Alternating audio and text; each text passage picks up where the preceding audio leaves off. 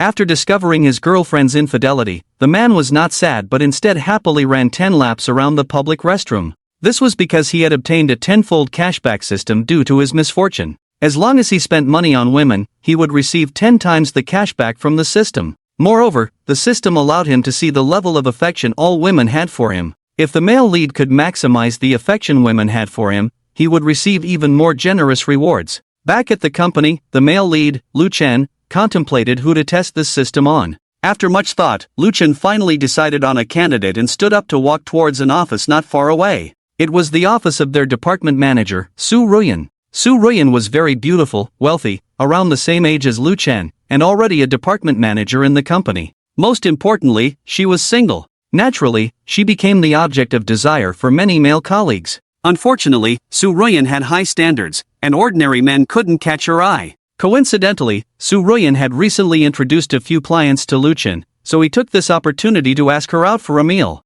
Lu Chen knocked on the office door. "Come in." A cold voice mixed with a distant indifference rang out. Lu Chen entered, and Su Ruyan was working at her desk. She glanced at Lu Chen and then continued working. "What's up?" Lu Chen pursed his lips and said, "I'd like to invite you to dinner." As soon as he spoke, Su Ruyan's fingers stiffened on the keyboard involuntarily. She leaned back, crossed her legs, revealing her fair and tender skin. "Are you feeling unwell?" Indeed, Su Ruyan thought Lu Chen was acting strangely. She knew about Lu Chen's girlfriend and that she wasn't a good person. However, this was Lu Chen's private matter, so Su Ruyan had never interfered. Besides, Lu Chen was like an invisible person in the company, someone she wouldn't normally notice. So, for someone like him to suddenly ask her out for a meal, Su Ruyan found it strange. Lu Chen smiled. "Manager Su, you introduced me to some clients recently, and I'd like to thank you by inviting you to dinner." Lu Chen's explanation made sense, and Su Ruyan finally understood. She rolled her eyes, sat up straight, and continued typing on the keyboard. "No need to be polite.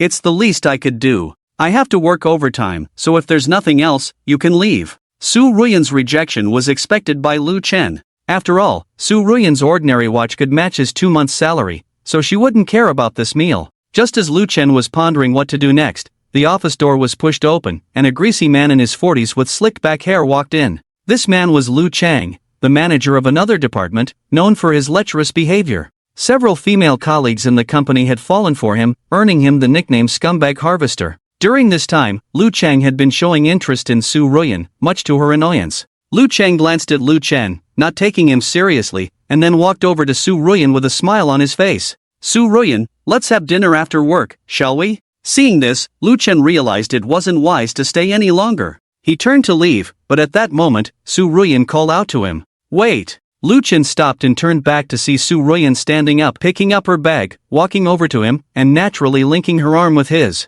She smiled and said, "You wanted to invite me to dinner, right? Let's go." Then, Su Ruyan looked at Lu Chang with a slightly embarrassed expression. "Sorry, Director Lu, I already have plans." Lu Chen knew Su Ruyan was using him as an excuse. He secretly glanced at the system and saw Su Ruyan's affection level towards him was only 10, a pitiful level of affection, almost like that of a stranger. Remembering the system's promise of additional rewards when the affection level reached 100, Lu Chen felt a strong desire for more. Lu Cheng's expression was a bit stiff, looking threateningly at Lu Chen. Would Lu Chen be afraid? Maybe before, but now. Afraid of what? Lu Chen naturally grabbed Su Ruyan's hand and said, "Let's go." After that, the two of them left the office. Lu Chen could feel Su Ruyan's slight struggle and then resignation. If it weren't for Lu Cheng being there, he might have received a slap. Passing by the company, many colleagues witnessed this scene with mouths agape. "What's going on? Is that Lu Chen? Am I seeing things? Seems like it.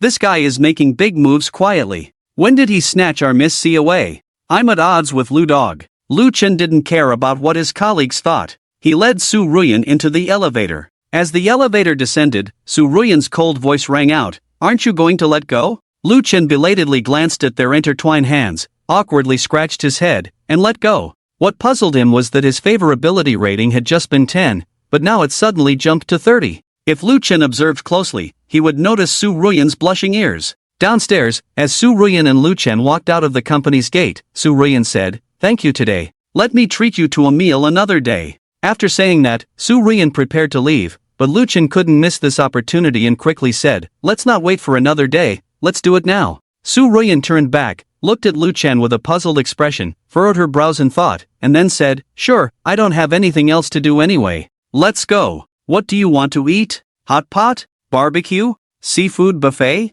Lu Chen remained silent. The two hailed a taxi and headed straight to Zhengqing's commercial center, Dawang City. Dawang City was a newly built commercial complex last year, offering a variety of dining, entertainment, and luxury brand stores, attracting a large crowd. When they arrived at Dawang City around 4:30 in the afternoon, Lu Chen suggested, "It's still early. Since we're here, let's stroll around together." No woman could resist the temptation of shopping, not even the icy beauty Su Ruyan. Passing by a bubble tea shop, Lu Chen's eyes lit up as he thought of testing the cashback system. So, he took Su Ruyan with him to the shop. "What would you like to drink?" Lu Chen asked. Su Ruyan replied, "I'll have a coffee-flavored pearl milk tea." Lu Chen ordered, "Okay, 1 coffee-flavored pearl milk tea and 1 lemon tea." The staff skillfully prepared the drinks, and Lu Chen scanned the QR code for payment. Payment successful, Alipay received 41 yuan. Ding! Host detected female consumption of 18 yuan, system cashback of 180 yuan, credited.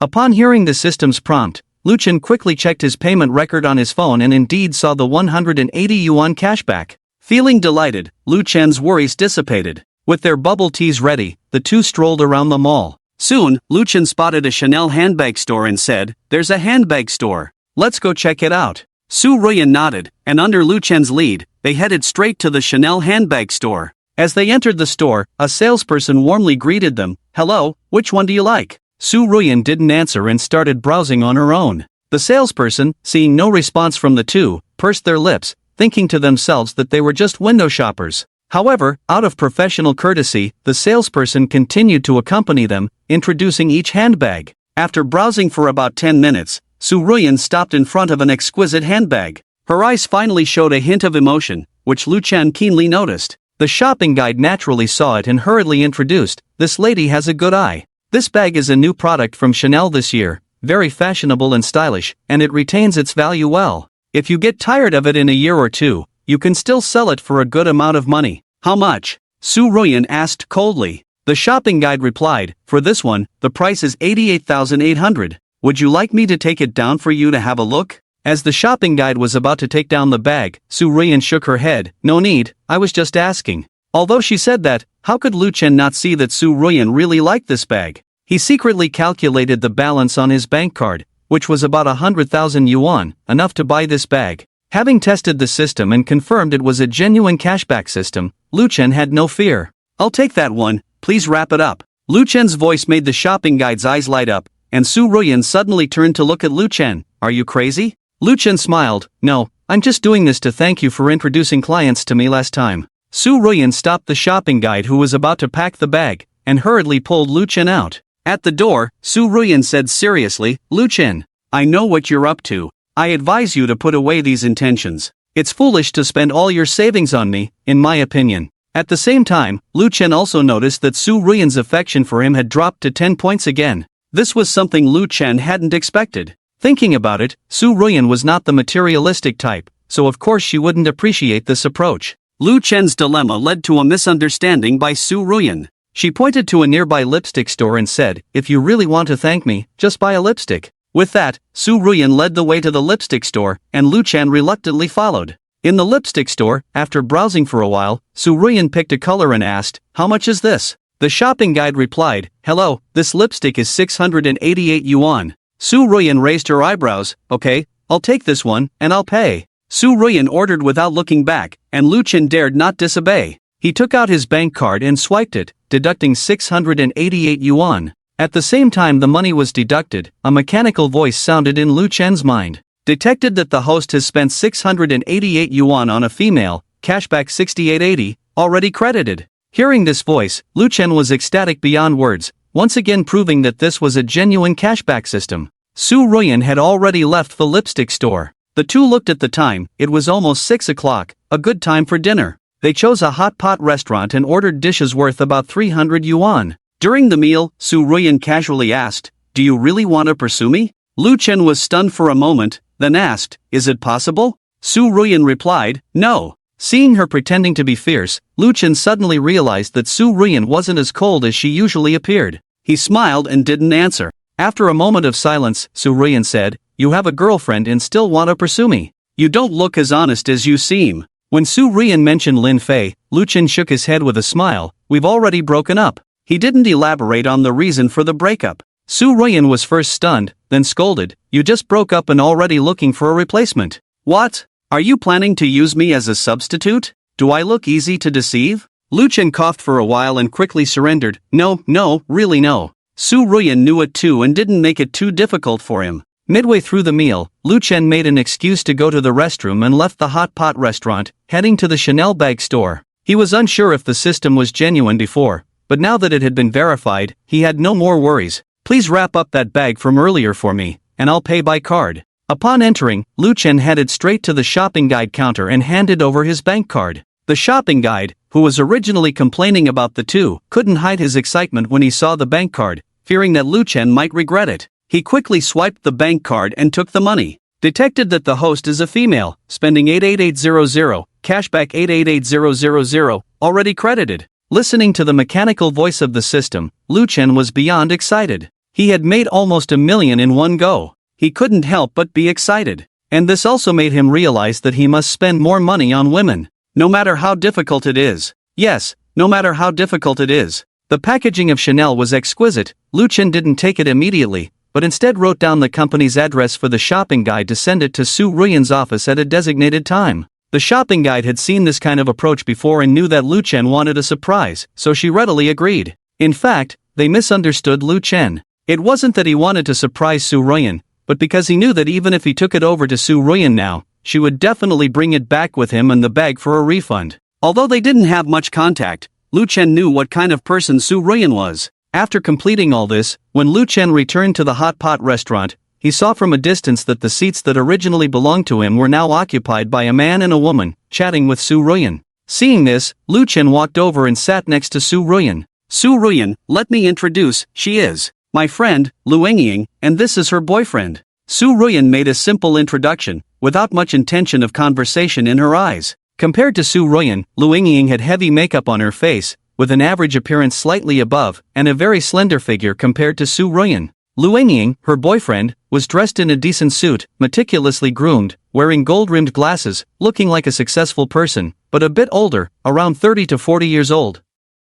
Zhou Zhili. On the other side, Lu Ying smiled and reached out her hand to Lu Chen. "Hello, you must be Su Ruyan's boyfriend, right? You look good, but your outfit is a bit lacking." Lu Ying didn't pay any attention to Lu Chen at all when she spoke. At first, Lu Chen wanted to explain, but when he heard this, he frowned slightly and lost the desire to explain. Lu Chen looked at Su Ruyan, just about to ask how they met here, but heard Lu Ying ask, "Hey Su Ruyan, what does your boyfriend do?" Su Ruyan glanced at Lu Chen and explained, "You misunderstood, we are just ordinary colleagues." Su Ruyan's explanation was clearly not believed by Lu Ying, who smiled and said, "Oh, just colleagues eating together? Just the two of you?" With that, Lu Ying looked at Lu Chen, her eyes sly. "Tell me, are you trying to pursue our Su Ruyan?" Lu Chen smiled slightly and said frankly, "Yes, I am pursuing her, but haven't succeeded yet." Hearing this, Su Ruyan was stunned, and under the table, she pinched Lu Chen's thigh hard, making him grimace in pain. Honest child, Lu Ying's boyfriend spoke, and as soon as he spoke, he condescendingly evaluated Lu Chen.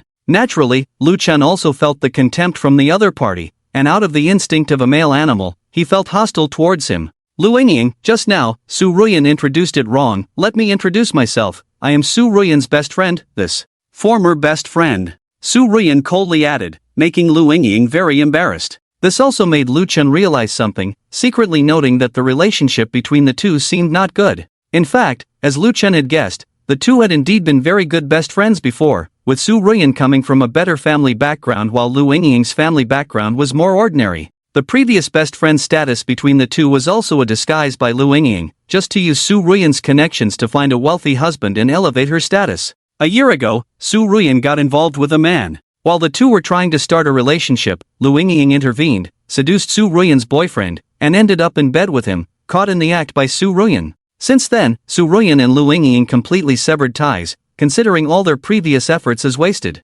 Today, they coincidentally met again, exchanging only superficial pleasantries. "Lu Ying, Su Ruyan, you are so petty. I have apologized so many times. What else do you want from me?" In a typical tit-for-tat response, even someone as straightforward as Lu Chen could sense the strange atmosphere between the two. Su Ruyan remained silent, eating by herself. Seeing Su Ruyan's silence, Lu Yingying redirected her focus to Lu Chen, introducing her boyfriend by her side. "This is my boyfriend, Zhou Zhili, the CEO of Tinghui Company." Lu Yingying's pride was evident on her face when she mentioned Zhou Zhili's identity, as if showing off a beloved toy. She didn't notice the peculiar look Zhou Zhili gave Su Ruyan. Unable to bear it any longer, Su Ruyan wiped her mouth with a napkin and asked Lu Chen, "Are you full?" Lu Chen, "Aye." Su Ruyan, "If you're full, let's go and pay the bill." Without giving Lu Chen a chance to retort, Su Ruyan stood up, ready to leave. As they were about to leave, Zhou Zhili, who had been quiet all along, suddenly stood up. "Zhou Zhili, Miss Su, tomorrow is the weekend. Yingying and I are planning to relax at the bar. Since we happen to meet, it must be fate.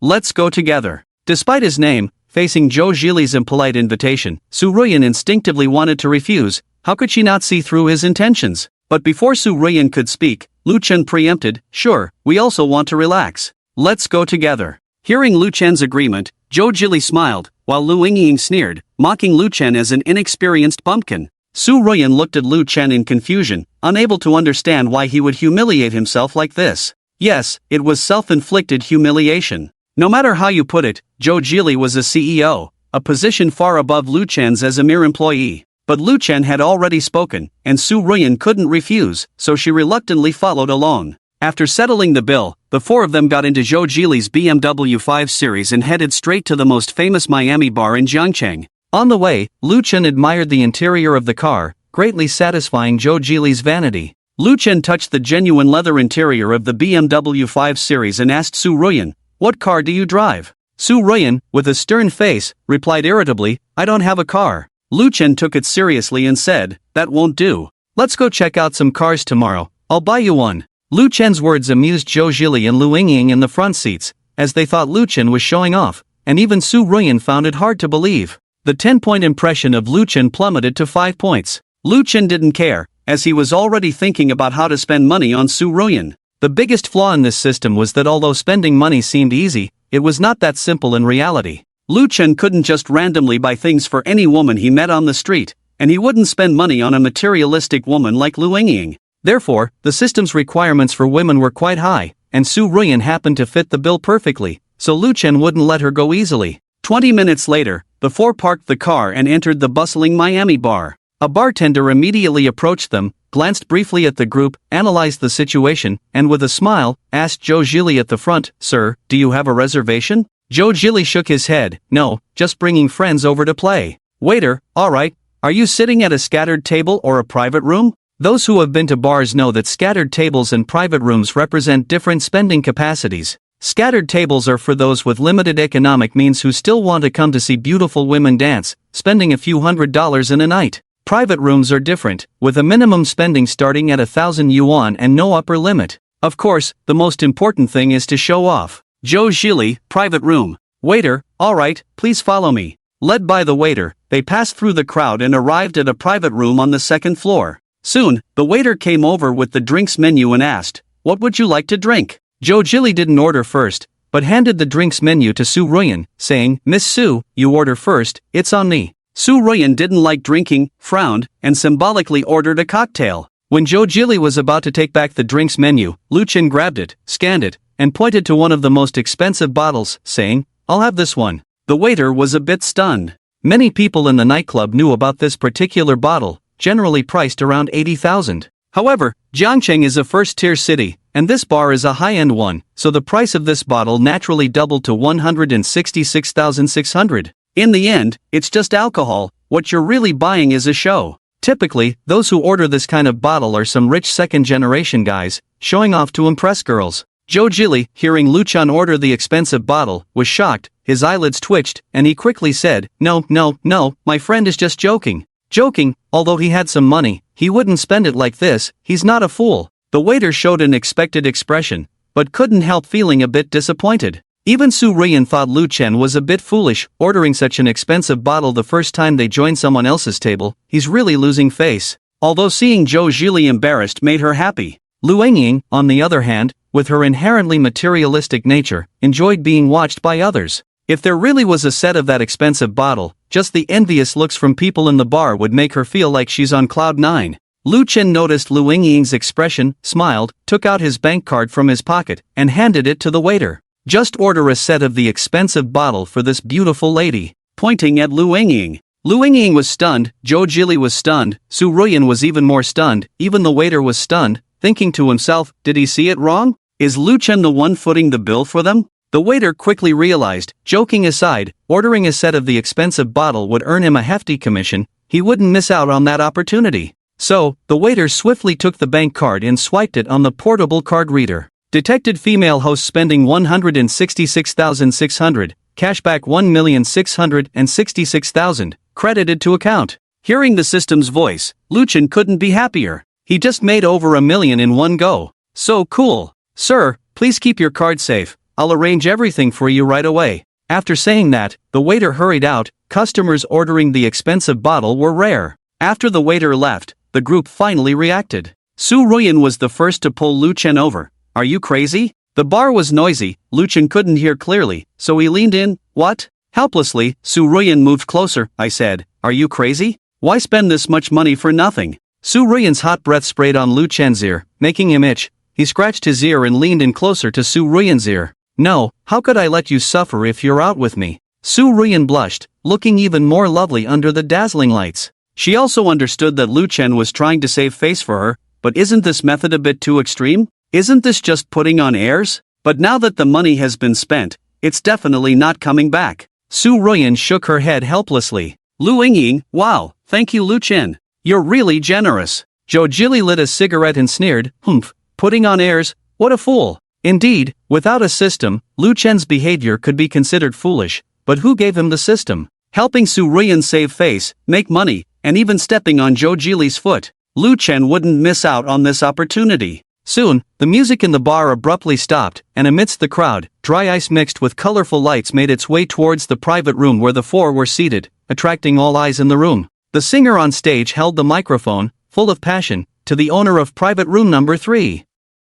Bring out the Dragon God set, wishing the owner prosperity and success. After that, rhythmic music filled the bar again, and the four's location instantly attracted numerous glances. Among them were some women wandering in the bar specifically looking for targets, approaching in hopes of making a connection with the four. Lu Chen took a sip of the so-called Dragon God set, frowned slightly. He wasn't good at drinking, and in terms of taste, it didn't seem much different from ordinary alcohol. Su Ruyan didn't drink either, just occasionally sipping her cocktail. The happiest one was Lu Yingying. With the blessing of money, she felt that this was the best drink she had ever had. There was a complete 180-degree change in attitude towards Lu Chen, from initial disdain to now calling him Brother Lu. Zhou Jili's face turned pale with anger. He had intended to pursue Su Ruyan, but not only did he fail, it seemed like his female companion had been taken away, leaving him embarrassed.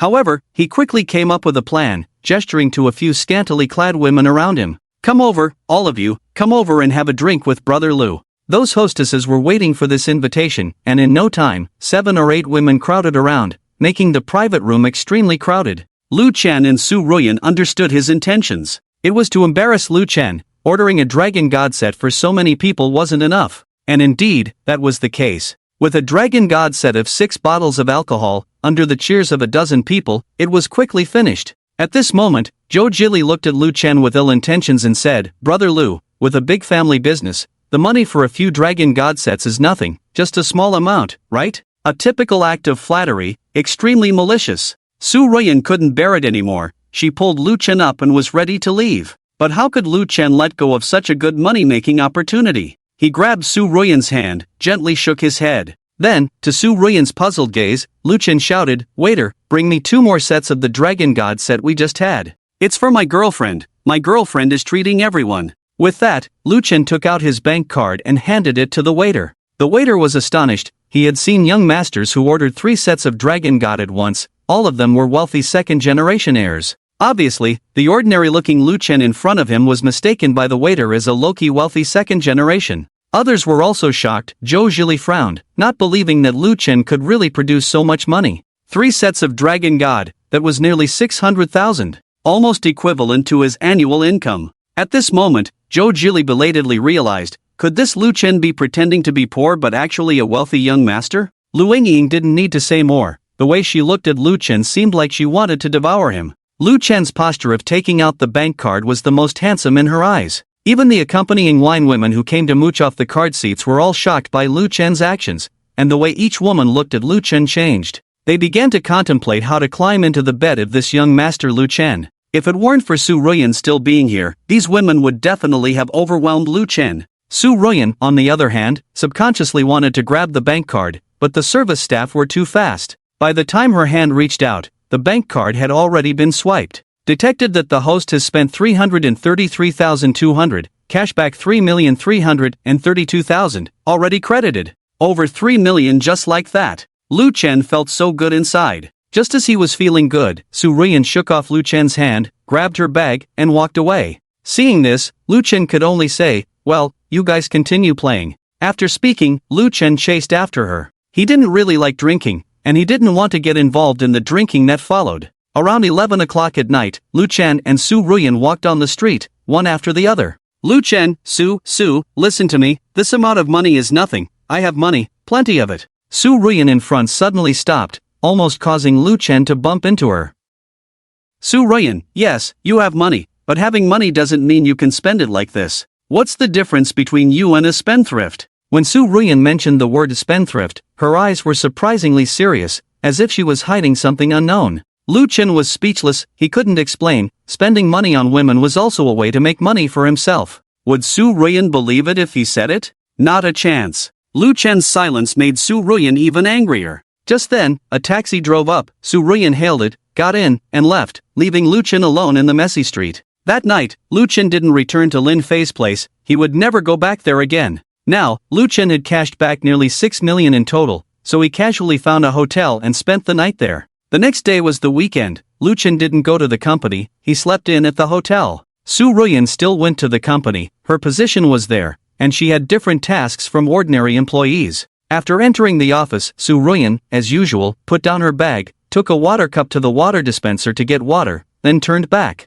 On the desk, a very delicately wrapped box was quietly placed there. Su Ruyan was puzzled, walked over, and saw a note on the box that read, "I will pick the stars from the sky for you as long as it's what you want, love you." Seeing this sentence, Su Ruyan frowned, thinking it was another one of Lu Cheng's tricks. He had done plenty of such things before. So, Su Ruyan didn't pay much attention, crumpled the note and threw it into the trash can, then sat on the chair after getting a cup of water, ready to work. The gift took up some space. Out of curiosity, Su Ruyan hesitated for a moment but ultimately chose to open it and take a look. Curiosity is every woman's nature. After opening the box, inside was an exquisite Chanel handbag, the exact one she had looked at with Lu Chen yesterday. Seeing this, Su Ruyan suddenly understood that she had misunderstood. She didn't know what she was feeling, a bit flustered, a bit sweet, a bit scared. After a moment of daze, Su Ruyan took out her phone, found Lu Chen's number, and dialed it. It rang for a while before he answered, his voice sounding groggy. "Hello? Who is this?"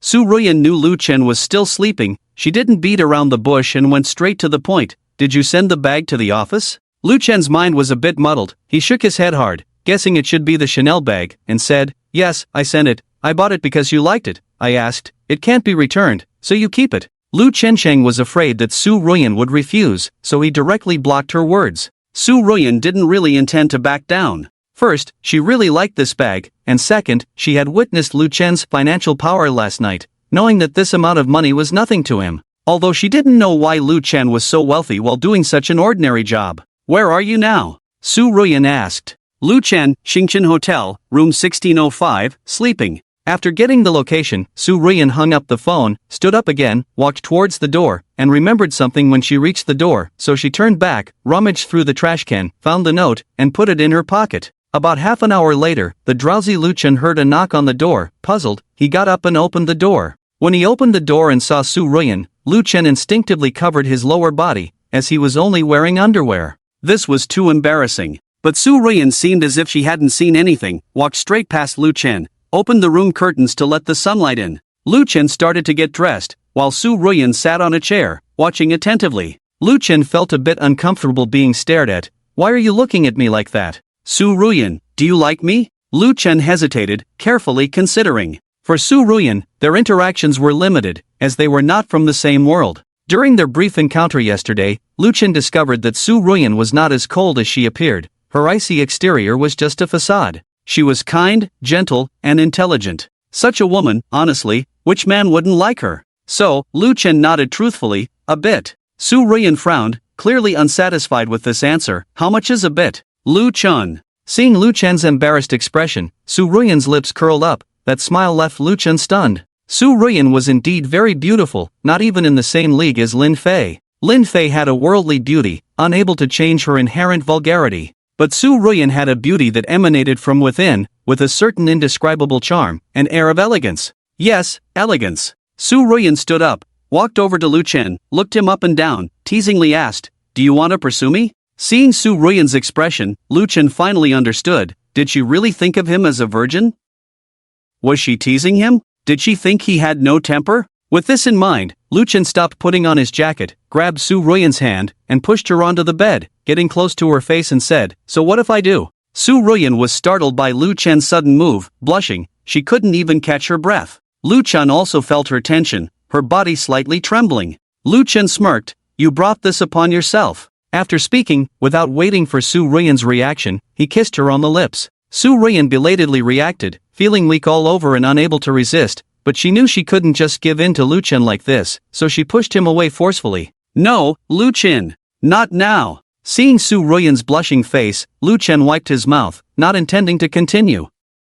"Sorry, I couldn't resist for a moment." Lu Chen continued to get dressed, while Su Ruyan straightened her clothes, hesitated, opened her mouth, hesitated, and looked conflicted. Lu Chen saw this and asked, "Just say what you want to say." Su Ruyan hesitated for a moment, then looked at Lu Chen, her eyes gradually becoming serious. "If you agree to help me with something, I'll agree to be your girlfriend." Lu Chen became interested, sitting next to Su Ruyan. "Go on." Su Ruyan, acquire 51% of the shares of our company and become the chairman of the company. Upon hearing this condition, Lu Chen raised an eyebrow, feeling somewhat puzzled. His expression misled Su Ruyan. "Well, under these circumstances, which man would agree? May I ask why?" Su Ruyan was distracted, and Lu Chen asked softly. He did not refuse. Su Ruyan also understood. After hesitating for a moment, she said, "Actually, the company we are in now used to belong to my father." 10 minutes later, Lu Chen finally understood the whole story. The Wanlong real estate company he was currently in used to be the property of Su Ruyan's father, Su Wanlong.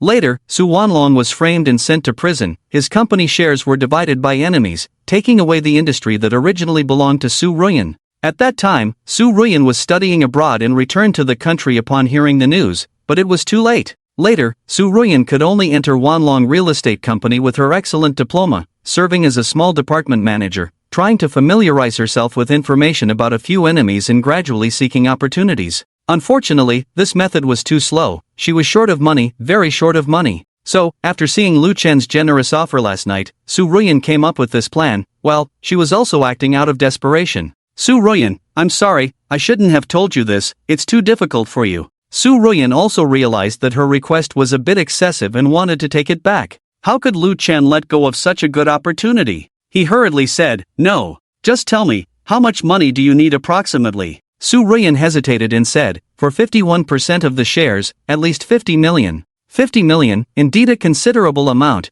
At least Lu Chen did not have that much money at the moment. But he could earn it. So, Lu Chen smiled and said, "Okay, I can agree to your request, but I also have a condition. For the next few days, you must listen to me. You cannot refuse anything I buy for you." Hearing this bizarre request, Su Ruyan was a bit puzzled.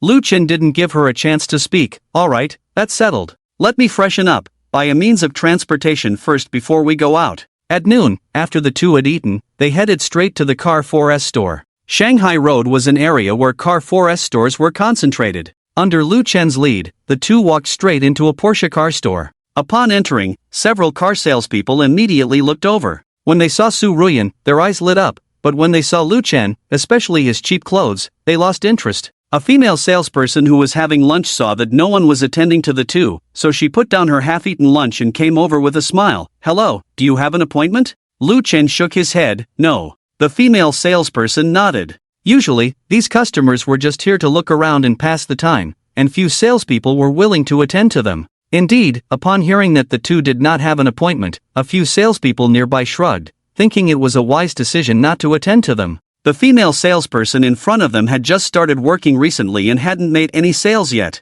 Usually, these kinds of customers were assigned to them to gain experience. Which car would you like to see? We have. While the salesperson was about to introduce, Lu Chen raised his hand to interrupt her and asked, "Do you have the latest model of the Panamera?" Upon hearing Lu Chen's words, not only the salesperson but even Su Ruyan was taken aback. She knew a bit about cars, and the Panamera cost at least $1 million or more. It was not cheap at all. This was too expensive for her. Just as she was about to advise Lu Chen not to buy it, she remembered the condition they had agreed upon in the morning and didn't say anything. The female salesperson was stunned for a moment, then led the two to a Panamera and said, "This is the latest model of our Panamera in the store, the whole car." "Lu Chen, is it the most expensive one?" Lu Chen interrupted the female salesperson once again. The female salesperson wrinkled her nose and shook her head. "No, under the Porsche brand, the most expensive car in the store currently is the 911 GT3 RS, priced at $3 million. Upon hearing this price, Lu Chen's eyes lit up. "Yes, that's the one, take us to it." The female salesperson led the two to a very stylish sports car, about to introduce it when Lu Chen took out his bank card and handed it to her without even looking. "I'll take this one, swipe the card." After saying that, Lu Chen turned to Su Ruyan. "Do you have your ID?" Su Ruyan nodded blankly. She always carried her ID with her, in her bag. "Lu Chen, register it under my girlfriend's name." The female salesperson was stunned, standing there foolishly, forgetting to process the card at first. She never thought Lu Chen would actually buy it. She just wanted to test her sales skills with the two. From entering the store to confirming the purchase, she had only exchanged 3 sentences with them. Did he just buy it? Seeing the female salesperson hesitating to take the card, Lu Chen looked at her in confusion. "What are you waiting for? Swipe the card." The female salesperson snapped out of her daze, took the card and quickly went to complete the procedures. She was too excited. With this sale, she would earn a good commission. Detected host spending $3,220,000, cashback $32,200,000, credited to account. Soon, the system's voice rang out again, this time earning $30 million. Lu Chen felt so good. Now he had about $35 million in his account, still lacking over $10 million to reach $50 million. The process of completing the procedures took more than half an hour, and after that time, the procedures were finally done. Since Lu Chen requested immediate delivery, after receiving the documents, the salesperson took the two to drive the car. It was also Lu Chen's first time sitting in such an expensive car. Looking at the strange buttons inside, he didn't even understand their functions. Just as he was about to ask Su Ruyan if she could drive, the roar of the sports car's engine sounded, a strong pushback sensation hit, and the car had already shot out into traffic. Lu Chen looked at Su Ruyan in amazement. This also indicated that Su Ruyan came from a good family. She used to drive this kind of car often. "Where to next?" Su Ruyan asked while driving. Lu Chen thought for a moment. He didn't have a place to stay now. He couldn't stay in a hotel every day. However, buying a house for himself wouldn't earn him cashback, which seemed wasteful, so he asked Su Ruyan, "Do you have a house?" Su Ruyan looked at Lu Chen strangely, hesitated for a moment, then shook her head. "No, after my dad went in, our family's properties were all seized and auctioned off. I rented an apartment." Lu Chen nodded in realization, smiling. "That's perfect. We'll be together soon. We can't be without a house. Let's go buy one." Su Ruyan glanced at Lu Chen. She couldn't quite understand this man in front of her. He looked so ordinary, yet his assets seemed limitless. What kind of background could have such assets? At the same time, she no longer worried or objected. "How about going to Chujiang Tiandu?" Su Ruyan asked while driving. Lu Chen didn't know where Chujiang Tiandu was. "Okay, let's go." Su Ruyan nodded, and while waiting at a red light, she looked Lu Chen up and down, saying, "But before going to Chujiang Tiandu, we have to make a stop at Dawang City." As she finished speaking, the light turned green, and the 911 roared off. 10 minutes later, the two arrived at Dawang City again, but this time their roles had reversed. Su Ruyan insisted on getting Lu Chen a decent outfit. Lu Chen couldn't refuse and let her do as she pleased. Su Ruyan led Lu Chen into an Armani clothing store, and upon entering, she said to the salesperson, "I want to buy him 2 suits. Do you have any recommendations?" The Armani salesperson is very professional, carrying a soft ruler with them. "Sir, please come this way. Let me measure your size first." Lu Chen opened his hands, allowing the salesperson to measure his body size clearly. Later, Su Ruyan and the salesperson went to pick out clothes together, while Lu Chen, feeling awkward, touched his nose and sat in the rest area playing with his phone. While scrolling through his social media feed, Lu Chen saw Lin Fei's post, a few photos of a lavish Western meal with steak. In the photos, only Lin Fei was present, making cute gestures with the caption, "Finally free, life as a single person is so enjoyable. Seeing this, Lu Chen shook his head helplessly, thinking he used to be foolish, being played by such a woman and supporting a wolf in sheep's clothing. But now he has become more enlightened, quickly swiping past and continuing to browse. After about 15 minutes, Su Ruyan came over with a suit and a pair of leather shoes, handing them to Lu Chen. "Here, try them on." Lu Chen stood up, took the clothes to the fitting room, and when he came out again, the transformed Lu Chen left even the salesperson slightly stunned. The saying "clothes make the man" is not just a saying. Lu Chen's 1.8-meter tall, average build was simply made for tailored suits.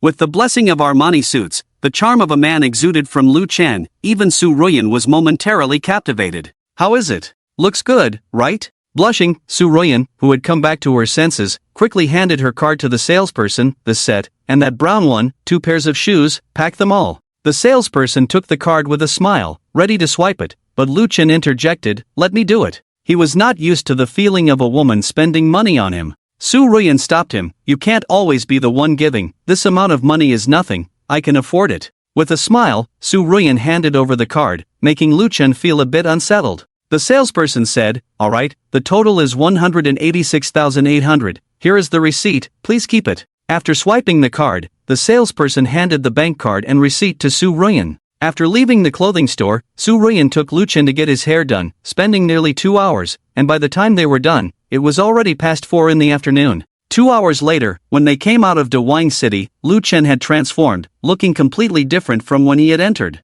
In the car, Su Ruyan smiled as she looked at Lu Chen. "Not bad, didn't expect you to be a hidden gem." Lu Chen smirked and leaned in. "Do you like it?" Blushing, Su Ruyan started the car and headed straight to Chujiang Tiandi. After about half an hour, the two arrived at the sales office of Chujiang Tiandi. As a top luxury residential area in Zhangchang, it attracts elites from all walks of life, and of course, the housing prices here are beyond the reach of many. Chujiang Tiandi includes high-rise apartments, European-style villas, and traditional Chinese courtyard houses. When the two entered the sales office, a delicate-looking female salesperson approached them. "Hello, do you have an appointment?" The salesperson's eyes intentionally or unintentionally lingered on Lu Chen. Clearly, the well-dressed Lu Chen, as styled by Su Ruyan, had entered the realm of handsome men. Su Ruyan unconsciously held Lu Chen's arm and politely said, "No, we are here to look at houses. Please introduce us." The salesperson replied, "Sure, would you like to see an apartment or a villa? How many square meters are you looking for?" Su Ruyan looked at Lu Chen, and after a moment of thought, Lu Chen asked, "What is the most expensive type of house you have here?" The salesperson's smile faltered for a moment before she recovered and said, "Please follow me." Speaking, the salesperson brought the two to the model area of the residential complex, where there was a Chinese-style courtyard. Salesperson, the most expensive in our Chujiang Tiandu is the Chinese-style courtyard. Each one is 3 stories with a garden backyard, ranging in size from 300 square meters to 500 square meters, with various layouts. Listening to the female salesperson's explanation, the two looked at the aerial view, and finally, Lu Chen pointed to one of the courtyards and asked, "Has this one been sold?" The female salesperson recognized it and smiled. "Sir, you have a good eye. This one is the most expensive Chinese-style courtyard, and it also has the best location. It has not been sold yet." Lu Chen, "How much? Can you take us to see it in person?" Salesperson, "The current price of this house is 31 million. "Of course, you can, please follow me." Following the salesperson, Su Ruyan and Lu Chen arrived at the actual courtyard house. The gate was dark blue, double doors, and outside were 2 Chinese-style stone-carved white marble lions. Pushing open the gate, the first thing that caught their eyes was a screen wall and a path paved with blue stones. After walking a dozen steps, passing through a round archway, a large courtyard and the front of the house appeared in front of them. It looked very nice, very Chinese, with a large courtyard and a pavilion in the corner. Outside the pavilion was a 2-meter wide, over 10 meters long water feature. Sitting inside and drinking tea when it rains, it would be very pleasant. At just one glance, Lu Chen decided to buy it here. He looked at Su Ruyan and smiled. "How about this place? Do you like it?" Su Ruyan naturally liked it. As soon as she entered the house, she felt like she was coming home. "I like it." Seeing this, Lu Chen no longer hesitated, took out his bank card and handed it to the salesperson. "I'll take this one, let's do the paperwork, write it under my wife's name." This address made Su Ruyan blush, but she didn't object. The excited salesperson, with a flushed face, quickly took the bank card and led the two into the courtyard to sit down, and then began to process the paperwork. The house was good, but the price was not something an ordinary person could afford. More than half of the Chinese-style courtyards in Chujiang Tiandu had been sold, and this one had the most visitors, but so far, it had not been sold because of the price. After all, the prices of other courtyards were about 5 million less than this one, which was not a small amount. Today, she was really lucky, such a decisive buyer, not even discussing the price. How refreshing. With the financial support, the salesperson quickly processed the paperwork, and over an hour later, detected that the host spent 31 million, system cashback of 310 million, has been credited. Hearing the system's voice, Lu Chen breathed a sigh of relief. Fortunately, this day was not in vain, the money was finally saved up. When they left Chujiang Tiandu, it was already evening. Su Ruyan drove to her rented apartment. After the car stopped, Su Ruyan tightly gripped the steering wheel, her face as red as a ripe peach. During the renovation of the house, you can stay here first. After speaking, Su Ruyan hurriedly opened the car door and got out, with Lu Chen following closely behind, smiling foolishly.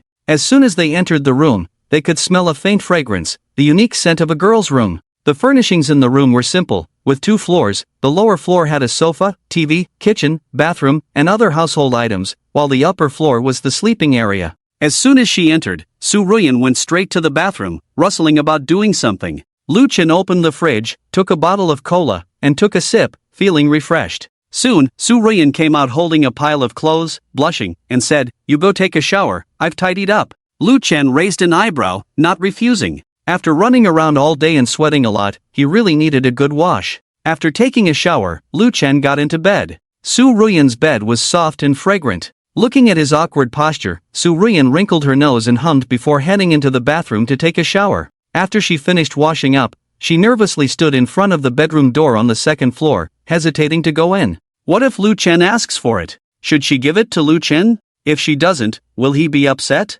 If she does, they have only been officially dating for a short time, not even 2 days. In a dilemma, thinking about everything Lu Chen did for her that day, Su Ruyan took a deep breath and gently pushed open the door and walked in. Inside, Su Ruyan realized that Lu Chen had already fallen asleep at some point, emitting a slight snoring sound. Seeing Lu Chen sleeping, Su Ruyan smiled, reached out her delicate hand, and lightly tapped his nose. This small action immediately woke up the just sleeping Lu Chen.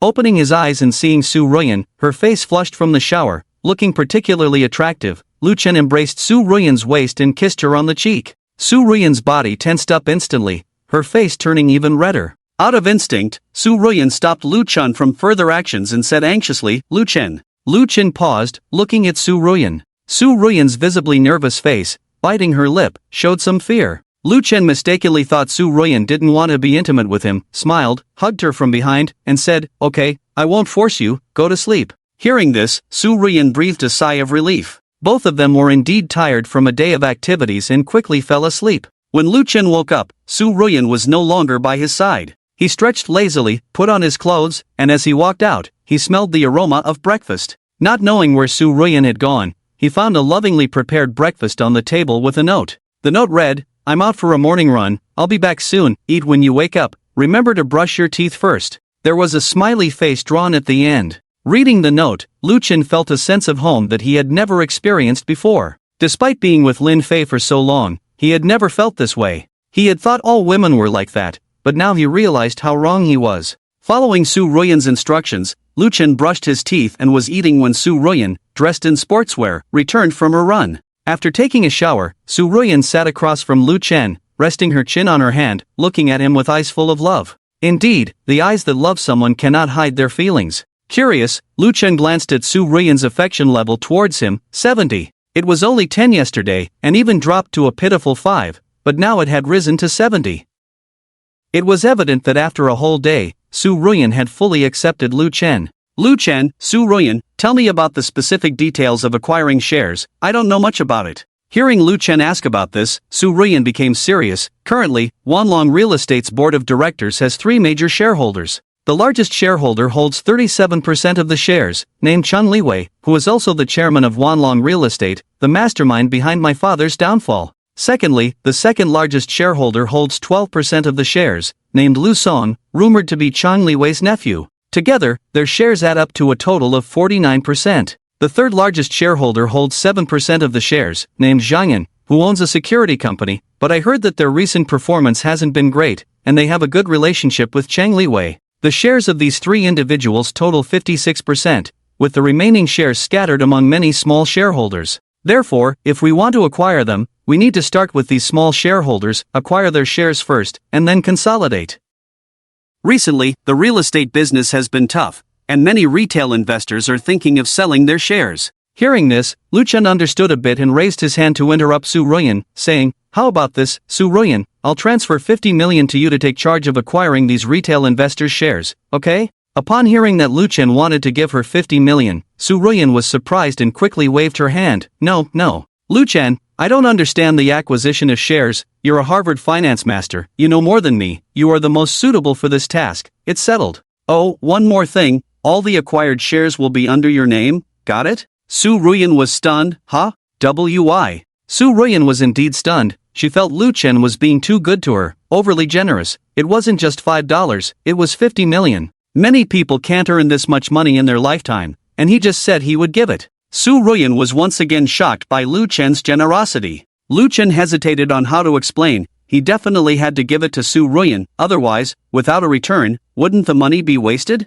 But he couldn't directly say it was due to system reasons, so after much thought, Lu Chen had to tell a lie. Didn't you say it yourself? Wanlong Real Estate is your father's company, inheriting the family business is only natural. Besides, if we are together in the future, the company belongs to both of us, is there a difference? Lu Chen's words made Su Ruyan's eyes instantly well up with tears. She covered her nose, tears welling up in her eyes, about to cry. Lu Chen quickly handed her a few tissues. All right, don't cry. As soon as he finished speaking, Su Ruyan at the other end of the dining table suddenly stood up, and to Lu Chen's astonishment, she tightly kissed him. This kiss lasted for a full 10 seconds before they separated. Blushing, Su Ruyan said, "Thank you, Lu Chen." Looking at Su Ruyan's increased fondness for him, it had surged to 90 points. Lu Chen, feeling a bit unsatisfied, wiped his mouth and smirked. Just thank me like that? Seems a bit insufficient, huh? Lu Chen's originally joking words were taken seriously by Su Ruyan, and she resolutely stood up, walked up to Lu Chen, and then, right in front of him, began to undress.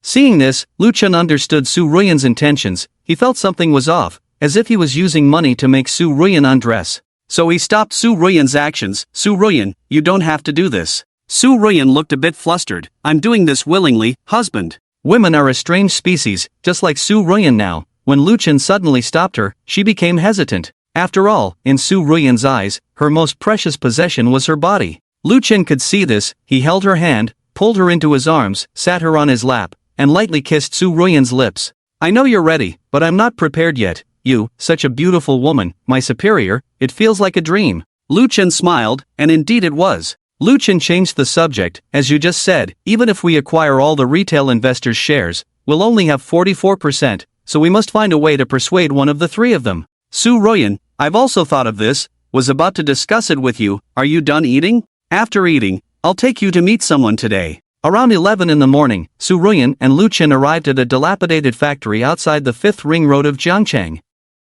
The factory didn't even have a sign, just an automatic barrier, with a vast wasteland outside. When the Porsche 911 drove into the factory, a man in his 30s with a crew cut and wearing a black shirt walked over and loudly asked, "Who are you looking for?" Su Ruyan lowered the car window. "I'm Su Ruyan, here to meet your boss." The man nodded and reached out. "Let me see your ID." Su Ruyan didn't say anything, took out her ID from her bag and handed it over. The man glanced at it, confirmed it was Su Ruyan, then returned the ID to her. He picked up the walkie-talkie and said something, then the barrier was raised. Su Ruyan started the car and drove into the factory. Lu Chen smiled, quite cautious. "This is Zhang Yan's security company." Zhang Yan is a retired soldier who started this company with a few comrades after retiring. Due to lack of funds, the company's reputation is not high, and they can't get many jobs. Last time, when Zhang Yan went to Chang Liwei to borrow 5 million for working capital, he was rejected. Feeling disheartened, the company is on the brink of bankruptcy.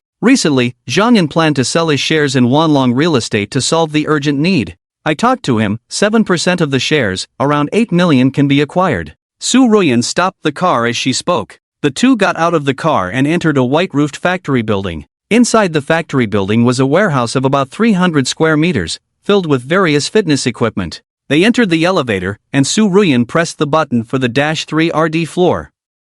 After arriving at the -3RD floor, as soon as the elevator door opened, Lu Chen heard a noisy sound. Looking into the distance, 2 strong men were fighting on a platform. Around the platform, 3 strong men wearing black tank tops were watching. The tank tops had Iron Shield security written on them. Seeing Su Ruyan and Lu Chen, one of the men on the platform stopped, climbed down, and took off his gloves. "Miss Su, here so early." With just one glance, you could see a strong military aura emanating from the man. Although his muscles were not as visually striking as those trained in the gym, anyone with discerning eyes could tell that this physique was a display of combat capability. Zhang and Su Ruyan. "Yes, Captain Zhang, hope we are not disturbing you." Zhang Yan shook his head, led Su Ruyan and Lu Chen to a nearby resting area, poured water, and placed it in front of them. "You know my current situation, nothing to disturb, huh?" "And who is this?" Su Ruyan. "Oh, let me introduce you. This is my husband, Lu Chen." "Husband, this is Zhang Yan, the boss of Iron Shield Security Company that I mentioned to you." Lu Chen shook hands with Zhang Yan. Zhang Yan's hand was rough, strong, with dark and healthy skin. Compared to him, Lu Chen's hand seemed somewhat tender. Just as Lu Chen was about to retract his hand, suddenly, Zhang Yan's grip tightened slightly, causing a sharp pain. Lu Chen furrowed his brows slightly. Although it hurt, he remained silent, calmly looking at Zhang Yan. After a brief test, Zhang Yan released his hand with a smile. "Zhang Yan, Mr. Lu, hello. I didn't know Miss Su was already married." Su Ruyan, without noticing anything unusual, said, "There are many things you don't know, and I won't say more. You should know the purpose of our visit today, so let's talk about the price." Zhang Yan, sitting across from them, hesitated for a moment. "Miss Su, Mr. Chang came to see me yesterday." Upon hearing this, Su Ruyan immediately sensed trouble. If Chun Liwei had approached Zhang Yan, then they. Su Ruyan remained silent, quietly watching him. Indeed, after a moment of silence, Zhang Yan continued, "Mr. Chang provided me with 1 million in working capital and promised to use his connections to help us get more jobs, so." Su Ruyan, "So, you don't plan to sell your shares anymore?" Despite being somewhat inconsistent, as the boss of Iron Shield Security Company, Zhang Yan needed to consider the entire company, so he reluctantly nodded. "Yes, Mr. Chung promised me that once the funds are more abundant in a while, he will buy the shares from me." "I'm sorry, Miss Su." Upon hearing this, Su Ruyan's chest heaved violently, feeling very angry. Clearly agreed upon, now Zhang Yan has changed his mind, how could she not be angry? So, Su Ruyan stood up. "In that case, I'll take my leave." Saying that, Su Ruyan was ready to leave. But Lu Chen didn't move. He held on to Su Ruyan, who was about to leave. "Sit first, we can talk about everything." Although puzzled, out of trust in Lu Chen, she still sat down. Lu Chen looked at Zhang Yan. "How much did Mr. Chang promise you?" Zhang Yan frowned. This was nothing that couldn't be said, and said, 5 million. Lu Chen, 10 million, if possible, we can give you the money now. Lu Chen's words shocked both Su Ruyan and Zhang Yan. Zhang Yan only had 7% of the shares in hand, and the market price was only a little over 7 million. Lu Chen unexpectedly offered a price of 10 million in one go. The temptation of this number was still very strong. Su Ruyan shook Lu Chen's hand. The meaning was clear, this price was too high. Lu Chen just smiled lightly and gave her a reassuring look. Seeing Zhang Yan's conflicted expression, Lu Chen continued, "In addition, I can invest 5 million in your company in my personal capacity, and the money will be available immediately, think about it." Upon hearing this, Zhang Yan stood up abruptly, looking at Lu Chen with a gaze that was no longer disdainful. "Zhang Yan, it's a deal." The rest was about the money. The few of them drafted a share transfer agreement, and Lu Chen bought 7% of Wanlong Real Estate's shares from Zhang Yan for 10 million, and the shares were transferred to Su Ruyan's name. In addition, Lu Chen personally invested 5 million and obtained 40% of the shares of Iron Shield Security Company, making Lu Chen the second largest shareholder of Iron Shield Security Company. Detected that the host has spent 10 million as a female consumer, the system will refund 100 million, which has been credited. After signing the contract, Zhang Yan excitedly reached out to shake hands with Lu Chen, and Lu Chen looked at his hand, a playful expression appearing on his face. "Don't shake too hard now." Zhang Yan was a bit embarrassed, scratching the back of his head. "I'm sorry, Mr. Lu, I apologize for my behavior just now." Lu Chen didn't blame him either. He could see that Zhang Yan had a bit of a fondness for Su Ruyan. As a hot-blooded veteran, seeing the woman he admired getting married, it was inevitable to feel a bit annoyed, very normal. After shaking hands, Lu Chen said, "This location of the company is a bit too remote, Mr. Zhang, what do you think?" "Zhang Yan, it is a bit far, but it's cheap here." Lu Chen understood, then nodded and said, "Now that you have money, rent a larger venue within the second ring road. It will be more convenient for future projects." Zhang Yan also thought the same. "Yes, that's what I was thinking. I will handle this matter later." After chatting for a while, Lu Chen and Zhang Yan exchanged contact information, agreed on a time to go to the Industrial and Commercial Bureau for certification, and Zhang Yan and a few friends sent the two of them off from the factory. After leaving the factory, Su Ruyan drove with Lu Chen to start the journey of buying other scattered shares. They were busy until late at night, and finally returned together, with a thick stack of share transfer agreements. The process of acquiring shares went smoothly, simply because of Lu Chen's financial capability. Basically, everyone's shares were acquired at a price 30% higher than the market price, from Su Ruyan's initial refusal to later having no feelings.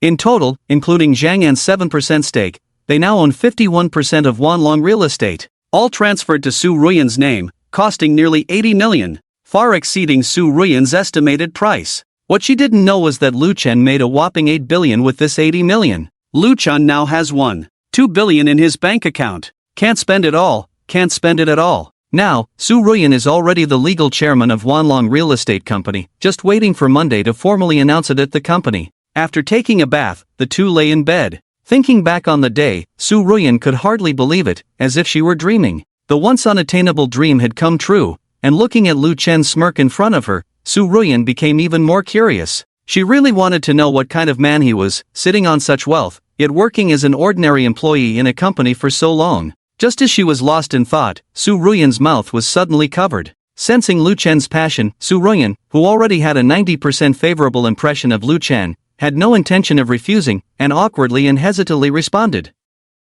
The romantic atmosphere began to spread, and their body temperatures gradually rose. In the morning, Lu Chen woke up from his sleep and saw Su Ruyan's fluttering eyelashes as soon as he opened his eyes. The two had been busy until late last night, and what surprised Lu Chen was that it was Su Ruyan's first time. No wonder her reaction was so strong before. Considering Su Ruyan's background, a girl like her didn't lack money or clothes. Congratulations, host. The first female favorability has reached 100. Reward, a volume of bronze skin and iron bones secret technique. Reward has been issued. As the system sound fell, Lu Chen's mind was suddenly filled with a lot of complex and mysterious information. This was the content of the bronze skin and iron bones secret technique. He shook his head hard, and at that moment, Su Ruyan whimpered and opened her eyes. She rarely slept in, and it was almost 10 o'clock. What time is it? Su Ruyan asked groggily. Lu Chen glanced at the time, almost 10 o'clock. After a pause, Su Ruyan suddenly opened her eyes wide. Oh no, I'm going to be late.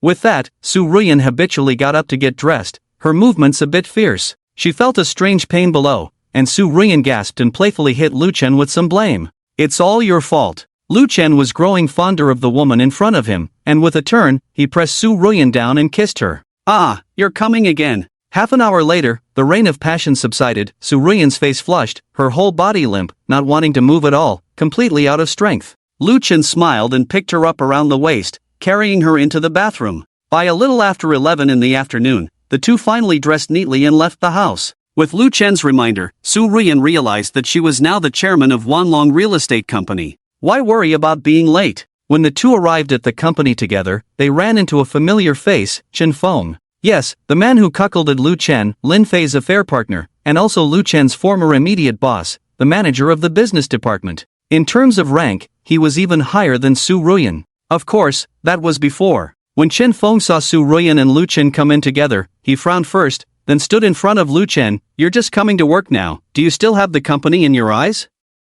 Do you still have work? You've lost your performance for this month. In addition, a fine of 200. Lu Chen calmly looked at Chen Feng, about to speak, when Su Ruyan spoke first. Mr. Chen, since when did our company start fining for being late? Chen Feng frowned. What, does MS Su have a problem with that? The original Su Ruyan was just the department manager of the business department, while Chen Feng was the manager, with a higher position than Su Ruyan, naturally not giving her a good face. Su Ruyan raised her wrist to look at the time and said, "It's time for the meeting, let's go to the conference room first." That's right, Su Ruyan sent a notice last night, as the chairman of Wanlong Real Estate Company, to hold the first leadership meeting. The original time was set for 10:30 in the morning, but, thinking of this, Su Ruyan glared at Lu Chen, passed by Chen Feng, and walked into the company. When Lu Chen was about to follow, Chen Feng once again stopped him, sneering, "Kid, trying to have ideas about President Su? I advise you to." Bang! Before Chen Feng could finish his words, there was a muffled sound, and Lu Chen swung a fist hitting him in the face, knocking him down directly. Lu Chen was also somewhat shocked. When did his strength become so great? He quickly realized that it should be because of the copper skin and iron bones secret technique, which he hadn't had time to look at yet. Giving you face, right? Get lost. Chen Feng was stunned by the blow, shaking his head hard, somewhat incredulous. Lu Chen, who usually nodded and obeyed, dared to hit him. Several colleagues, as well as Su Ruyan, saw this scene. Compared to the astonishment of his colleagues, Su Ruyan appeared very calm because she understood Lu Chen better than Chen Feng. Lu Chen ignored him, walked into the company, hugged Su Ruyan's slender waist, and kissed her on the face in front of everyone. You go to the meeting, I'll pack up and resign. Buy a commuter vehicle after I'm done, call me when you're free. Su Ruyan blushed and nodded, looking sweet. This scene had an unprecedented impact on others. What did they see? The company's ice queen, the beautiful Su Ruyan, was actually kissed by Lu Chen. And she was still smiling. At this moment, everyone's brains crashed, some slapped their faces, afraid that they were dreaming. The two separated. Su Ruyan went to her office to get things ready for the meeting. Lu Chen went to his workstation, under the various gazes of his colleagues, quickly packed up his things and resigned. Chen Feng watched this scene, the astonishment in his eyes turned into a sinister and extremely vicious look. The process of resigning went smoothly, as Lu Chen was usually an invisible person, dispensable, so there were no major obstacles to his resignation. After resigning, Lu Chen left the company, took a taxi, and went to the car sales area on Shanghai Road to buy a commuter vehicle. Last time, he didn't think it through, only bought a car for Su Ruyan, forgetting about himself.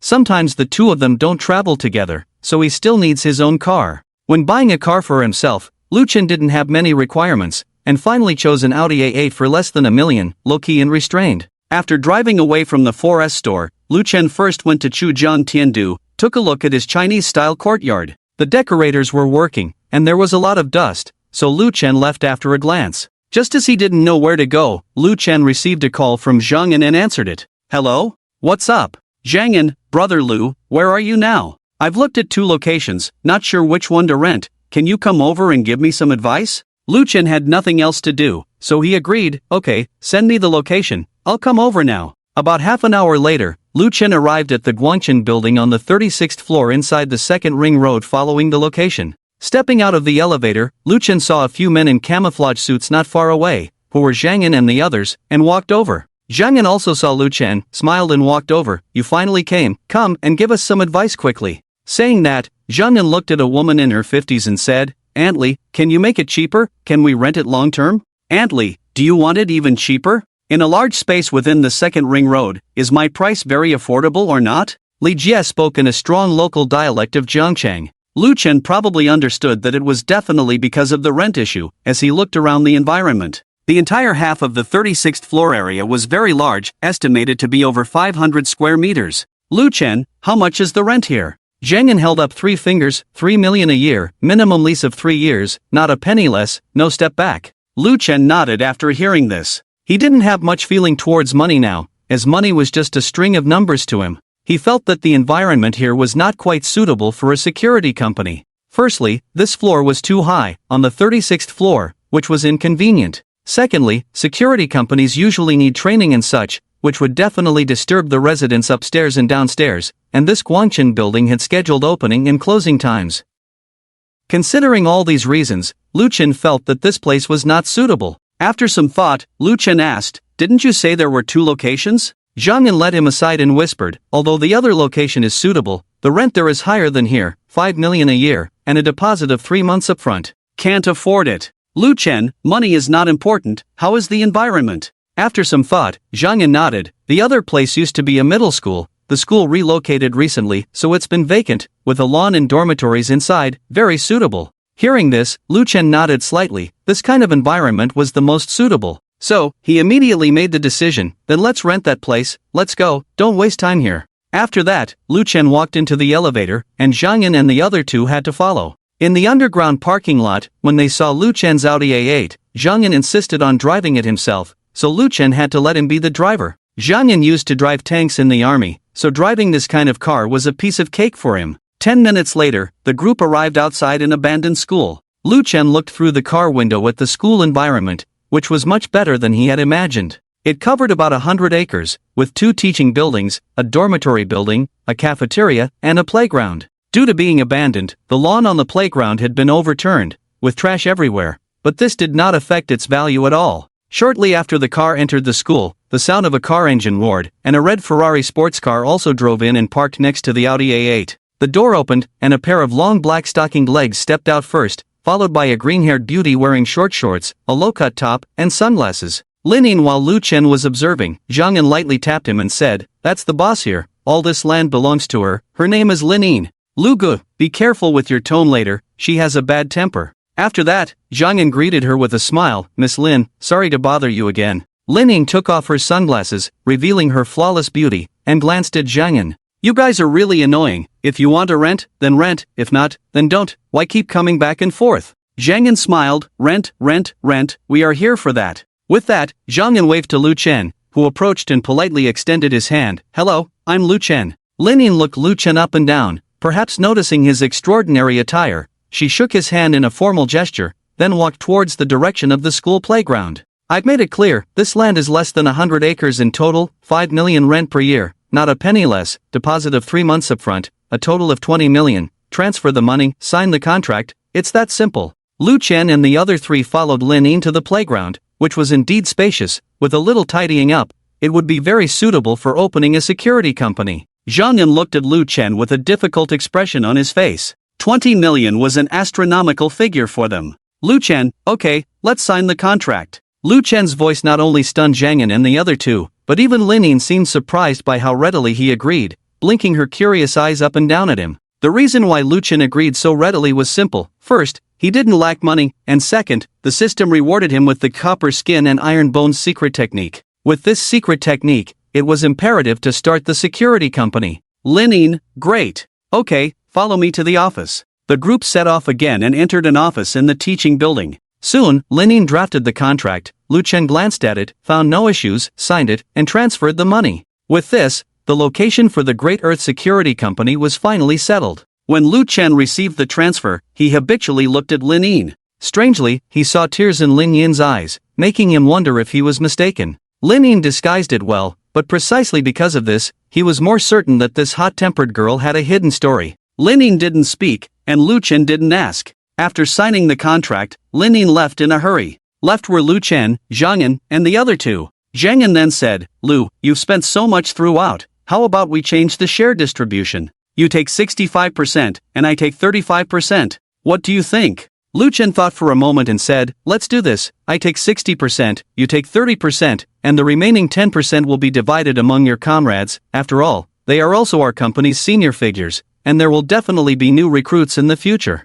Zhang Yan's eyes lit up, including the two comrades behind him, who looked excited. "Great! Let's do it this way. There are 5 of us, so each gets 2%. Also, since Lu, you are now our boss, should we consider changing the company's name?"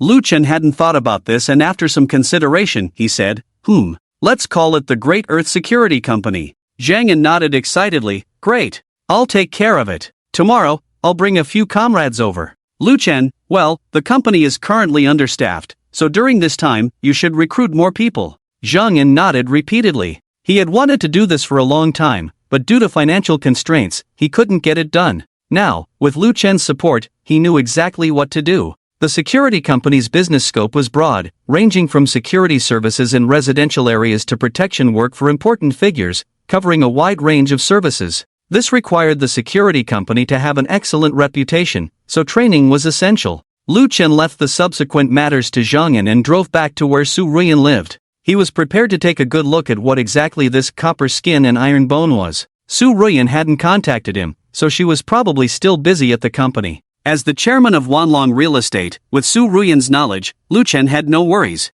Back home, Lu Chen poured water and asked the system, "Hey, what is this copper skin and iron bone? Do I need to study it?" The system remained silent, offering no response. Lu Chen sat down with his water cup, closed his eyes, and as his thoughts moved, a vast and complex set of unfamiliar information flooded his mind. Over an hour later, Lu Chen opened his eyes, his gaze filled with astonishment. He finally understood what this copper skin and iron bone was all about. In simple terms, it was a body training secret technique. When mastered, as the name suggested, copper skin and iron bone, one would be impervious to blades and spears. It was many times more powerful than any golden bell cover or iron cloth shirt. More importantly, as the host, he didn't need to actively study, he just needed to spend money on women. As long as the favorability of one woman reaches 100, he can achieve a little success. If the favorability of 2 women reaches 100, he can achieve great success. There is no need to actively study at all. After realizing this, Lu Chen rubbed his face hard, feeling that once on the road of a lick dog, there was no turning back.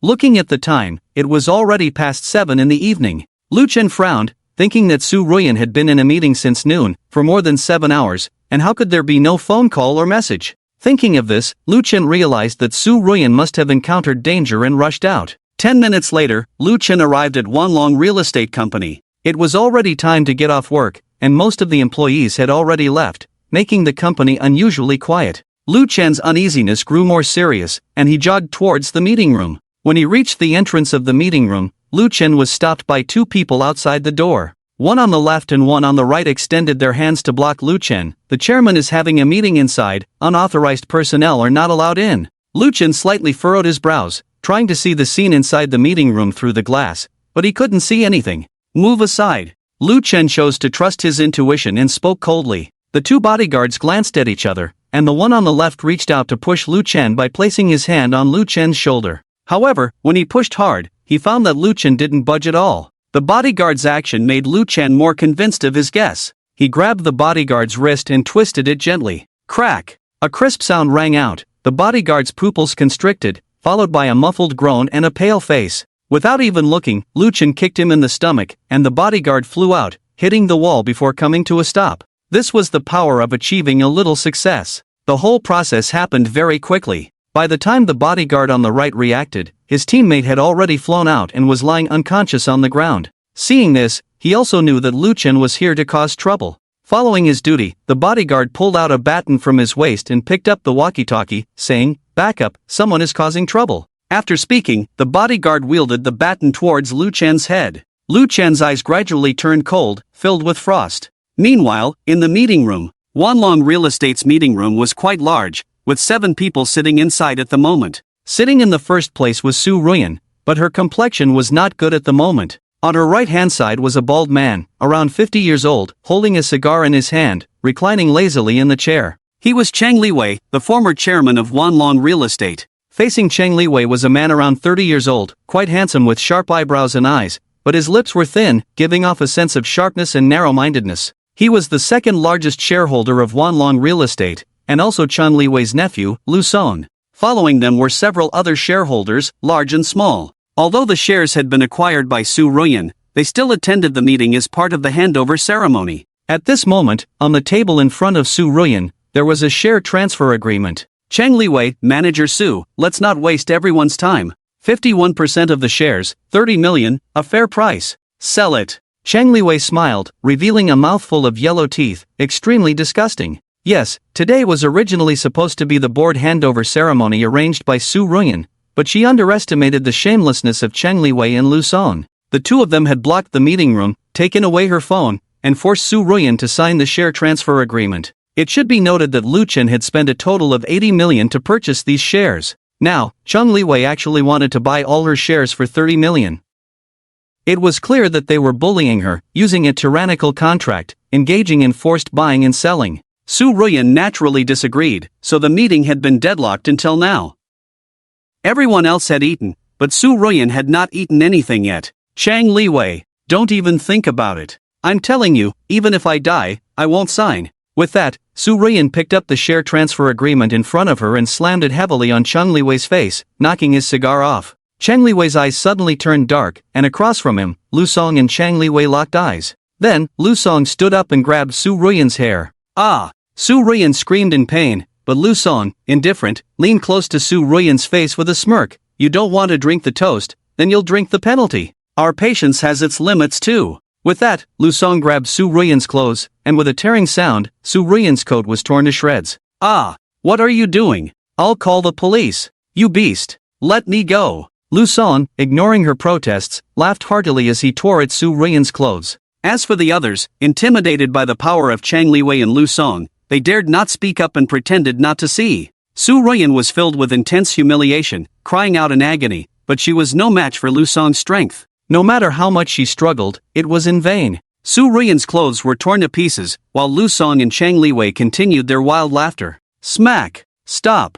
You've gone too far. At a critical moment, a woman's voice rang out, accompanied by the sound of intense table banging. Lu Song stopped, Chang Liwei also ceased his laughter, and everyone turned to look at the woman speaking. The woman had green hair and looked to be in her early 20s, appearing very young. If Lu Chen were here, he would recognize her at a glance as the woman who rented him the school during the day, Lin. Seeing that it was Lin, Chang Liwei frowned. Miss Lin, do you have any objections? Lin walked angrily to Su Ruyan, took off her own coat and handed it to her, then glanced at Lu Song and Chang Liwei. Mr. Chang, Mr. Lu, don't you think you've gone too far? Lu Song habitually looked at Chang Liwei, who lit another cigar, his brow furrowed. He wasn't afraid of Lin Yin, but Lin Yin's grandfather, Lin Zhinya, was someone he had to treat with caution. Lin Zhinya was a well-known entrepreneur in Jiangchang, holding shares in many companies, with Wanlong Real Estate being just one of them. Lin Zhinya was too busy to attend today's shareholders meeting, so Lin Yin was there on his behalf.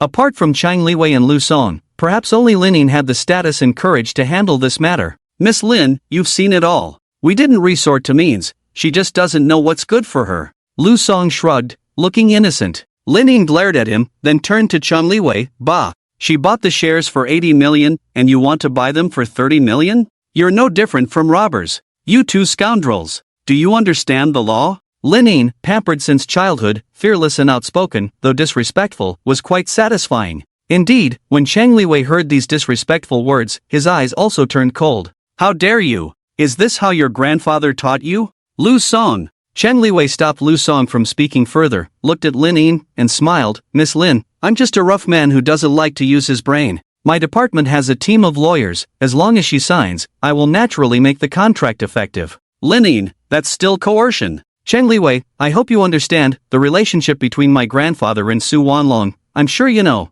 I advise you, it's best to leave a way out for yourself. Hearing this, Chang Liwei narrowed his eyes. Is Miss Lin threatening me? Bang! Before Chang Liwei could finish his sentence, there was a loud bang as the door of the meeting room was pushed open from the outside, the door swinging far out. 2 bodyguards also stumbled in. Seeing this, everyone in the meeting room turned to look at the entrance, where Lu Chen walked in calmly. The moment Su Ruyan saw Lu Chen, she couldn't hold back anymore, crying and rushing over to tightly embrace Lu Chen. Lu Chen could feel Su Ruyan's body trembling violently, and with a glance at her tattered clothes, he knew what had happened without needing to ask. At this moment, Lu Chen was furious. He scanned the meeting room expressionlessly, his gaze passing over Chang Liwei and Lu Song, pausing briefly when he saw Lin Yin. It's you? Lin Yin also recognized Lu Chen. It's you? The simultaneous puzzled expressions of the two made everyone else even more confused. However, it was clearly not the time for chit-chat now. Lu Chen comforted Su Ruyan and softly asked, "What happened? Tell your husband."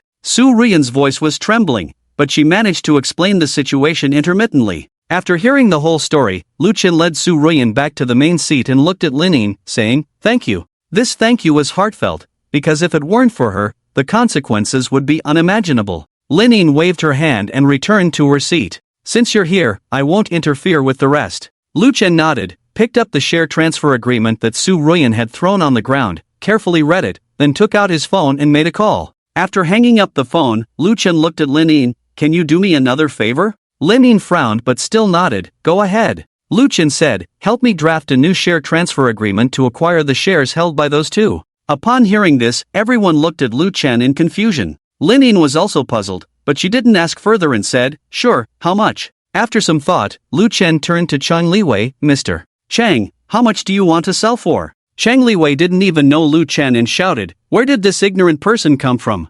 Bang! Before he could finish his sentence, Lu Chen pressed his bald head onto the conference table. After the impact, a large gash appeared on Chang Liwei's head, blood gushing out as he screamed in pain. He struggled to break free from Lu Chen's control, but Lu Chen's hand was like a vice grip, and no matter how hard he struggled, he couldn't move an inch. On the other side, Lu Song, seeing his uncle being bullied, hurried over to push Lu Chen away. But before his hand could touch Lu Chen grabbed his arm and pressed it onto the table. Then, Lu Chen took out a pen and ruthlessly stabbed it into Lu Song's hand. Plop! With a light sound, the pen pierced through Lu Song's palm and deeply into the table. The whole process took less than 2 seconds, and when Lu Song realized what had happened, the pain hit him. Lu Song's heart-wrenching screams rang out. He tried to struggle, but any movement would aggravate the pain in his hand. This scene shocked everyone, including Lin Yin. But they didn't think Lu Chen was excessive. Instead, they felt relieved. Without looking at Lu Song, Lu Chen softly asked again, "Mr. Chang, name your price." This time, Chang Liwei was scared. After swallowing hard, he said, that 60 million? His 37% stake was worth 60 million, which was a reasonable price. Lu Chen nodded knowingly and looked at Lin. 60,000. Ha? Lin was confused. Wasn't Chang Liwei asking for 60 million? Others were also puzzled, not understanding Lu Chen's intentions. Lin guessed what was happening and said, Mr. Lu, this price is unreasonable. Even if you buy it, it won't have any legal effect. Lu Chen paused, realizing he didn't understand these things. So he asked, then what's the lowest appropriate price? Lin thought for a moment, 30 million, this price can't go any lower. Lu Chen nodded, okay, then 30 million. Lin nodded and left the meeting room to print the contract. Su Ruyan was trembling with fear at this moment. Husband, the lawyer I brought was scared away by them. Lu Chen looked at Chang Liwei. Do you have a lawyer here? Let me borrow one. Chang Liwei's face turned dark, but he had no choice but to nod. At the same time, when no one was paying attention, Chang Liwei reached under the conference table and pressed a red button. Then, he suddenly grinned, Kid, be arrogant. Let's see how long you can be arrogant. Today is your deadline. Lu Chen frowned, grabbed his head, and slammed it on the conference table again. Bang! This time, the wound became even larger, and Chang Liwei's face was covered in blood, looking very terrifying. He did not back down, although he couldn't break free from Lu Chen's control. He still cursed with his neck pulled. Kid, I'll make you beg for life and death later. Lu Chen guessed what means he had used and was not afraid at all. Not long after, Lin handed several printed contracts to Lu Chen. Lu Chen took a look, and the amount inside was indeed 30 million. Lu Chen placed the contract in front of Chang Liwei. With a snap, amidst Lu Song's screams, he pulled out the pen from the back of his hand and threw it in front of Chang Liwei. Sign it. Where would Chang Liwei sign? He cursed, I spit on it. Don't even think about it. Just as Lu Chen was about to give him a look, a chaotic sound of footsteps came closer and closer, followed by a dozen bodyguards with batons rushing into the meeting room. Kill him! Kill him! Seeing the bodyguards coming in, Chang Liwei, who had been suppressing his anger for a long time, erupted in a heart-wrenching scream. The bodyguards, seeing this, all rushed towards Lu Chen. Seeing this, the others in the meeting room scattered. Su Ruyan stood up nervously and stood behind Lu Chen. Lu Chen snorted and charged at the bodyguards. A few minutes later, in the meeting room, the entire meeting room was filled with groaning bodyguards on the ground. Lu Chen's clothes were torn, his face covered in blood, and there were several shocking wounds on his body. Everyone was stunned. Even Su Ruyan did not expect Lu Chen to be so capable of fighting. But seeing the wounds on his body, she couldn't help but feel heartbroken. Lu Chen slowly walked up to Chang Liwei, picked up the cigar he was holding, and pressed it hard on his bald head.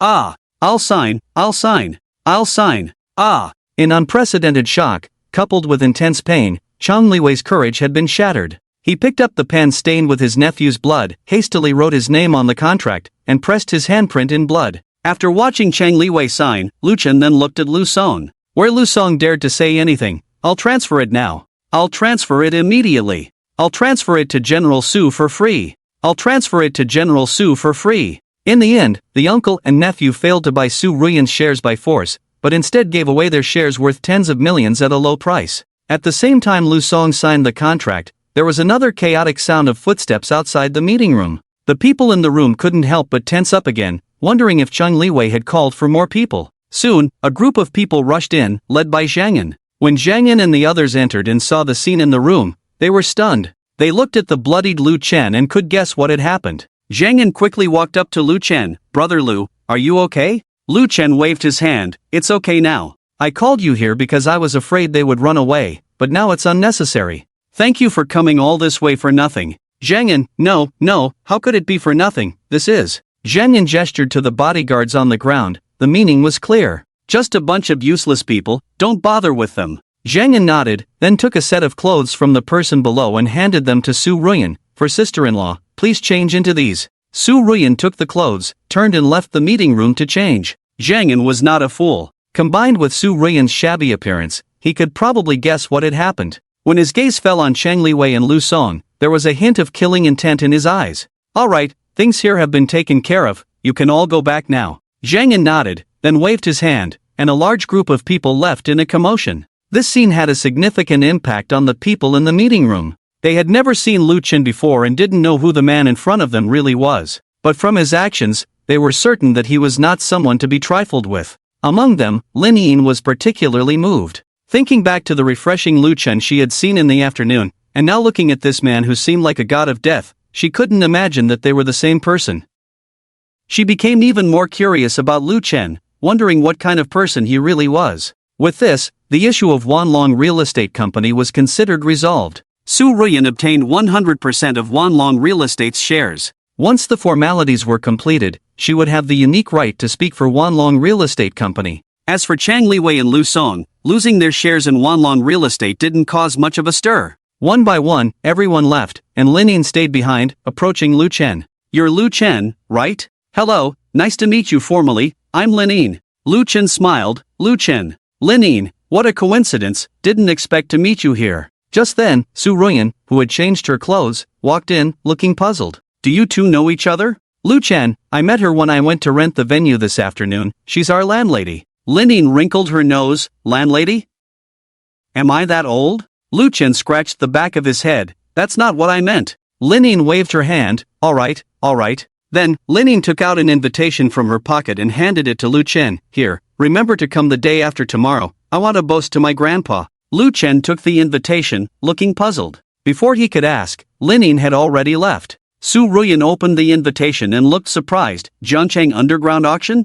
Lu Chen, what? Is it impressive?" "Su Ruyan, that Linin just now is Lin Jinye's granddaughter. Do you know who Lin Jinye is?" Lu Chen shook his head, genuinely unaware. Su Ruyan explained, "Lin Jinye is a famous entrepreneur in Jiangcheng, the chairman of Jinye Group. It's said that he has now retired and his son, Lin Jinzu, is running the family business. Lin Jinzu is Lin Yin's father. Jinye Group mainly deals with the grain industry, from cultivation to processing and sales, with a complete industry chain. It is one of the three giants in Jiangcheng." After hearing Su Ruyan's explanation, Lu Chen was even more puzzled. "How come Linin is here?" "Su Ruyan, the old man had a good relationship with my father in his early years. When my father founded Wanlong Real Estate, Lin Jinye provided some funding and thus acquired a small stake. Lin Jinye has many industries, so he doesn't care much about this small stake here, hence he sent his granddaughter." Hearing this, Lu Chen finally understood some things. He then looked at the invitation in his hand and asked, "So, what's the connection between this underground auction and Lin Jinye?"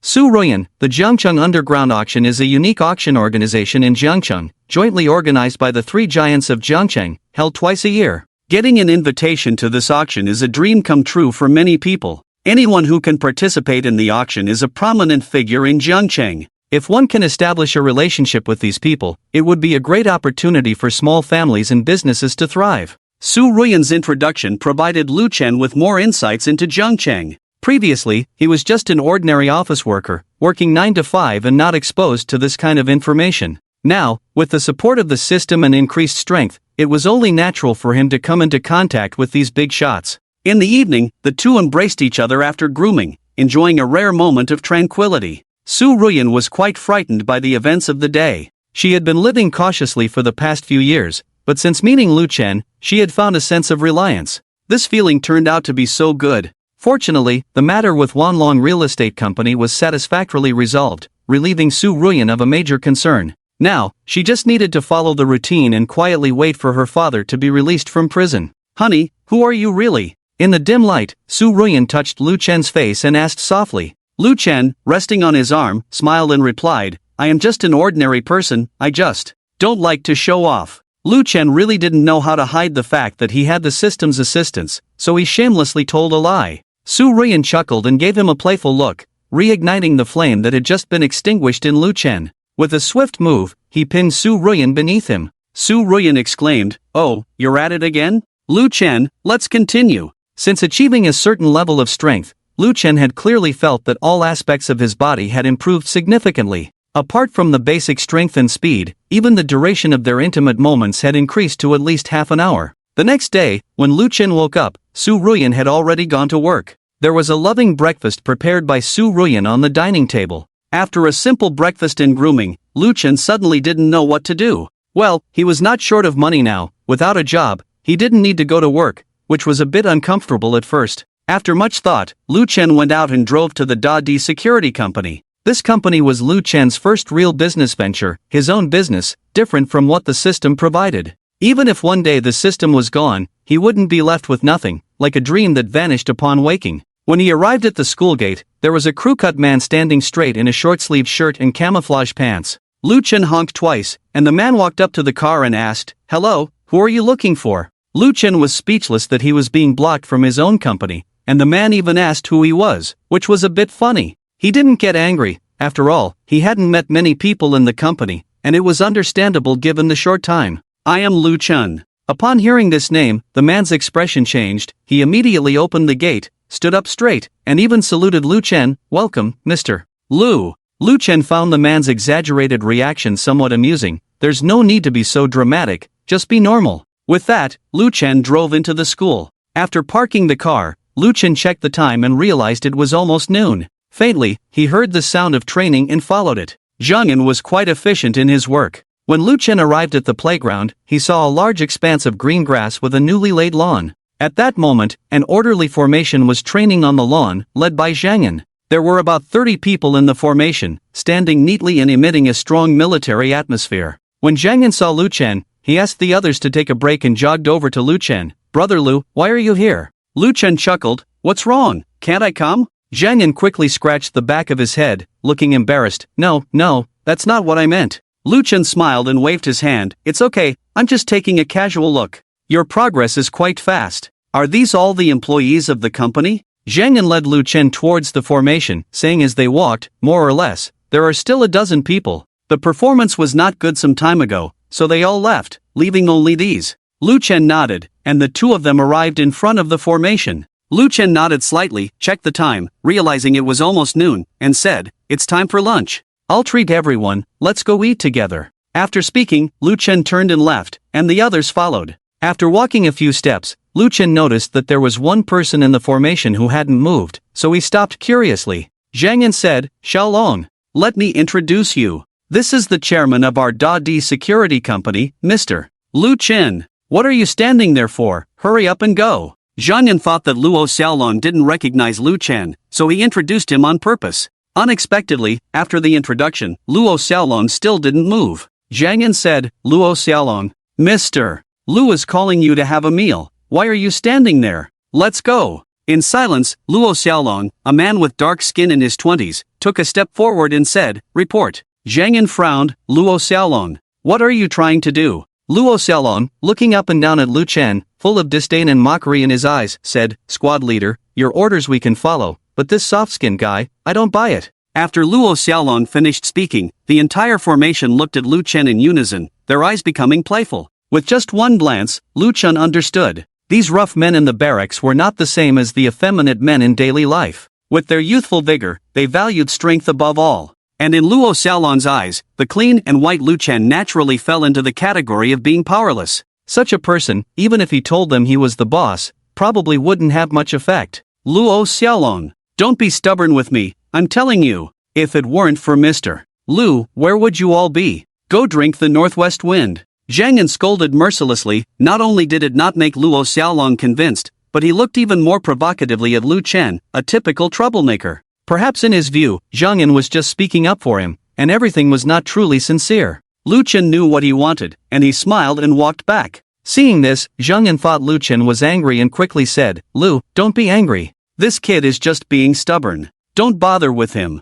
Lu Chen raised his hand to stop him, his eyes fixed on Luo Xiaolong. Luo Xiaolong, right? This is my company, not a military camp. You are my employee, I pay you, you work for me. It's that simple. If you don't want to work, you can leave, no one is stopping you. I am your boss, I don't need to be better than you, I just need to be richer than you, understand? Luo Xiaolong frowned. He understood this principle, but having just come out of the military camp, he had not fully adapted to the outside world, and for a moment, his eyes flickered, feeling conflicted. This job was very important to him, and he didn't want to lose it. Lu Chen knew what he was thinking and smiled. However, since you raised this question, I can play with you. The implication was to give Luo Xiaolong a way out. How could Luo Xiaolong not understand? Good. I don't mean to disrespect Mr. Lu, I just want to compare with you. When he said this, Luo Xiaolong was already prepared to go easy in the upcoming competition. Lu Chen became more curious. Oh? Compare what? Luo Xiaolong looked at Lu Chen up and down and said, I won't take advantage of you. Just push-ups, as long as you can reach 1/10 of mine, you win. When he said this, Luo Xiaolong's eyes were filled with unparalleled confidence, as if it were more difficult for Lu Chen to reach 1/10 of his level than to ascend to the heavens. Just as Lu Chen was about to speak, Zhang Yan pulled him away a bit. Seeing this, the disdain in Luo Xiaolong's eyes grew even stronger. Not far away, Zhang Yan whispered, "Lu Gu, this Luo Xiaolong was the champion of the soldiers I trained. He can do 1,000 push-ups in one go." "You'd better not." Before Zhang Yan could finish his sentence, Lu Chen patted his arm with a smile. "It's okay, I happen to have nothing to do, so I'll just get to know the employees." With that, ignoring Zhang Yan's dissuasion, Lu Chen once again approached Luo Xiaolong. "Let's not talk about 1/10 anymore. Let's do it together. Whoever can't hold on first loses, okay?" Hearing this, Luo Xiaolong was first stunned, then he glanced at the others and burst into laughter. Lu Chen was not angry at all, feeling only high spirits. In the past, he might really have been unable to beat Luo Xiaolong. But now, he could only mourn for him in his heart. "Alright, let's begin." Luo Xiaolong finally showed a hint of respect, rolled up his sleeves, said nothing, walked to the side, and began doing push-ups. Lu Chen also got down without hesitation, locked eyes with Luo Xiaolong, and started doing push-ups in unison. As for the others, they formed a circle and loudly counted the numbers for the two, their voices echoing far and wide. 1, 2, 3, 4. With the crowd's shouts, the numbers quickly increased. 31, 32, 33, 34. 71, 72, 73. As the count went beyond 70, the expressions of everyone began to change slowly. For a normal person, 20 push-ups would be considered sufficient. 70 push-ups already exceeded the majority of ordinary people. Even in the military camp, this number was acceptable. Luo Xiaolong's eyes began to show seriousness, while Lu Chen appeared much more relaxed, with a faint smile on his face. Seeing this, Luo Xiaolong's pride was thoroughly aroused,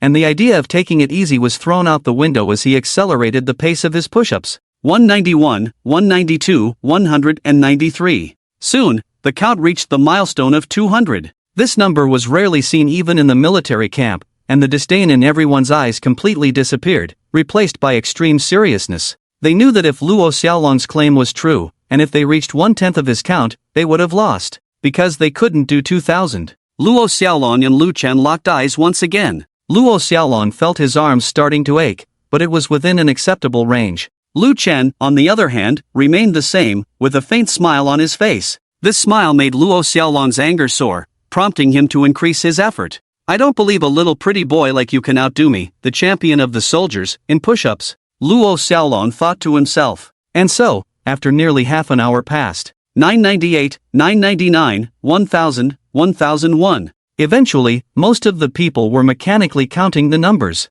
The shock in their hearts could no longer be described in words. By this time, Luo Xiaolong had basically reached his limit. Each time he lifted his body, it was no different from lifting 1,000 pounds. His speed also slowed down, taking about 3 to 5 seconds for each push-up. Lu Chen was almost the same, doing push-ups while looking at Luo Xiaolong. At this point, Luo Xiaolong understood very well that he had lost. He had lost completely. Finally, with a thud, when the count reached 1033, Luo Xiaolong could no longer hold on, lying motionless on the grass, panting heavily. Lu Chen also stopped, stood up, and clapped his hands. "Lu Chen, how about that? Admit defeat?" Actually, Lu Chen is not feeling good either, even with the support of the system. After doing more than 1,000 push-ups, his arms were also extremely sore, but he persevered. Luo Xiaolong struggled to stand up, tore off his short sleeves, revealing his strong muscles. "Not convinced? Have the guts to compete again." At this point, Luo Xiaolong's fiery temper was completely ignited,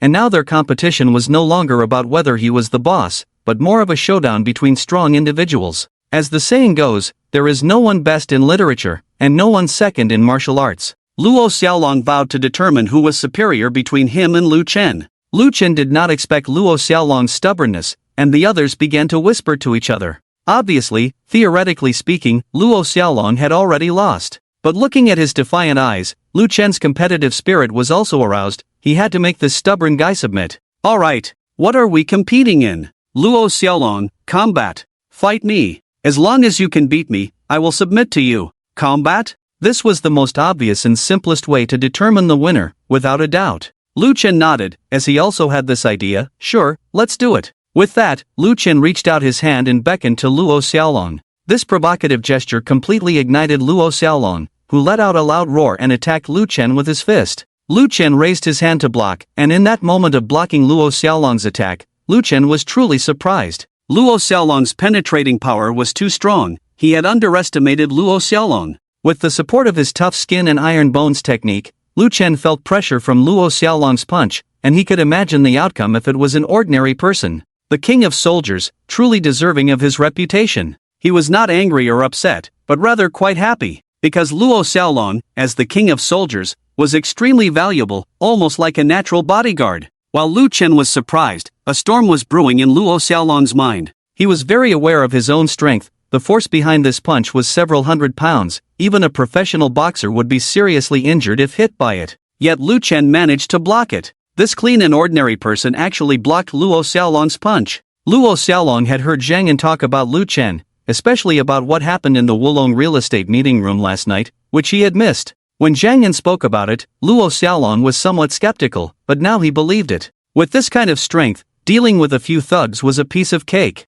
The two had different thoughts, but their actions did not stop, and the battle was extremely intense. In the match, it seemed like Luo Xiaolong was constantly attacking while Lu Chen was defending. Luo Xiaolong firmly held the initiative, but he knew better than anyone that he had not caused any harm to Lu Chen. The battle with Lu Chen was more like Lu Chen testing his limits, and that was exactly what Lu Chen was thinking. He was not feeling good being constantly attacked by Luo Xiaolong, but in order to see the full extent of Luo Xiaolong's strength, he had not taken the initiative to attack. Now, he had a clear understanding of Luo Xiaolong's strength. So, seizing the opportunity, just before Luo Xiaolong's fist came towards him, Lu Chen raised his hand to block, and then delivered a powerful blow to Luo Xiaolong's abdomen, hitting him accurately. Ugh! The piercing pain instantly made Luo Xiaolong stop his movements, clutching his stomach as he fell to the ground, curling up. With that, the winner was decided. Watching Luo Xiaolong curled up on the ground, the expressions of the others completely changed. At that moment, Lu Chen conquered everyone with his strength.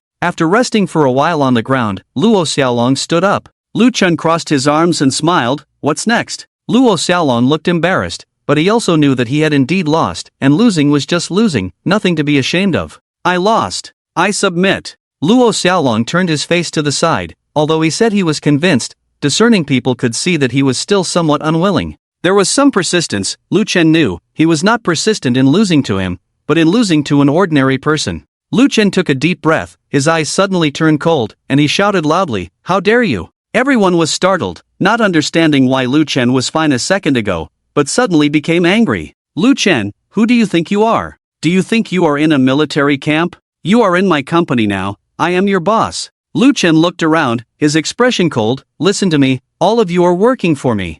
I pay you, you work for me, it's that simple. If you're not convinced, you can leave and find a boss and company that you respect. Troublemaker? Do you still think this is a military camp? Lu Chen shouted. Luo Xiaolong was first conquered physically, and now he was attacked by Lu Chen's soul, trembling and dare not speak. At this moment, he was convinced in his heart and speechless. Lu Chen did not offer much explanation. He turned and looked at the group of employees, then walked towards the school gate. If anyone is still not convinced, go ahead and resign now. Those who have no problem, come with me for a meal. This time no one opposed. After all, even the troublemaker Luo Xiaolong had been dealt with. The group of people went to a nearby restaurant, Taixian Zhuang. Taixian Zhuang was a well-known restaurant nearby, with relatively expensive prices for meals, attracting only the wealthy and privileged. The restaurant was not far from the school, and the group walked over in less than 5 minutes.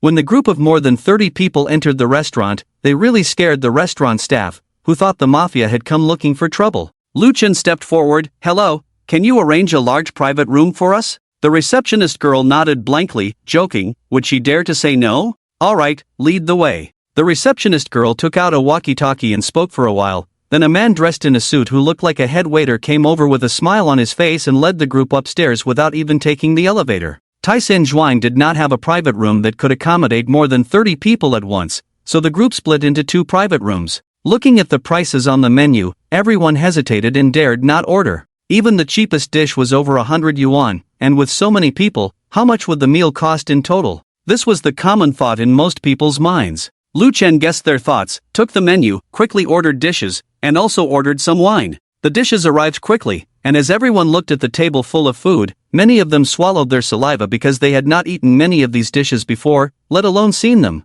Simply put, this table of food would cost over 10,000 yuan. Lu Chen invited everyone to eat, picked up a chopstick, and everyone started eating when they saw him. Zhang Yan, is there anything else the company needs now? During the meal, Lu Chen asked. Zhang Yan put down his chopsticks, thought for a moment, and said, we still need some training equipment. Oh, and we need to get a few cars for convenience. Lu Chen nodded. These were all necessary. In addition to these, Lu Chen thought of something else and said, we also need uniforms. You find a clothing design company this afternoon, design a set of work uniforms for our company, 2 sets of training uniforms, and 1 set of work uniforms, a total of 3 sets of clothing. Zhang Yan, okay, I'll take care of it this afternoon. Lu Chen raised his glass and said some polite words to everyone. This meal was his official introduction to these employees. Gradually, after a few drinks, everyone loosened up, talked more, and laughter filled the air. While the group was chatting and eating, suddenly, bang! There was a loud noise as the door of the private room was kicked open from the outside.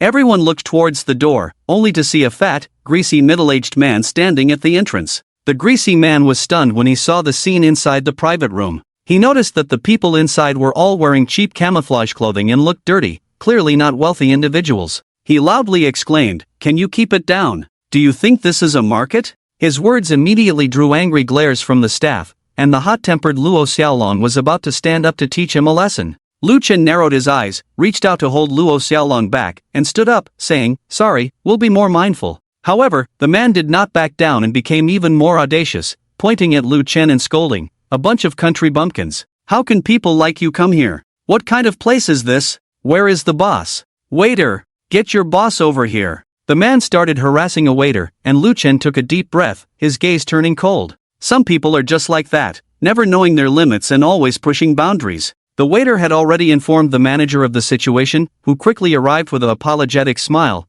bowing and asking, "I'm sorry, sir, is there anything you're not satisfied with?" The man pushed the waiter aside and then grabbed the manager's collar, pointing at Lu Chen and the others in the private room.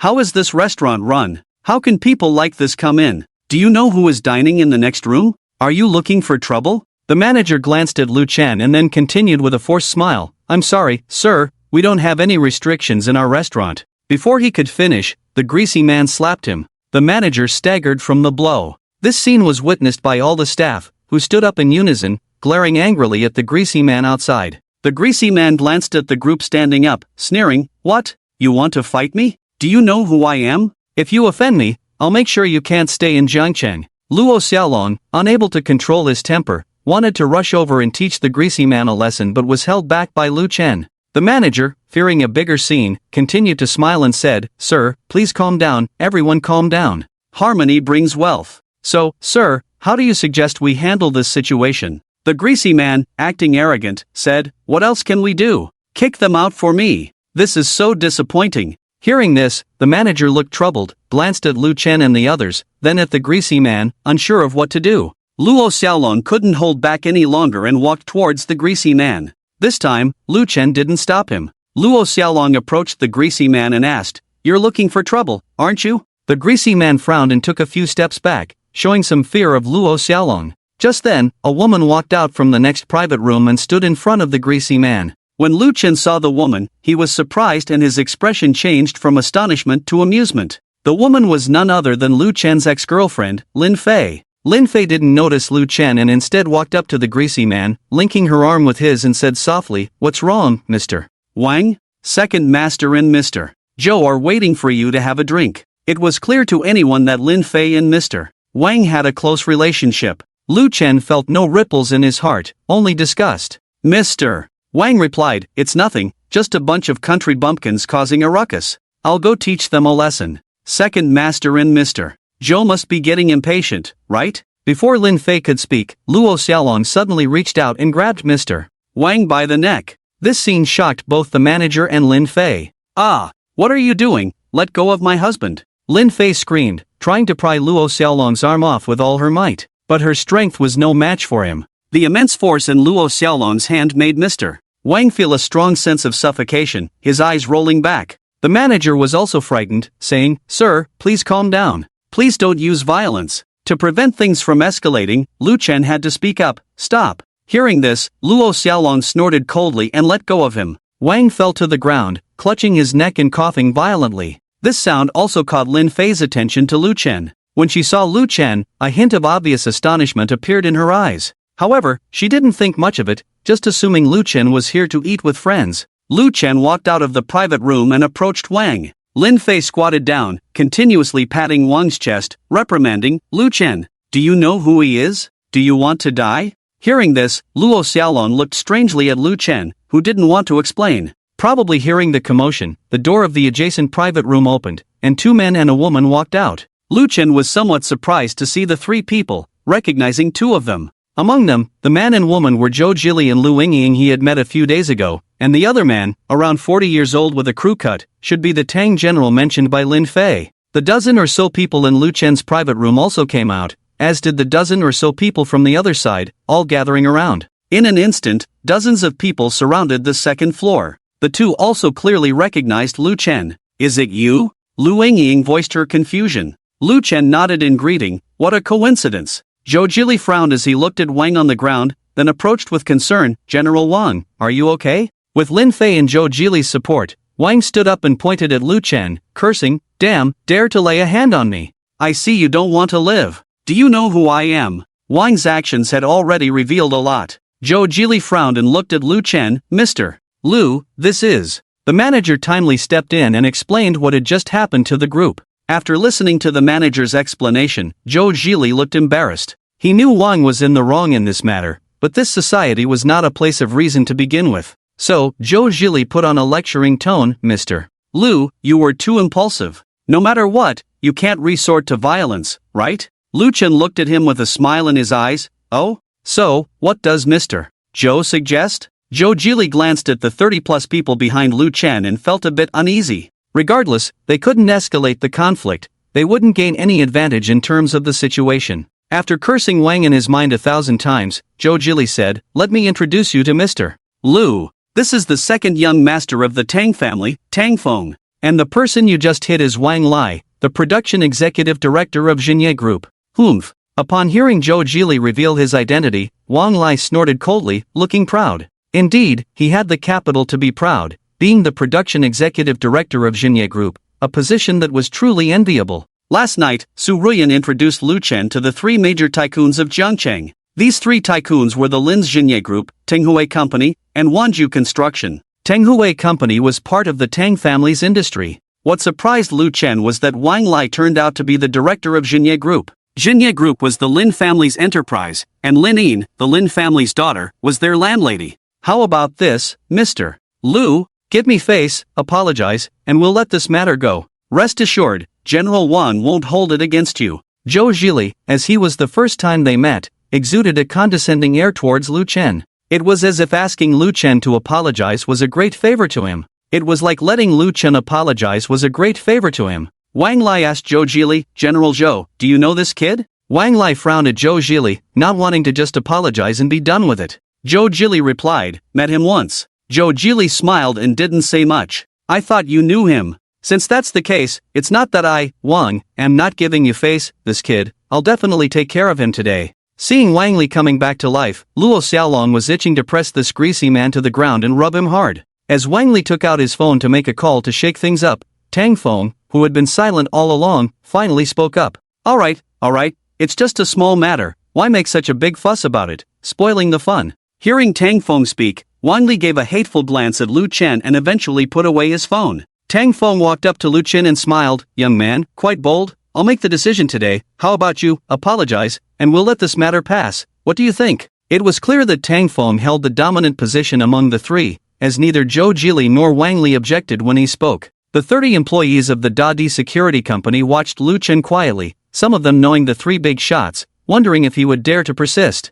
Apologize, but feeling wronged. Naturally, everyone's gaze turned to Lu Chen. Not happening. In the silence, Lu Chen chuckled and spoke. However, the words he uttered made Wang Li and the others' faces change at once. "Ha, what an arrogant kid. Second master, did you see that? It's not my fault." Lu Chen's refusal delighted Wang Li the most, who was instigating on the side. Lu Yingying looked thoughtfully at Lu Chen, her woman's intuition telling her that this man was not that simple. Lin Fei, on the other hand, sneered upon hearing Lu Chen's refusal, seeking death. "Lu Chen, considering we've been in love for 3 years, I kindly advise you, quickly apologize to Second Master and General Wang." As Lin Fei's words fell, Lu Chen closed his eyes in melancholy. Indeed, everyone was shocked upon hearing this, especially Lu Yingying. Lin Fei turned out to be Lu Chen's ex-girlfriend. The ex-girlfriend who cuckolded Lu Chen. Even Wang Li didn't expect the two to have such a relationship. He looked at Lin Fei, then at Lu Chen, and burst into laughter. "Ha ha ha. A loser who can't even keep his own woman.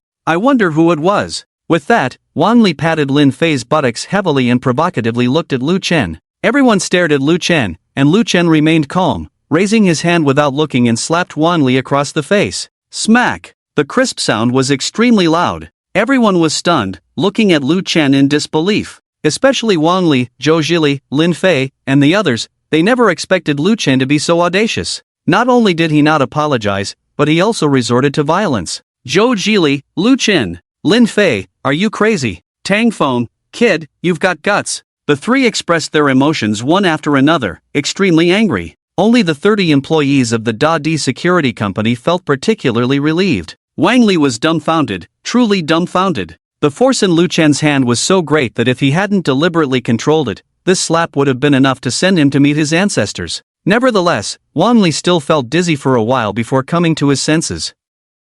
You, how dare you hit me? I'll kill you. Wang Li couldn't help it. He had never been slapped before, and if he could swallow this anger, it would be strange. Smack! However, another slap greeted him. This time, Wang Li fell directly to the ground, blood oozing from the corner of his mouth. After 2 consecutive slaps, Wang Li finally became afraid and understood that he couldn't get any benefit from facing Lu Chen alone. The most frightened was the manager. He was just a manager, and everyone present was someone he couldn't afford to provoke. If something happened, he couldn't escape responsibility. So, after Lu Chen's second slap, the manager hurriedly ran up to him, pleading, "Sir, please stop, please stop. He is the director of Xinye Group." The manager deliberately emphasized Wang Li's identity, as if Lu Chen didn't know. Lu Chen frowned and looked at him. What's wrong with the director of Xinye Group? Does he have more lives than me? Lu Chen's question left the manager speechless. Lu Chen didn't make things difficult for him. He looked at Tenfold. Tenfold, right? Listen to me. First, this is a public place. If you like quiet, go eat at home. Don't complain about the smell of the ditch when you drink water.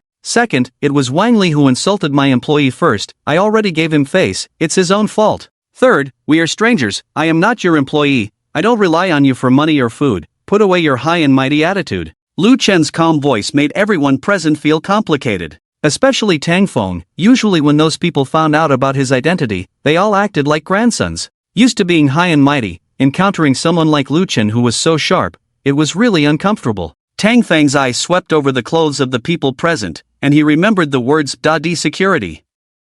Alright, Lu Chen, right? I remember you, we'll meet again. After saying this, Tenfold turned around and left without looking back. Behind him, Zhou Zhili glanced at Lu Chen, sighed, and followed Lu Yingying. Lin Fei looked deeply at Lu Chen. She didn't understand how the previously submissive Lu Chen had suddenly changed so much. No one gave her an answer. After helping Wang Li up, the two of them also left. Mr. Wang, be careful not to get sick. Watching Wang Li's back, Lu Chen added with a wicked smile. Lin Fei and Wang Li stopped, turned around and gave him a fierce look before leaving. Thus, this incident came to a temporary end. Everyone returned to the private room and continued eating and drinking. During the process, Lu Chen instructed Zhang Yan, be careful during this time. Tenfold won't let it go so easily. If there is any situation, tell me immediately. Zhang Yan nodded. Don't worry, Lu bro, we are a security company. Zhang Yan's words reminded him. Yes, they were a security company. The next day, Lu Chen and Su Ruyan spent the afternoon shopping at the mall, buying some clothes for the two of them, mainly formal wear, because they were going to attend the underground auction in Jiangcheng at night.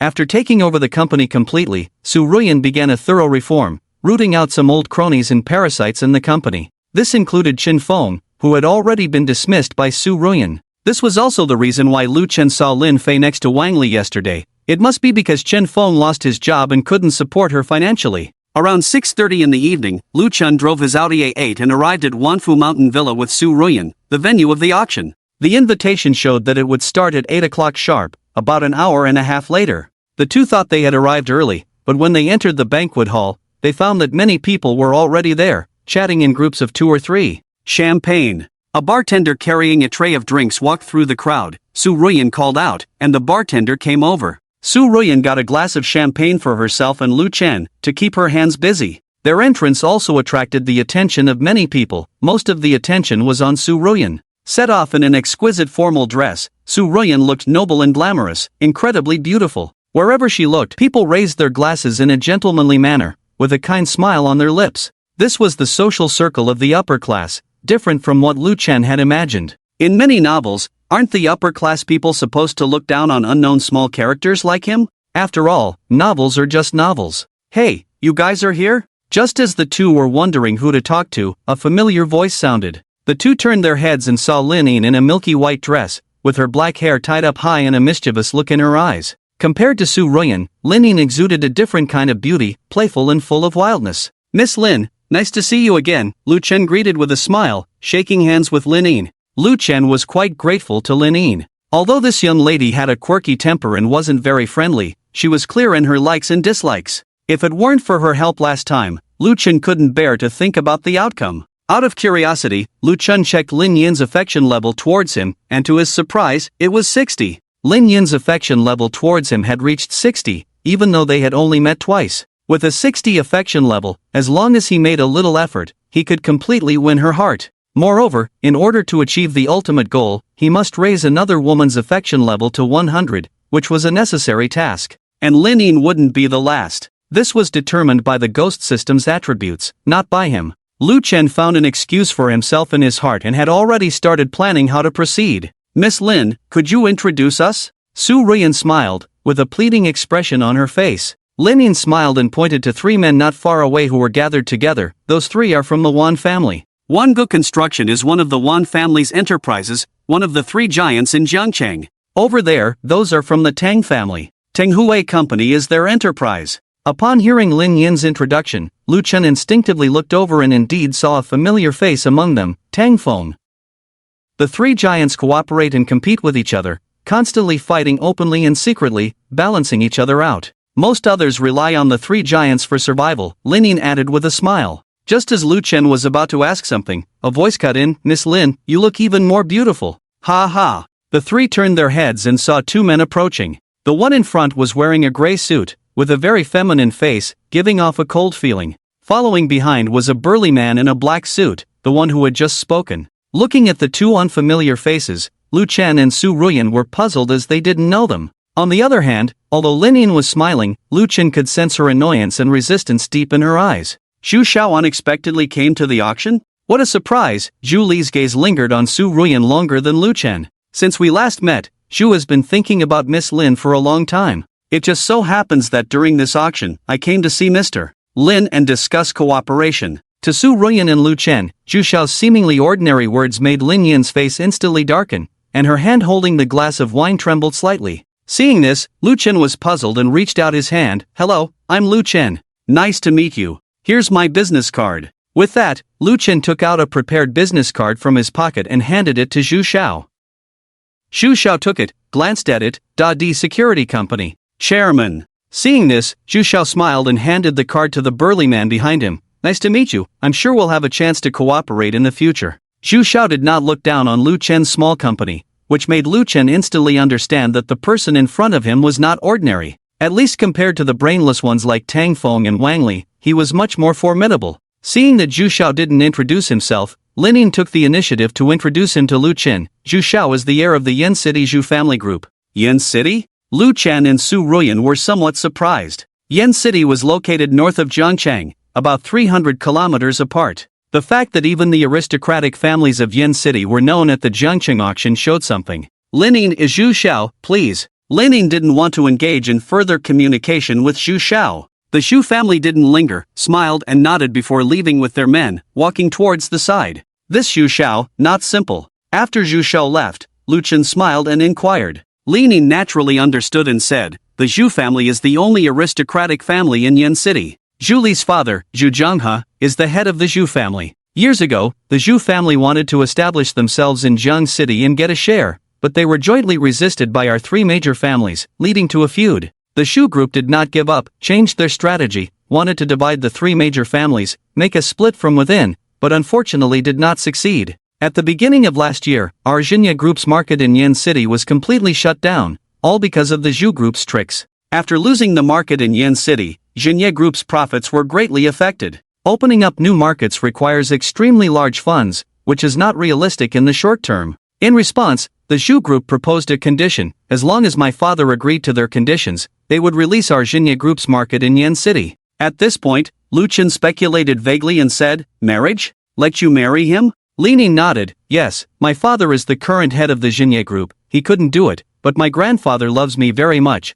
so he rejected the Zhu group's condition. But watching the family business's profits decline day by day, Li showed a distressed expression, and Lu Chen could tell she was in conflict. On one side is the family business, on the other is her own happiness, which is a difficult choice. Oh, isn't this President Lu? What are you preparing to shoot tonight? While the three were chatting, an unpleasant voice interrupted, and turning around, it turned out to be Zhou Jili. Along with Zhou Jili, there was Wang Lilai, who had an unpleasant encounter last night, as well as Lin Fei and Lu Yingying, all present. Seeing the group, Lu Chen couldn't help but rub his brow, feeling a bit annoyed. Lin didn't know the group, and asked in confusion, who are these few? Helplessly, Lu Chen had to introduce, this is the CEO of Tenhui Company, Mr. Zhou Jili, and this one you should know, the production executive director of Xinye Group, Mr. Wang Lilai, and the two ladies are their companions. After listening to Lu Chen's introduction, Li furrowed her brows. Wang Lilai? Seems familiar. Little did she know that her words displeased Wang Lilai, who dared to call him by his name directly. Wang Lilai, miss, speaking so vulgarly, is really not suitable for such high-end places. You. Li was so angry that if Lu Chen hadn't stopped her, she would have wanted to pull out all the pitiful few hairs on Wang Lilai's bald head. Lu Chen found it somewhat amusing, looking at Wang Lilai with a gaze full of pity and sympathy. One of his employees dared to insult the daughter of the chairman of Xinye Group like this. The consequences can be imagined. As for why Wang Lilai didn't recognize Li, it was quite normal. With such a large company as Xinye Group and so many people, with Li personality, based on her green fashionable hair color alone, she definitely wouldn't often go to the company. Originally, he didn't want to interfere and was happy to watch the show, but with so many people present, if Li really fought with Wang Lilai, it would also have a bad impact on Xinye Group. This was not what Lin Xinye wanted to see, Lu Chen thought. Indeed, big chest and no brains, Mr. Lu, do you only look at a woman's face when choosing? Or, smack. This time, even Lu Chen couldn't help it, and he slapped Wang Lilai across the face.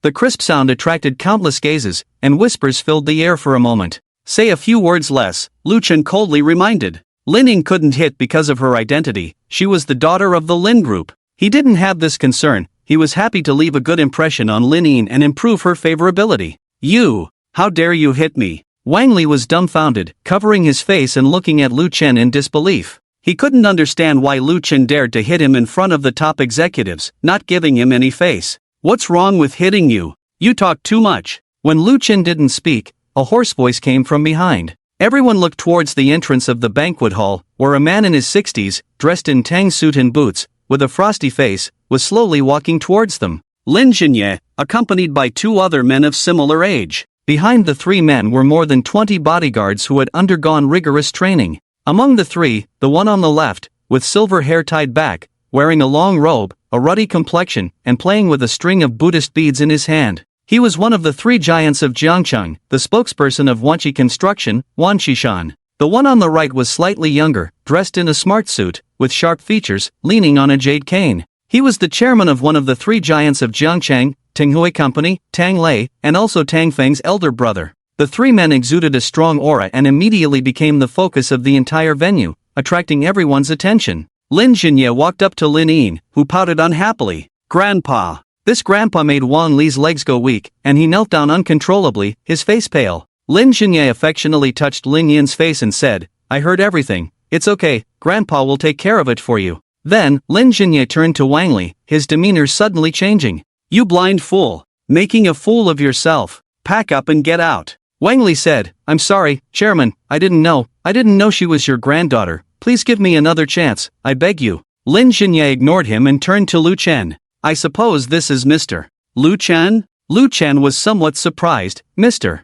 Lin has heard of me? Lin Xinye smiled and shook his head. This girl of mine talks about you in front of me every day, saying how amazing you are. My ears are almost calloused. At this point, Lin blushed and hurriedly pulled her grandfather. Lin Xinye timely stopped and said, Thank you for helping out just now. Who is this? Lin Xinye looked at Su Ruyan next to Lu Chen, about to introduce her, but Su Ruyan spoke first. Mr. Lin, don't you recognize me? Hearing a familiar voice, Lin Xinye frowned, looked her up and down, and exclaimed, Xiao Wei? You've grown up so much? Su Ruyan smiled. Mr. Lin, you finally recognize me. Lin Xinye looked at the two beside him. Oh, this girl has really changed a lot. The last time I saw her, she was so small. Huh?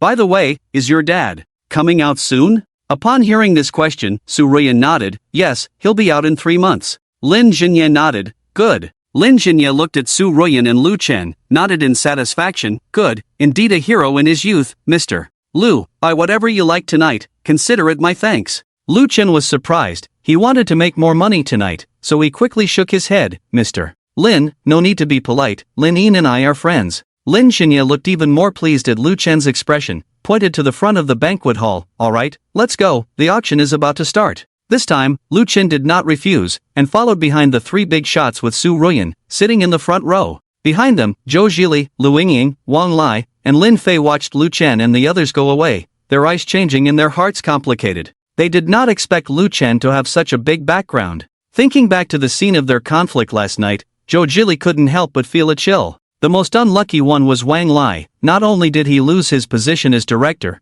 but he might not be able to survive in Jiangcheng in the future. Another person with complicated feelings was Lin Fei. She couldn't understand how Lu Chen, who used to work diligently from 9 to 6 a few days ago, had suddenly transformed into what he was now. Looking at Wang Lai kneeling on the ground, Lin Fei suddenly regretted. Lu Chen didn't have time to guess what they were thinking, and sat down under the leadership of Lin Jinye, Wan Qishan, and Tang Lei.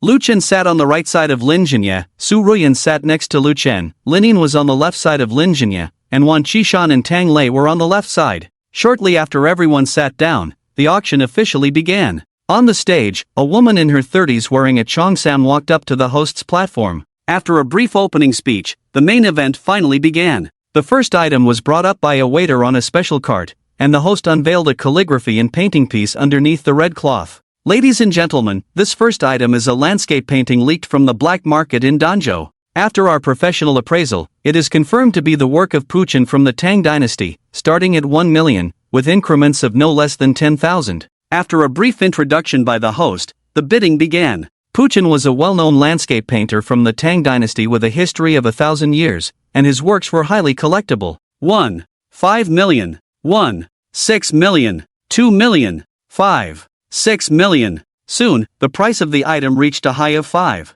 6 million and continued to rise. In the end, the landscape painting was sold for 1 million to a calligraphy and painting enthusiast. Next was the second item, a luxurious villa, which was eventually sold for a high price of 22 million. The third item was a jade pot, exquisitely crafted and unique in style, clearly a precious antique. This time, even Wan Qishan participated in the bidding, and the result was self-evident. In the end, Wan Qishan acquired the jade pot for 19 million. Overall, the price was not too high, mainly because of Wan Qishan's status, and everyone was giving him face. Otherwise, the price of the jade pot would have easily exceeded 30 million. Following the jade pot was the fourth item, a jade pendant. The pendant was round and full, with a lustrous emerald green color, clearly made of top-quality imperial green material, and it was of the full water kind. This jade pendant, unearthed from the old pit in Nandian, is of top-quality water jade, starting at 1 million, with increments of no less than 100,000. As soon as the host finished speaking, people immediately started bidding, and the price kept rising. Lu Chen looked at Su Ruyan and asked with a smile, "Do you like it?" Su Ruyan looked at Lu Chen foolishly. Of course she liked it, but Lu Chen had already given her enough. She didn't want to spend his money anymore, so she reluctantly shook her head. Lu Chen could see the sparkle in her eyes and had already made up his mind. 10 million. Lu Chen raised his hand and directly quoted a decisive number. As his price fell, the scene fell into a brief silence. Many people frowned, and instead of looking at the jade pendant, more eyes were on Lu Chen, trying to analyze his identity. After all, anyone sitting next to Lin Jinye must have some significant background, and they didn't want to offend him. 10 million once, 10 million twice. In the quietness, the host began the countdown. Su Ruyan bit her lip, realizing it was too late to dissuade Lu Chen as the price had been quoted and there was no turning back. Lin Jinye also looked over with a smile. "Is Mr. Lu buying this pendant for his loved one?" Lu Chen nodded generously. "Yes, this pendant is indeed very beautiful." Lin Jinye nodded slightly and said no more. 10 million was not considered expensive for imperial green jadeite. He had seen an imperial green bracelet sold for 1 billion, so it was not surprising. This kind of top-grade jadeite was unique, with each piece being rare, so the price was not surprising. On the stage, the host scanned the crowd and, seeing no one else bidding, raised the auction hammer. 13 million. 20 million. Just as the host was about to strike the hammer, a lazy voice sounded out. Everyone turned to the source of the voice, which was Julie. Julie waved towards Lu Chen, Lin Jinye, and others with a smile on his face. Lin Jinye frowned. He's here too? With so many people in the banquet hall, Lin Jinye had not noticed Julie, which was understandable. Wan Qishan and Tang Lei also noticed Julie, furrowing their brows and looking displeased. This gentleman bids 20 million. Is there a higher price? The host excitedly livened up the atmosphere, disregarding the various forces vying for dominance underneath. Lu Chen, 30 million. Without giving others a chance to think, Lu Chen did not back down, adding another 10 million each time. Lin Jinye, Wan Qishan, and Tang Lei all looked at Lu Chen in quick succession. Lin Jinye kindly advised, Mr. Lu, Julie is the next successor of the Yen City Zhu family group. Wealthy and be cautious not to be deceived. Would Lu Chen be afraid of being deceived? Of course not. He even hoped Julie would raise the price for him to earn more. As for Julie being wealthy, did he have a system as wealthy as his? Ridiculous. But Lin Jinye was looking out for himself, so Lu Chen smiled kindly. Thank you for your concern, Mr. Lin. I will be careful. Julie, 40 million. When Julie shouted out the high price of 40 million, everyone could tell he was clearly challenging Lu Chen. Just a pendant of imperial green jadeite, 40 million was already too much. Lu Chen, 50 million. When Lu Chen shouted 50 million, everyone was shocked. Even Lin Jinye, Wan Qishan, and Tang Lei were impressed by Lu Chen. After all, someone who could produce so much cash was not an ordinary person. Julie's bid also had another meaning, which was to suppress the local power of Jiang City, with the three major players being the first targets. But a pendant was not enough to make the three major players take action.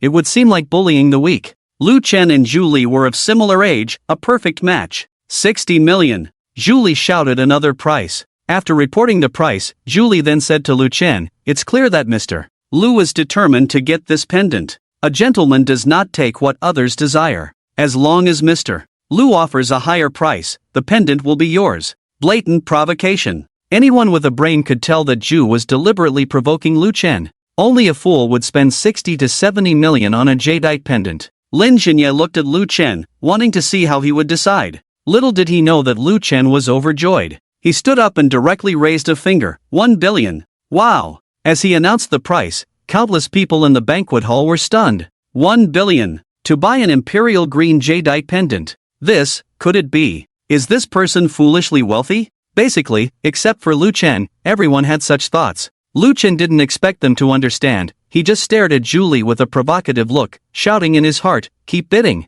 Keep bidding. But to his disappointment, Julie clapped his hands. Julie, haha, Mr. Lu is indeed wealthy and generous. Zhu is inferior, truly inferior. Obviously, he had given up. Hearing a burst of booing in the banquet hall, all felt sorry for Lu Chen, being played by Julie like this. The happiest person was the host, who quickly struck the deal with a gavel as the two stopped bidding. Congratulations to the gentleman who won this item. The system did not announce the cashback because the money had not been spent yet. It would only take effect after the auction ended. The item was collected, and the payment was made. Not bad, he earned 10 small goals with the first deal. Adding to the 1.2 billion he made from helping Su Ruyan buy shares, he now had a savings of 2 billion. Looking at Julie, Lu Chen was full of gratitude. This was not an enemy, but a lucky star. Thus, everything was settled. The auction continued with more calligraphy, paintings, and antiques, which Lu Chen was not very interested in and did not bid on. Lin Jinye, Wan Qishan, and Tang Lei also did not make a move, allowing various families to compete in bidding.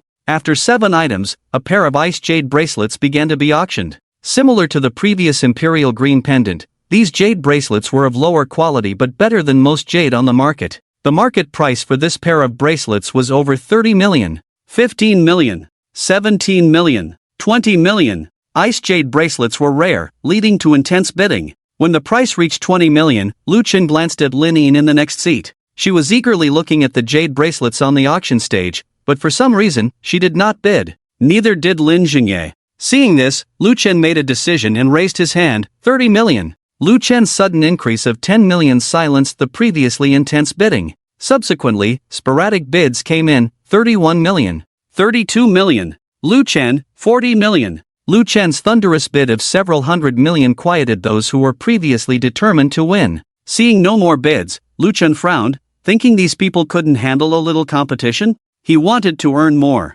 50 million. Just as he felt discouraged, a familiar voice spoke up. Julie made a move. Yes, that man made a move. Lu Chen was so excited, he wanted to rush over and hug Julie. Lu Chen, 60 million. Julie, 70 million. Lu Chen, 100 million. Julie, 150 million. This time, Julie directly added 50 million, far exceeding the value of the bracelets. Lu Chen was overjoyed and was about to continue bidding when Su Ruyan suddenly grabbed his hand. Honey. Seeing Su Ruyan's expression of refusal, he knew her concern. He patted her hand and reassured her, don't worry, honey, I have a plan. Just as he finished speaking, Lin Jinya on the right kindly said, young man, this bracelet is not worth that much. Lu Chen, thank you for the reminder, Mr. Lin, 200 million. Lu Chen's subsequent bid made Lin Jinya's eyelids twitch. His previously favorable impression of Lu Chen plummeted. In his eyes, Lu Chen was just a rich and brainless second generation. Even Lin Yin's affection for him suddenly dropped by 10 points, becoming 50.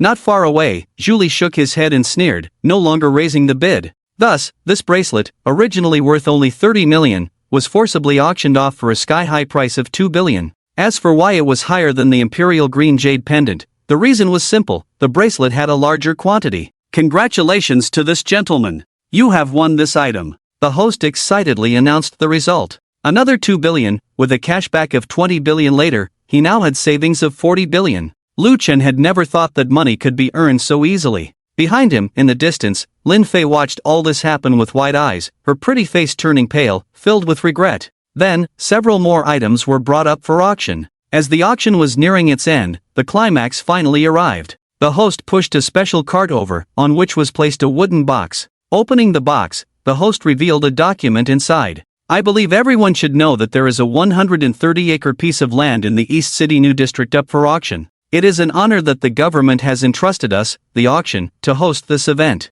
Next, I will read out the government's report for everyone to understand the upcoming auction item. After the host finished reading, Lu Chen finally understood that the target of the three major tycoons today was this piece of land. Located in the K1 area of the Jiangcheng New City District, this land, covering 130 acres, was the most valuable in the city's urban planning map and would be the core area of the Jiangcheng New City District in the future. Originally, this land had already been auctioned off, but due to unexpected circumstances with the subsequent construction group, the land became available again and was now up for auction for the second time. 20 billion. Just as the host finished speaking, Wan Qishan immediately bid a price. They had thoroughly researched this piece of land, especially Wanju Construction, which specialized in land development and knew the value of this land. Beside him, Lu Chen, who had just been pleased with his 20 billion savings, saw someone immediately bid a number that exceeded all his savings, realizing that he still had a long way to go. 23 billion, brother Wan, you already have a lot of land, let this piece go to my Tang family, how about it? Tang Lei also spoke up, taking a dig at Wan Qishan.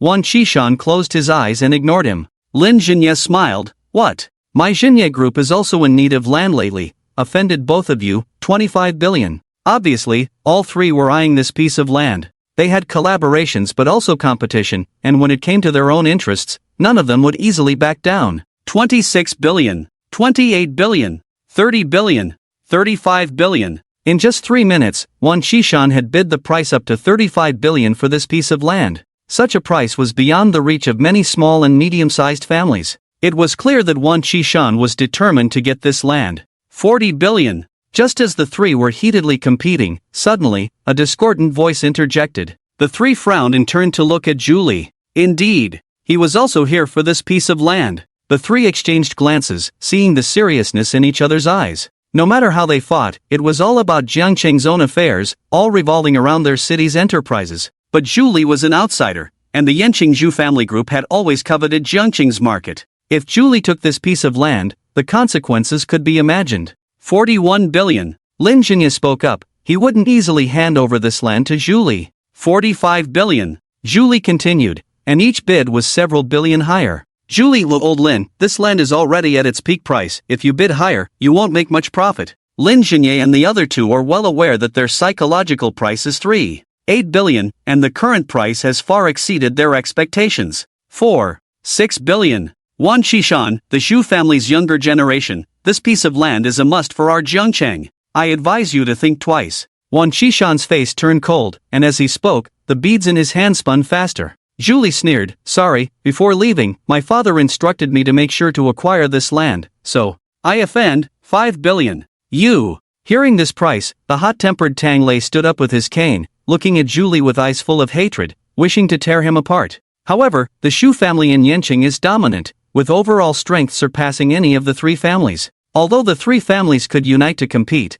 it was impossible as they would inevitably engage in cooperative struggles. On the side, Lu Chen watched in amazement at the bidding of the three giants, realizing their extraordinary strength. Lin Zhenye sighed heavily, his face grim. The price of 5 billion far exceeded their expectations. Even if they could afford it, acquiring it at all costs would be detrimental, affecting the normal operation of the enterprise, not worth it. They were businessmen, and this went against business ethics. What? Can't afford to bid anymore? If you can't, then sit down. Julie sneered, showing no respect to Tang Lei. Tang Lei wanted to erupt but was stopped by Wan Qishan, who shook his head. Forget it, let him have it. It was inevitable, as the other party's financial strength was overwhelming, a fatal blow. At this moment, Lu Chen suddenly looked at Lin Zhenye and asked, Mr. Lin, if possible, I can lend you 5 billion. Even if we can't win the bid, it will make him pay a higher price. What do you think? Hearing this, Lin Zhenye looked at Lu Chen in surprise. Really? Lu Chen, yes. Lin Zhenye placed his hand on Lu Chen's hand, smiling. Great. It's a great fortune for Jiangcheng to have a young and promising entrepreneur like Mr. Lu. 5 billion. Lin Zhenye also stood up, gazing fiercely at Julie, shouting a high price. Julie narrowed his eyes. In his estimation, this price was already the limit for the three major families, no room for further increase. 5 billion once. 5 billion twice. 6 billion. Julie shouted another price, fearing that Lin Zhenye might intimidate him. Even if they won the bid at this price, there would be hardly any profit. 7 billion. Lin Zhenye didn't hesitate at all, once again announcing a price. This time, Julie's face turned exceptionally ugly. As he was about to continue bidding in anger, the burly man beside him suddenly whispered in his ear. Subsequently, Julie sat down again, making a gesture of invitation towards Lin Zhenye. Mr. Lin's financial resources are abundant, and the younger generation is ashamed. After speaking, Julie stood up, left the venue with his bodyguards. With the fall of the auctioneer's hammer, the final item was settled. Following that was a reception, where the business elites of Jiangcheng gathered in groups to chat. Lu Chen and Lin Zhenye went to the trading place to collect the items they had bid on. Congratulations, host, spending 1 billion for women, system cashback of 10 billion, already credited. As the money was transferred, the system's voice sounded, with 10 billion credited. However, when Lu Chen made money from the pair of 2 billion bracelets, the system did not give any notification. Lu Chen knew the reason and brought the exquisite box containing the bracelets to Lin Zhenye and Lin Yin. Mr. Lin, Miss Lin, this gift is a token of my appreciation, please accept it. Lin Zhenye and Lin Yin were both surprised, as well as Su Ruyan, who also did not expect Lu Chen to spend 2 billion to give gifts. Lin Yin repeatedly waved her hand. No, this is too precious, I can't accept it. Lin Zhenye also smiled and said, yes, Xiaolu, this gift is indeed too precious. Lu Chen had already anticipated this and had prepared his response. Mr. Lin, you are unaware that 2 days ago, Miss Lin helped me greatly. If it weren't for Miss Lin's presence at that time, the consequences would have been unimaginable. Therefore, this gift must be accepted. After hearing this, Lin Zhenye looked at Lin Yin in confusion. He did not know about the incident at Wanlong Real Estate Company 2 days ago, and Lin Yin had not told him. It was Su Ruyan who understood Lu Chen's intentions and said with a smile, yes, Miss Lin, you should accept it. Consider it a token of our appreciation. Lin Zhenye asked, Yin, what's going on? Lin Yin had no choice but to briefly explain the incident from 2 days ago to her grandfather. After listening to Lin Yin's explanation, Lin Zhenye suddenly realized and then frowned. Chang Liwei? When did this guy become so bold? This is outrageous. With a hint of anger emanating from him, it was clear that he was quite upset. Lu Chen said, so, Mr. Lin, consider this gift as a token of my appreciation for Miss Lin. We will definitely have future collaborations, so this amount of money is nothing. With Lu Chen's three-pronged approach, Lin Zhenye looked embarrassed and said to Lin Yin, you decide for yourself. Lin Yin hesitated, biting her lip. Although Lu Chen's words were clear and tactful enough, this was not just 2 or 20 million, but 2 billion. She really liked the pair of bracelets, but it was hard to convince herself. Lu Chen knew he had to give away this gift, otherwise, he would have wasted 2 billion. So, he changed his tone and said with a smile, besides, Miss Lin is my landlord. In the future, you can just collect 1 or 2 years less rent from me. Upon hearing this, Lin Zhenye became even more puzzled. However, Lin Yin, reassured by Lu Chen's words, dispelled her last bit of hesitation and accepted the box from him. Okay, then. I'll accept it. Detected host as female, spending 2 billion, system cashback 20 billion, funds received. Lu Chen breathed a sigh of relief and discreetly checked Lin Yin's affection for him, which was at 85. He was surprised because it had just dropped to 50, but now it had suddenly risen so high? Truly, a woman's mind is unpredictable. But for Lu Chen, this was a good thing. Later, Lu Chen transferred 15 billion to Lin Jinye as promised, without deducting a single penny. With approximately 25 billion in cash left, Lu Chen had enough for his needs. I haven't asked Mr. Lu, what kind of work do you do? After receiving his belongings, the group of people moved to a slightly quieter place, and Lin Jinye curiously inquired. Lu Chen replied, I have started a security company, just getting started. Lin Yin added, I can attest to this. His company's address is the area where the former No. 19 middle school was, the place he rented. Lin Jinye nodded in realization. I see, a security company. Quite rare. How about this, Mr. Lu, would you consider investing in this land I have? I can offer you 30% ownership. What do you think? Lu Chen's eyes lit up upon hearing this offer. He had considered bringing it up earlier but refrained from doing so during his first meeting with Lin Jinye. Now that Lin Jinye had proposed it, he had no objections. Of course, Mr. Lin, it is an honor for the younger generation. Lin Jinye laughed. Good, then it's settled. Tomorrow, come to my company, and we will sign the contract. This unexpected turn of events brought joy to Lu Chen, beyond his expectations. Just as the group was happily conversing, a person walked over. Lu Chen. Hearing the voice, several people turned to look at the newcomer, who was Lin Fei. Seeing that it was Lin Fei, Lu Chen instinctively frowned, guessing her intentions. Is there something you need? Lu Chen's voice was very calm. Lin Fei bit her lip. Lu Chen, can we talk alone? Lin Jinye and Lin Yin looked at Lu Chen strangely, except for Su Ruoyan, because she knew Lin Fei and knew that Lin Fei was Lu Chen's ex-girlfriend. As Lu Chen's current girlfriend, Su Ruoyan could tell that Lin Fei had ulterior motives at a glance. She grabbed Lu Chen's arm and said coldly, What's the matter, Miss Lin? Do you need something from my husband? If you have something to say, you can say it here, there are no outsiders here. Lin Fei had never felt so humiliated before. The feeling of losing face made her wish she could find a hole to hide in. But thinking that she was Lu Chen's first love, his white moonlight, she regained some confidence and looked up at Lu Chen, saying, Lu Chen, I just want to apologize to you for what happened before. I'm sorry, but I had my reasons for doing that. I hope you can give me a chance to explain. Lin Fei's words made Lin Jinye and Lin Yin, who didn't understand their relationship, sense a strange atmosphere and guess what was going on. Explain? Lin Fei, don't think I don't know what you're up to. Back then it was you. Su Ruoyan stopped here. These things were not pleasant to talk about. She didn't want to embarrass Lu Chen. Lu Chen smiled gently and said to Lin Fei, Go ahead, explain. Seeing Lu Chen agreeing to give her a chance to explain, Lin Fei confidently thought she still had a chance. She immediately said, Lu Chen, it's not what I wanted, it's Chen Feng. He threatened me that if I didn't be with him, he would fire you. I had no choice. Lin Fei was not wrong about this. Chen Feng did say that at the time. However, Lin Fei was inherently materialistic. Even if Chen Feng didn't say that, she would still climb into his bed. Lu Chen understood this very well. Oh? So according to you, I should thank you? Thank you for your sacrifice for me? Hearing this, Lin Jinye and Lin Yin finally understood completely, realizing that Lin Fei was Lu Chen's ex-girlfriend and had cuckolded him. Lin Yin couldn't understand how stupid a woman must be to do such a thing. Looking at Lin Yin's eyes, full of disdain and mockery. No, Lu Chen, that's not it. I know you're mad at me. It's my fault. I should have told you. As for that one lie behind it, typical tactics of a scheming woman, playing the victim. Lu Chen shook his head, interrupting Lin Fei. I understand, since it's all in the past, there's no need to bring it up again. We have no relationship anymore. Who you're with has nothing to do with me. I don't want to know. Please leave. Lu Chen made a gesture, showing no mercy. Lin Fei was stunned. In her imagination, her tearful confession would evoke memories of their passionate love, and based on their long relationship, Lu Chen would at least give her a chance to have a meal together. As long as she could get this opportunity, her goal for today would be achieved. However, the current Lu Chen was no longer the same as before. With a system by his side, Lin Fei was exposed in front of him, without any disguise. To him, Lin Fei was just disgusting. Lu Chen, didn't I tell you to leave? We have things to discuss.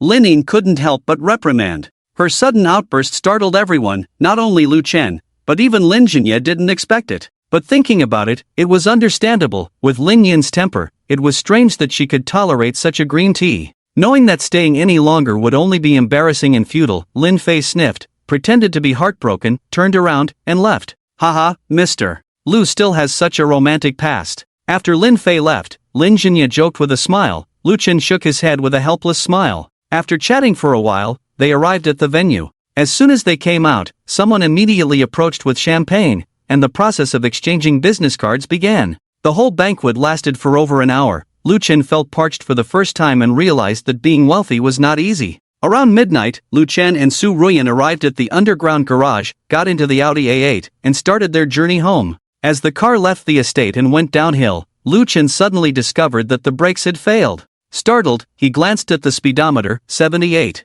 Going downhill, this speed would only increase. He had just bought this car, how could the brakes fail? It wasn't the car's fault. Someone was trying to harm him. After a brief thought, Lu Chen understood. But now was not the time to think about this, he had to stop the car. After several failed attempts to brake, Su Ruyan in the passenger seat also noticed something was wrong. What's wrong, honey? Lu Chen's face turned serious. Fasten your seatbelt. The brakes have failed. Ah! Su Ruyan turned pale with fright. Lu Chen immediately switched the car to manual mode, lowered the gear, and the car roared loudly. However, it was not enough to slow down the speeding car, so Lu Chen tightly gripped the steering wheel and slowly guided the car towards the roadside barrier. Hiss! As the car leaned against the barrier, a harsh friction sound and sparks flew. Lu Chen's eyes were focused, hands firmly on the steering wheel, controlling the car's direction. His method worked, and the speed visibly decreased. 60, 50. When the speed reached 50, Lu Chen steered the car back to the center of the road, opened the door, one hand on the steering wheel, the other on the door, extended his left foot out, pressing it on the road. Hiss! The sound of his shoe rubbing against the road startled Su Ruyan. What are you doing? You'll break your leg like this. Lu Chen didn't explain. His body was tough, his leg wouldn't break, but it would definitely be uncomfortable. Fortunately, the speed had decreased, not too fast. It's okay, don't worry. Lu Chen reassured, then slowly applied more pressure with his left foot. Hiss! The piercing sound grew louder, and smoke rose from the friction of his shoe sole against the road. Fortunately, Lu Chen's method was effective, and the car's speed finally slowed down. 20, 10. Soon, the car came to a gradual stop. Su Ruyan breathed a sigh of relief, quickly opened the door, helped Lu Chen out, and squatted down to check his left foot. The expensive shoes had worn out soles. The bloody sole made Su Ruyan feel distressed. Does it hurt? Su Ruyan cried, helped Lu Chen take off his shoes, took out tissues from her bag, and started wiping. Lu Chen grimaced. It definitely hurt. Even though he was tough, the intensity was too much, beyond what his body could bear. But there was no other way. If not for this, both he and Su Ruyan would be in danger now. Clearly, the person behind this was trying to kill him. Thinking of this, Lu Chen felt angry and scared, realizing he needed to pay more attention to safety and defense in the future. After all, his identity was no longer that of an ordinary person. Lu Chen called Zhang Yan on his phone, and after the call, they rested in the car. After the initial panic, Su Ruyan, who had calmed down, also thought of this point. Honey, who do you think is trying to harm us? Lu Chen thought for a moment and said, it could be Wang Li, or it could be Chang Liwei, Chen Feng, Lu Song, Tang Feng, Julie. All possibilities. Lu Chen quickly counted the people he had conflicts with, and these were the ones. Su Ruyan asked, of these people, who knew you were coming here tonight? Lu Chen thought and replied, except for Chen Feng, they all knew. At this point, the two fell silent. This matter was complex to investigate, but Lu Chen couldn't just let it go. If he did, his enemies would think he was easy to bully and would intensify their attacks against him. He had to find the killer. Make them pay. Deter others. Make them think twice before targeting him. Upon careful consideration, the most likely person was Wang Li. Last night at Taisian Manor, Wang Li was reprimanded by Lu Chen, and today he lost his job in front of so many people. His probability was the highest. Besides Wang Li, Tang Feng and Zhou Jili also had a high probability. Over half an hour later, Zhang Yan, Luo Xiaolong, and a person named Su Fei arrived in 2 cars. Su Fei was a skilled recruit of Zhang Yan, a retired special police officer, and a woman. Lu Chen and Su Ruyan got into Luo Xiaolong's business car, with Su Fei inside as well.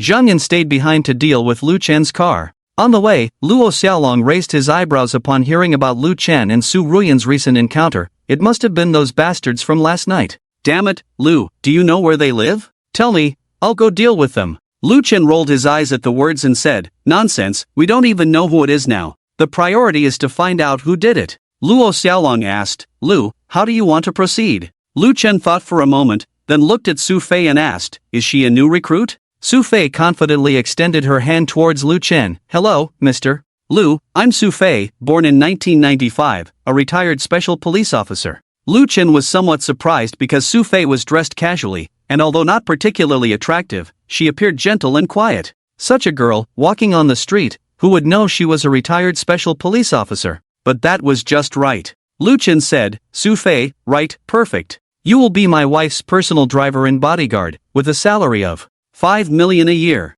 Upon hearing this figure, Su Fei whitened her eyes. 5 million a year was not a small amount in the bodyguard industry, especially since she had just entered the field not long ago. Su Fei asked, is this a bit too much? Lu Chen waved his hand, it's settled. Luo Xiaolong, will you be my personal bodyguard, are you willing? Luo Xiaolong was certainly willing and nodded eagerly, of course, Mr. Lu, I actually wanted to tell you yesterday. Lu Chen said, alright, that's settled. Although Lu Chen had some self-defense abilities, he was ultimately alone and unable to be in two places at once. Like tonight, if there was a professional bodyguard like Luo Xiaolong present, they would have checked before driving. The next day, after Su Ruyan went to the company as usual, Lu Chen received a call from Zhang Yan. Mr. Lu, it's been confirmed, it was deliberate sabotage. Hearing this result, Lu Chen was not surprised at all. Got it. By the way, there should be clients coming to the company these days, keep an eye on arranging it. Due to the unique relationship between Lu Chen and Lin Jinye, many people reached out to him after last night's auction.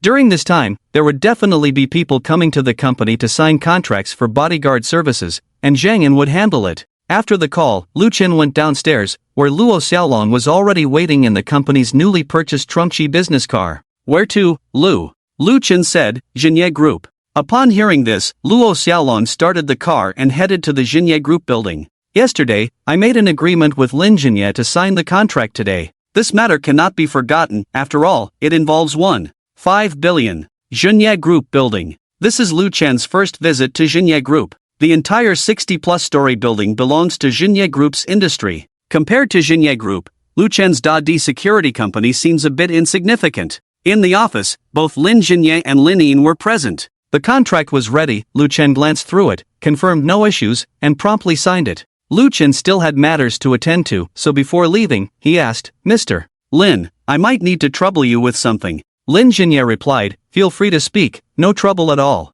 Lu Chen said, I would like to check the surveillance footage of the parking lot from last night. Could you please inform the people at the villa, and we will head over there now? Hearing this, Lin Jinye raised an eyebrow, sensing something, and asked tentatively, what's wrong? Is there a problem? After a pause, Lu Chen smiled and said, it's nothing major, I can handle it myself. Lin Jinye nodded, he could sense that what Lu Chen referred to as a small matter was not that small, but he didn't press further. Instead, he turned to Lin Yin. Alright, let Yin accompany you. Lu Chen hesitated for a moment, stood up, and said, okay, thank you, Mr. Lin. After that, Lu Chen left the office, with Lin Yin following closely behind. Downstairs, after getting into the car, Luo Xiaolong started the car again and headed straight to the venue of last night's auction, Fengquan Villa. About an hour later, they arrived at Fengquan Villa once more. Compared to the lively atmosphere of last night, today Fengquan Villa was much quieter and peaceful, with fresh air and isolated from the world. Led by Lin Yin, the group easily reached the surveillance room and began searching for the footage from last night.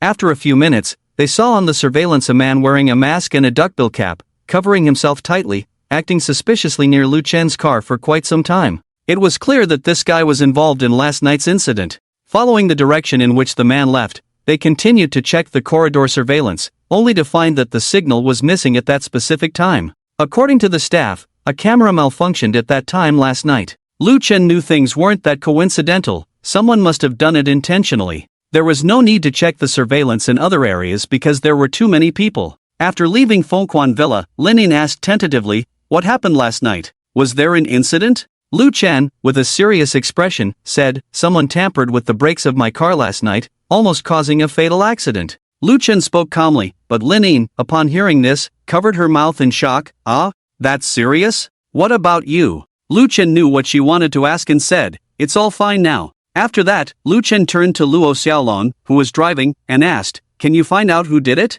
After considering for a moment, Luo Xiaolong nodded heavily, yes. Within 3 days, I guarantee to find the culprit. Alright, then I leave this matter to you, be careful. Luo Xiaolong replied, rest assured, Lu bro, I will complete the task. Saying that, Luo Xiaolong even saluted properly. On the way back, Lu Chen originally intended to drop Lin Yin off at Jinya building, but Lin Yin insisted on visiting the security company, so he had no choice but to take her along. Upon entering Dadi Security Company, they saw various cars parked in the parking lot not far away. There were also more people in the school than before. As the three were puzzled, a middle-aged man spotted Lu Chun from a distance and walked over with a smile. Mr. Lu, we meet again so soon. Hello, we had a drink together last night, do you remember? Faced with the man's enthusiasm, Lu Chen frowned. Last night so many people greeted him, he had a bunch of business cards in his car, how could he remember them all? And after the events of last night, Lu Chen knew that the culprit behind could possibly be hiding among this group of people, so he had to be cautious. Sorry, there were a lot of people last night. The man didn't blame him at all, it's okay, it's human nature. Lu, your security company is much bigger than I imagined, and very professional. Lu Chen walked towards the office building while making small talk, looking for Zhang Yin. There were even more people in the office building, probably around 20 or 30, all there for business. Seeing Lu Chen approaching, many people came up to greet him. At this moment, Luo Xiaolong came in handy, standing in front of Lu Chen, expressionless and vigilant towards everyone. Lu Chen nodded politely, waved to Zhang Yin, and a few of them walked into the adjacent office. How is it going? Can we handle the business? Lu Chen first inquired about the company's situation. Zhang Yin shook his head, we can't handle it, Lu. Some of these people even came to hire security for their residential areas. We don't have enough staff, and as you know, most of our employees here are retired. I don't know how to deal with these people. Lu Chen nodded, pondered for a moment, it's okay, just say what you need to say. We specialize in bodyguard services, so we don't need to worry. With these words from Lu Chen, Zhang Yin felt relieved and said, that's good. By the way, Lu, I have recruited 13 new employees, do you want to take a look? Lu Chen glanced through the window at the drill formation on the playground, indeed larger than before, all dressed uniformly. No need, I have other matters to attend to. I may not come here often in the near future. If you need money, just let me know. Zhang Yin replied, alright, Lu, feel free to communicate anytime. Lu Chen nodded, okay, by the way, what about my car? How long until I can pick it up? Zhang Yin answered, 1 week. Lu Chen said, okay, that's fine. You go ahead and get busy. After Zhang Yin left, Lin Yin looked outside at the new lawn and facilities, admiring, some people are really lucky. Lu Chen stood up to leave, are you coming or not? Lin Yin replied, I'm coming, wait for me. After leaving the security company, Lu Chen had Luo Xiaolong drive separately to investigate, leaving him and Lin Yin standing on the roadside. Just as Lu Chen was about to leave, suddenly, 3 Jinbei vans screeched to a halt, the doors opened, and a dozen tough-looking men with steel rods got out, rushing towards the school. At the school gate, the on-duty staff first took out their walkie-talkies and then pulled out batons, pointing at the group of people. What are you doing? The dozen people remained silent, wielding steel pipes and began to vandalize. The fragile gate was quickly broken under their actions, and the group surrounded the staff, looking fierce. The staff, surrounded in the middle, showed no fear because their boss Lu Chen was standing not far away. Lu Chen witnessed everything, unable to believe that the gate of his company, right in front of him, had just been demolished by a group of thugs. His expression was very strange, almost like an emoji. On the contrary, Lin Yin beside him looked worried. He couldn't just stand by, so he walked towards the group and shouted, hey, what are you doing? The dozen thugs turned around in unison, and one of the burly men pointed at Lu Chen, get your manager out here. Lu Chen replied, I'm Lu Chen, the boss of Dadi Security Company. Upon hearing that Lu Chen was in charge here, the burly man stepped forward and loudly said, good, do you know whose place this is? Opening a company here, getting tired of living, huh? Upon hearing this, Lu Chen did not speak to the burly man, but turned to look at Lin Yin with a puzzled expression. Lin Yin pursed her lips and explained, this land is mine. When the school was built here before, there was a shareholder who had a stake in this place. After the school relocated, I bought his shares at market price, but he is a troublemaker and has been trying to pursue me, harassing me. Hearing this, Lu Chen understood the situation and turned back to face the burly man, saying, you heard what was just said. I have already leased this land, it is now my property. Please leave. And by the way, for the damaged gate, compensation is required. With that, Lu Chen reached out and tested the gate. The burly man frowned and glanced at Lu Chen's hand, then raised his fist to strike. Unfortunately, his attack was doomed to fail. Lu Chen grabbed his wrist, leaving the burly man shocked and unable to pull his arm back. Lu Chen held onto his wrist and with a gentle force, the burly man bent over in pain, dropping to one knee. "You dare to smash my gate and then try to hit me. Outrageous."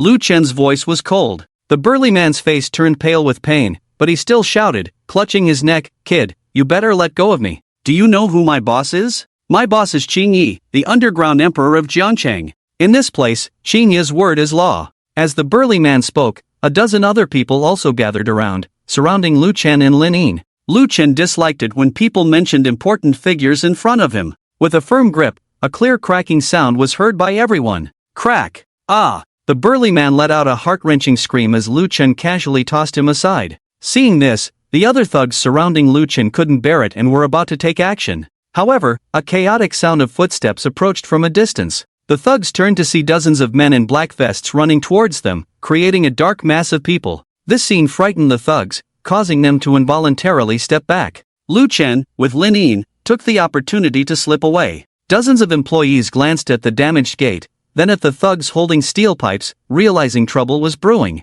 With a sinister smile, they surrounded the thugs. In an instant, the situation had reversed. These ex-soldiers, who had been training every day, were itching for a fight, and these thugs had picked the wrong place. Lu Chen walked up to one of the thugs, took the steel pipe from his hand, and said, "I don't care who you are, Qing Yi or Lao Yi. You broke my gate. Even if the king of hell came, you still have to pay. Pay, pay, pay. We'll pay. Lao Chi, pay up." The burly man on the ground endured the excruciating pain, instructing one of them to settle the account. After the payment was made, Lu Chen didn't bother them any further and let them go. As they left, they looked completely different from when they arrived. Watching the thugs leave, the group of employees who had not intervened shook their heads, seemingly reluctant. "What are you looking at? Get back to training," Lu Chen scolded. After everyone left, Lu Chen and Lin Yin hailed a taxi and left. On the way, Lin Yin said, "Mr. Lu, there's something I think I should tell you. The thug just now was right.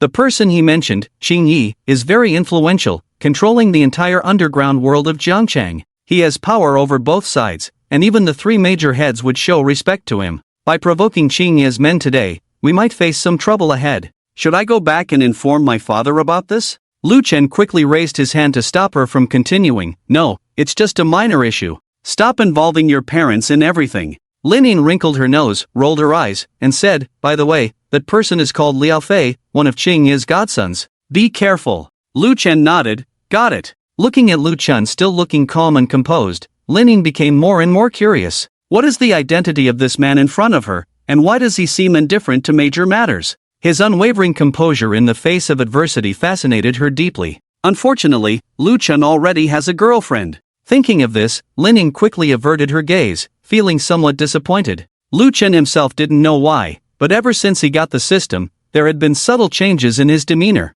He could sense Lin Yin's emotions, checked her affection level towards him, 90. It increased again. It's already 90. Just a little more effort and it will reach 100. If Lin Yin's affection level reaches 100, his transformation will be complete. Even in his current state, he was already formidable. One can only imagine how powerful he would become after reaching the peak. Why would he still need to fear someone like Qing Yi then? With this thought, Lu Chen's mind started to race again, and he suddenly asked, "Do you have plans this afternoon?" Lin Yin was a bit puzzled. "Huh? No, I don't have any plans. Why? I'm free too, it's still early, let's go out together." After saying that, Lu Chen told the driver, "To Shanghai Road." Lin Yin looked dazed, very cute. She couldn't quite understand what Lu Chen meant. Could it be that he also had feelings for her? Thinking about this, Lin Yin's heart fluttered. But he has a girlfriend, right? Ugh, this scumbag. Should I reject him? Next time, I'll reject him next time. Women are like this. When a woman truly loves a man, even without him lying, she will deceive herself. Throughout the afternoon, Lu Chen first took Lin Yin to buy a car, a Porsche Panamera, costing over $1 million. Lin Yin didn't like these things, but Lu Chen, who had just become wealthy thanks to the system, didn't know what else he could buy for a woman. After buying the car, they went shopping at the mall, bought some clothes and shoes, had a meal, and watched a movie. It's worth mentioning that during the process, Lin Yin went to a hair salon to dye her hair back to black from green. Now Lin Yin, delicate and lovely, charming, which man wouldn't be moved by her? It wasn't until after 11 in the evening that Lu Chen returned home. Su Ruyan had already fallen asleep, and after taking a shower, Lu Chen climbed into bed. Su Ruyan felt Lu Chen come back, and in a daze, she snuggled up to him. Seeing her tired face, Lu Chen suppressed the evil fire in his heart, and the two embraced each other and fell asleep. At the same time, in Jiangcheng, in the luxurious private room of the Guli nightclub, smoke filled the air, music playing rhythmically. A man in a white shirt, with a 70-30 hairstyle and an earring, held a glass of wine, embracing two nightclub beauties and indulging in revelry, his hands freely caressing and playing with the two women. Just as he was having fun, the door of the private room was pushed open, and a man in a suit walked up to the young man's ear and whispered something. The young man stopped after hearing it, his originally drunken and hazy eyes suddenly cleared up a lot. Waving away a few women, the young man sat on the sofa, lit a cigarette. "Dadi Security Company? What's the boss's name?" His subordinate replied, "His surname is Lu, called Lu Chen." The young man, with narrow and chilling eyes, sneered, "Lu Chen? Never heard of him. Do I need to teach you guys about this kind of thing?" Liao Fei's subordinate said, "Sorry, Liao Go, it's just, this Lu Chen seems to have some connection with Lin Jingye." Hearing this, Liao Fei's eyes narrowed even further. After some thought, he said, "What's there to fear? Even if Lin Jingye comes in person, he still has to bow down in front of my godfather." With that, Liao Fei waved his hand, shooing away his subordinates like shooing away flies. The next day, Su Ruyan had already gone to the company, while Lu Chen was still asleep when he was awakened by a sudden and urgent ringing of his phone. Groggily reaching for his phone to answer, "Hello? Who is this?" "Oh, Mr. Lu. Something bad happened." It was Zhang Yan's urgent voice on the phone. Lu Chen suddenly became more alert, sat up, and said, "What's going on? Take it easy and tell me slowly." Zhang Yan said, "Yesterday, a boss who signed a deal with us here got beaten up." Lu Chen frowned, "Didn't you arrange for bodyguards?" Zhang Yan replied, "We did, but there was only one bodyguard, and there were 7 or 8 people on the other side. Both the boss and the bodyguard got beaten up. They are in the hospital now. The boss is very angry and threatens to sue our company. Mr. Lu, you better come over quickly." Lu Chen didn't say much, hung up the phone, started getting dressed, and didn't even have time to eat the breakfast prepared by Su Ruyan on the table. Half an hour later, at the Dadi Security Company's conference room, Lu Chen, Zhang Yan, and several other senior executives were present. Lu Chen already understood the situation. One of the company's clients and the bodyguard were attacked and are now in the hospital. The client's injuries were moderate,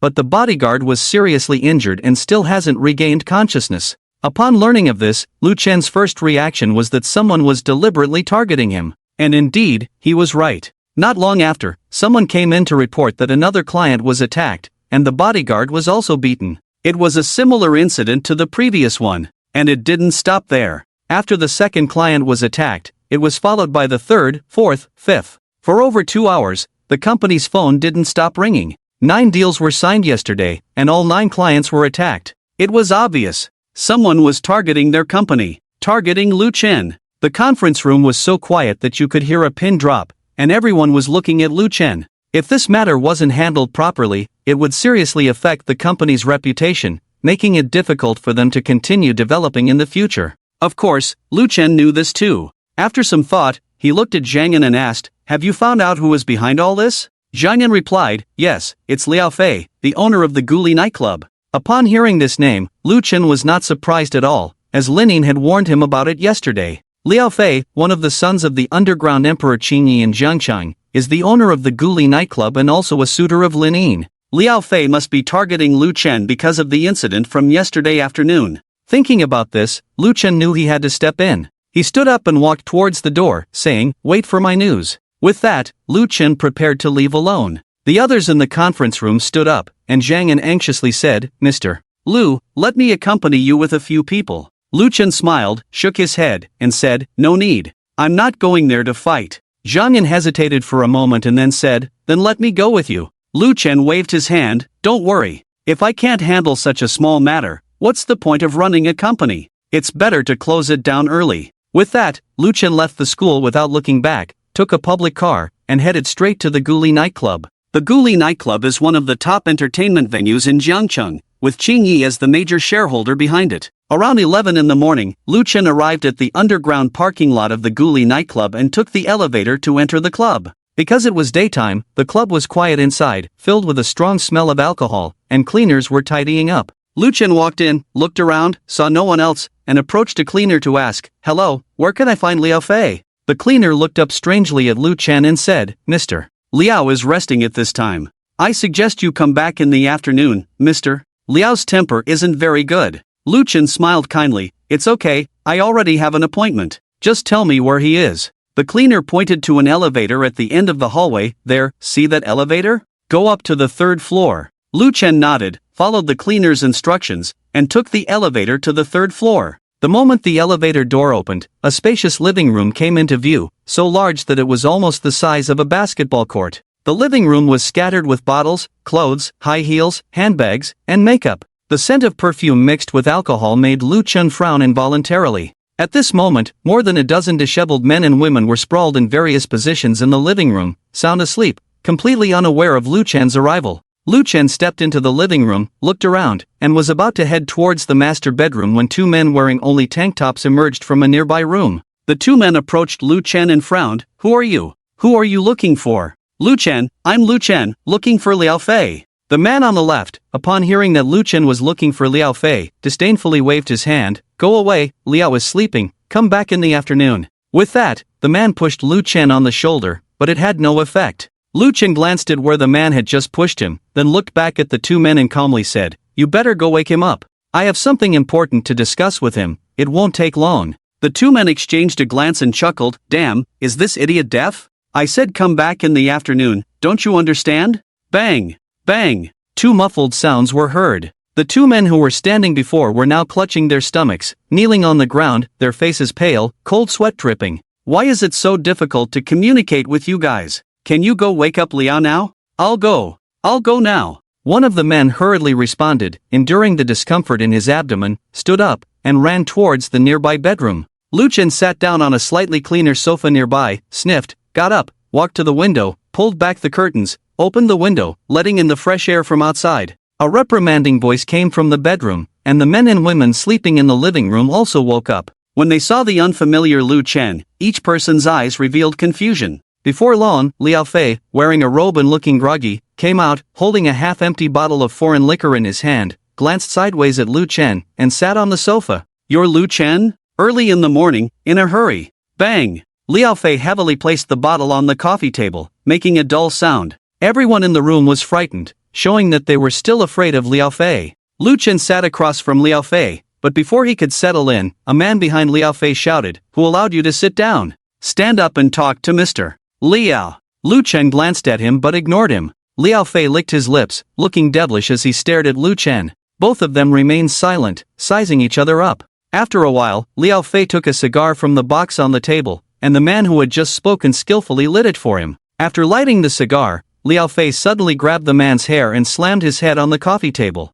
Bang! The coffee table shattered, glass shards and the man's blood splattered on the floor. Liao Fei grabbed the man's hair, scolding, You like to talk, don't you? Open your mouth. The man trembled, dared not resist, and opened his mouth. Liao Fei took a deep drag of the cigar and then forcefully stuffed it into the man's mouth. The man's eyes welled up with tears from the pain but dared not struggle. Liao Fei shook him off to the side, wiped his hands with a tissue, and said, Sorry for the show, Mr. Lu. I didn't discipline him well. Lu Chen calmly watched all this, knowing that Liao Fei was trying to assert dominance, but he remained unfazed. You know my purpose, 7 employers, 11 bodyguards, all in the hospital now. Medical expenses, mental distress damages, and the reputation damages to our company, I calculated it to be around 5.08 million. Let's round it down to 5 million for you. Give me the money, and I'll leave. After Lu Chen finished speaking, he looked at Liao Fei with a deep gaze. Liao Fei opened his mouth, with a hint of playfulness, then burst into laughter.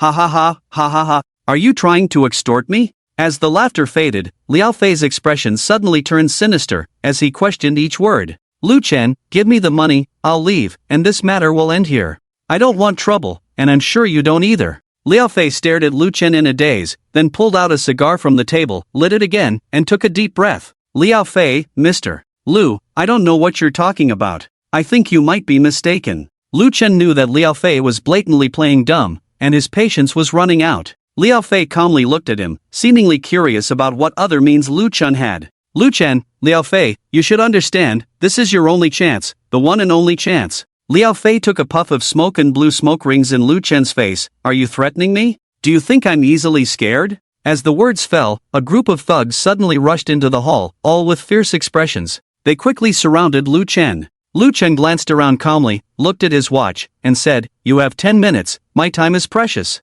Lu Chen's disdain made Liao Fei lose interest. He forcefully extinguished the cigarette but in the ashtray and gestured to a few of his henchmen nearby. Immediately, one of them stepped forward, reaching out to press on Lu Chen's shoulder. "Dare to cause trouble here." Crack! Before the henchman could finish his sentence, a crisp sound was heard. Lu Chen had already grabbed his wrist at some point, gently twisted it, and the henchman's wrist broke. Ah! The henchman let out a heart-wrenching scream, making everyone in the living room understand that Lu Chen was here to stir up trouble today. Consequently, the thugs no longer held back, and a dozen of them charged towards Lu Chen. "Get rid of him! Get rid of him!" Liao Fei retreated to the side, shouting at the top of his lungs. Lu Chen was instantly engulfed by the crowd, with no chance for an ordinary person to resist. But was Lu Chen an ordinary person? Clearly not. Lu Chen lifted his foot and kicked the person rushing towards him, sending him flying along with several others behind him. Then, Liao Fei saw Lu Chen transform into a fierce fighter, with every punch and kick knocking down his henchmen.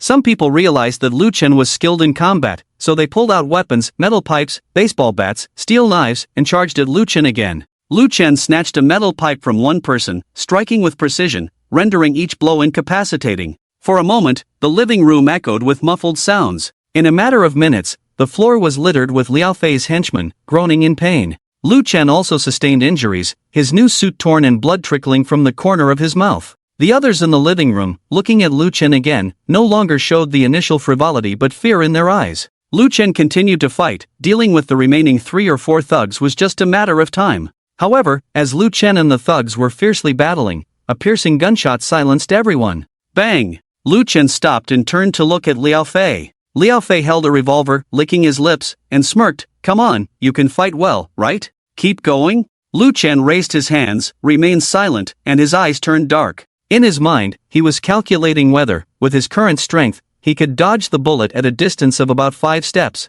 The answer was no escape. Yes, he can't do such crazy things as dodging bullets now. Maybe he can after he becomes more powerful. He miscalculated, never expected Liao Fei to have a gun in his hand. If he really shot, he would definitely die here today. Just thinking about how he had just made so much money and hadn't had a chance to enjoy it before dying like this, he couldn't allow himself to die like this. Lu Chen's brain unexpectedly calmed down, analyzing and thinking. "Kneel down. I said kneel down," Liao Fei shouted with a gun in his hand. Helpless, Lu Chen slowly squatted down. His eyes stared straight at Liao Fei. While squatting down, he stepped on a broken glass shard unnoticed by others. Bang! One of Lu Chen's knees was already kneeling on the ground. Liao Fei's eyes were full of madness. This conquering desire fascinated him, irresistible. Lu Chen's other leg also began to slowly kneel down. Just when everyone thought he was being controlled, Lu Chen's eyes turned fierce, and he exerted force under his foot. Swish! Everyone only heard the sound of a sharp object cutting through the air.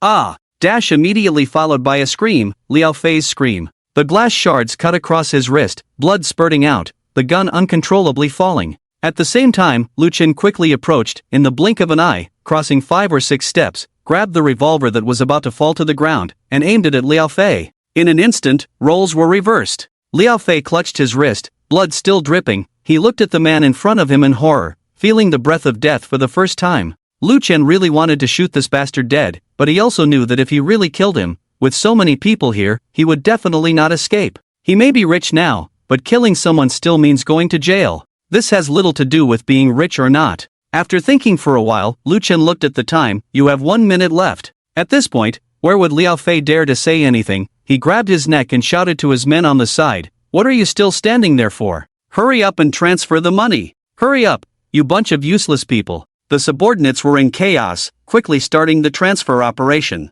Their movements were quick, and 5 million yuan was transferred neatly to Lu Chen's bank card. After receiving the transfer information, Lu Chen nodded in satisfaction, took out all the bullets from the revolver, and handed the gun back to Liao Fei. "Liao Fei, I'll let you go this time. I don't want there to be a next time. If there is, it won't be so simple." After that, Lu Chen turned and left, walking towards the direction of the elevator. After a few steps, he stopped again. "Oh, by the way, don't have any ideas about Linning in the future, she's mine." With that, Lu Chen left briskly, and no one stopped him. Would he really let Liao Fei go like this? Obviously not. It's just that today is not the time to settle scores. Just as Lu Chen was about to enter the elevator, Liao Fei suddenly shouted, "Lu, you're so skilled, You can make a few bucks by starting a company. Come with me, I'll make you earn 20 million a year. Lu Chen turned back to look at Liao Fei, shook his head with a smile, walked into the elevator, and disappeared in front of everyone. After Lu Chen's figure disappeared, the crowd gradually came to their senses. A handsome young man walked up to Liao Fei. Liao Go, what should we do now?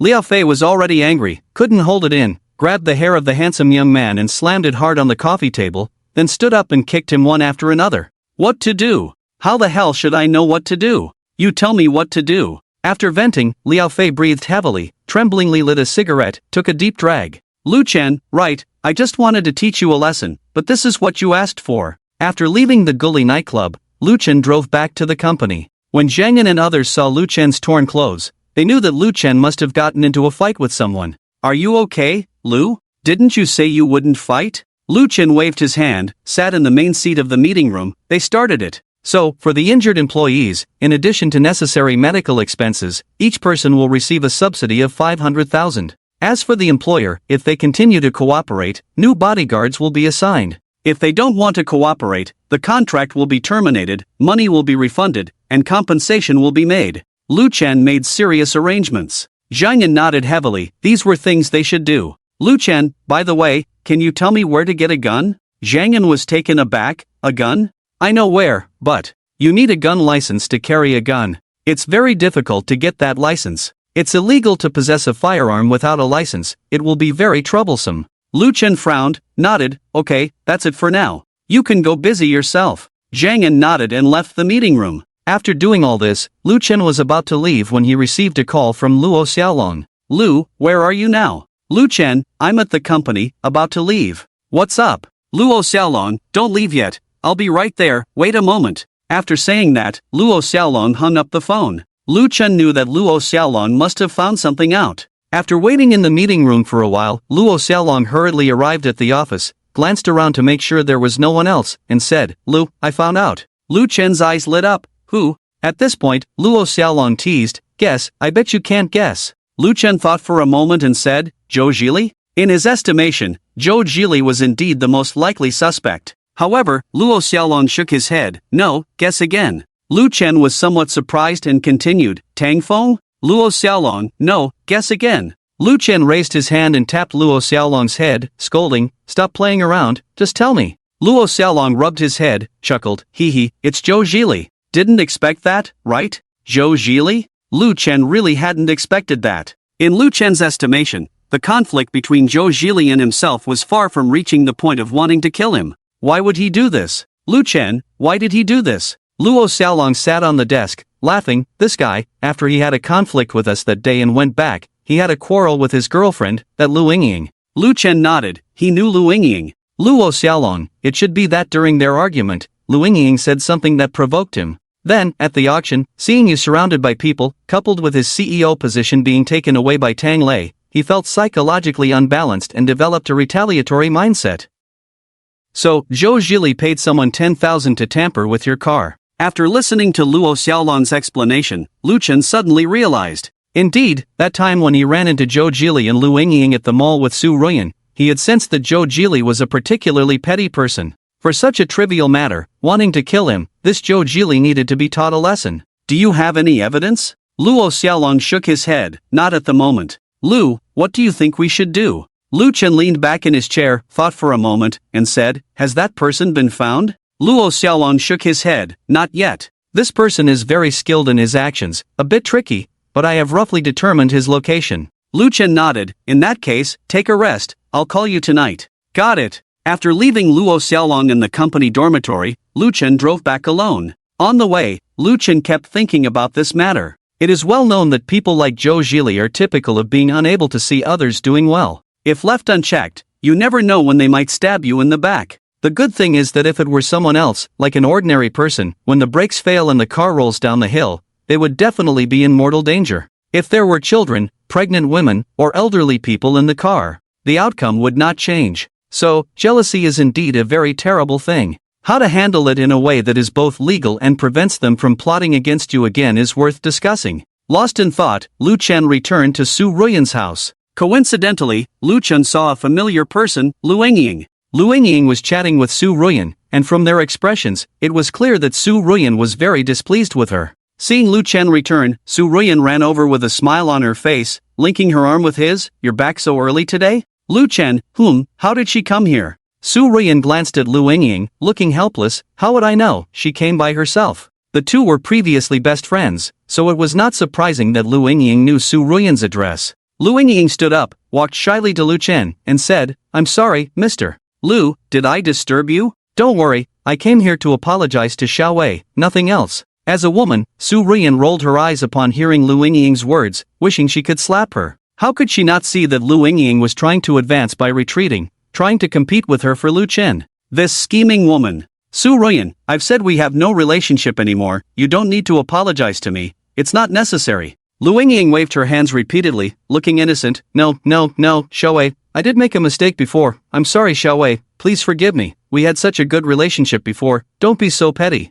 Su Ruyan sneered. "Lu Yingying, don't think I don't know what you're up to. Let me tell you, I will never forgive you, I will never be friends with you. So what if I'm petty?" Lu Yingying was furious inside, but when she realized her goal was not Su Ruyan, she ignored her and looked at Lu Chen with a pitiful expression. "Brother Lu, I really know I was wrong." Seeing Lu Yingying's expression, Su Ruyan couldn't help but want to slap her. At this moment, Lu Chen glanced at Lu Yingying's affection level towards him, which was only 30%. What does that mean? It means Lu Yingying has no feelings for him at all. After all, they have only met a few times and had no real interaction, so where would the feelings come from? This 30% affection was solely based on Lu Chen's wealth and power. This also indirectly shows that Lu Yingying is a complete gold digger, with no value for emotions in her eyes. "It's okay, sit down, dear, can you pour me a glass of water? I'm thirsty." When Lu Chen said this, he was afraid Su Ruyan would misunderstand, so he winked at her. Although she didn't know what Lu Chen was up to, she obediently went to pour water for him. Lu Chen and Lu Yingying sat face to face on the sofa. Lu Yingying was excited, and Lu Chen did not reject her. This gave her hope. "Lu Chen, Lu Yingying, where is your boyfriend? Why didn't he come with you?" Lu Chen casually inquired. When Lu Chen mentioned Zhou Zhili, Lu Yingying frowned, looking unhappy. "Don't mention him, we broke up, he's just a lunatic, not even worthy of carrying your shoes." Lu Chen was somewhat surprised, thinking this woman was really ruthless, speaking ill of Zhou Zhili right after the breakup. "Oh, why? Weren't you two doing well?" "Lu Yingying, don't mention it. That guy has changed completely since he lost to you twice. You only see his appearance, acting like a person, but you don't know what he's like in private. He's simply a pervert. He's extremely suspicious, even suspected that I like you and looked down on him. We had a big fight that day, and I moved out." After listening to Lu Yingying, Lu Ken nodded, thinking it was similar to what Luo Xiaolong had found out. It seems that Zhou Zhili indeed has two faces, one in public and one in private. The best way to deal with such a person is to dominate forcefully. Crush any thoughts of resistance in him. There should be no chance for revenge. What about him? Is he still working at Tinghui Company? Lu Yingying, yes, but he was criticized by the leadership and demoted. Hearing this, Lu Ken immediately realized that it must be because of the auction banquet incident. It might be the reason why Zhou Zhili harmed him. At this moment, Su Ruyan walked over with a glass of water and placed it in front of Lu Ken. What's there to talk about with her? Lu Yingying, please leave my house. Lu Ken had already obtained the information he wanted to ask, so he didn't stop her. Lu Yingying's attempt to scheme against him was a miscalculation. Even if he had a system to give women money back, he wouldn't give it to a woman like Lu Yingying. Lu Yingying looked pitifully at Lu Ken, who smiled and said, "At home, my wife's word is final." Hearing this, Lu Yingying knew that staying any longer would only be embarrassing, so she picked up her bag and left angrily. After Lu Yingying left, Su Ruyan suddenly slipped into Lu Chen's arms,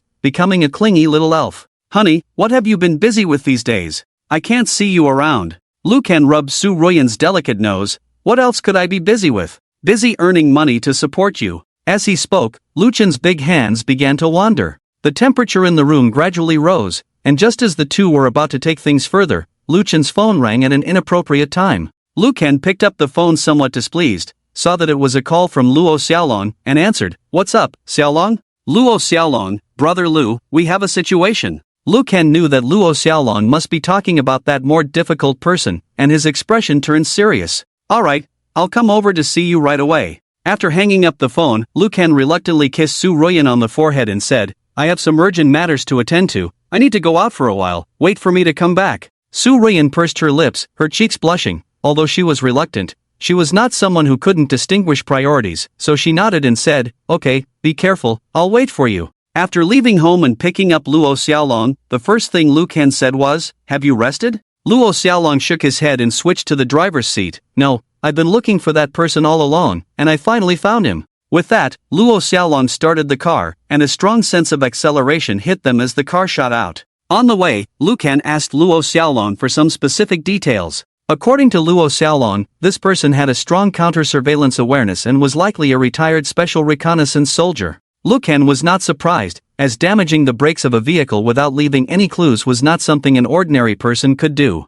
Meanwhile, in a dilapidated old-style building in the streets of Jiangqing City, on the top floor in a room, 36-year-old Wushu was cooking in the kitchen. The furnishings in the house were very simple, best described as bare. There was a very obvious scar on the right side of Wushu's face, giving him a somewhat fierce and terrifying look. As the fire rose, a simple bowl of porridge was ready. Wushu wiped his hands on his apron, carefully carried the porridge, and walked out of the kitchen towards the adjacent bedroom. The bedroom was filled with a strong smell of disinfectant. A little girl of about 10 years old lay on the bed, pale-faced and thin, with an oxygen tube inserted in her nose, sound asleep. Wushu placed the porridge on the bedside table and called out softly, "Xiaoqi? Xiaoqi, wake up, it's time to eat." The little girl weakly opened her eyes, propped up her frail body and sat up, and Wushu began to feed her the porridge. "Dad, I want to go out for a walk." After just a few bites, Xiaoqi looked at Wushu, eagerly seeking his opinion. Wushu furrowed his brows, his expression conflicted and pained, and comforted her. "Xiaoqi, be good, when you're better, Dad will take you to the amusement park, okay?"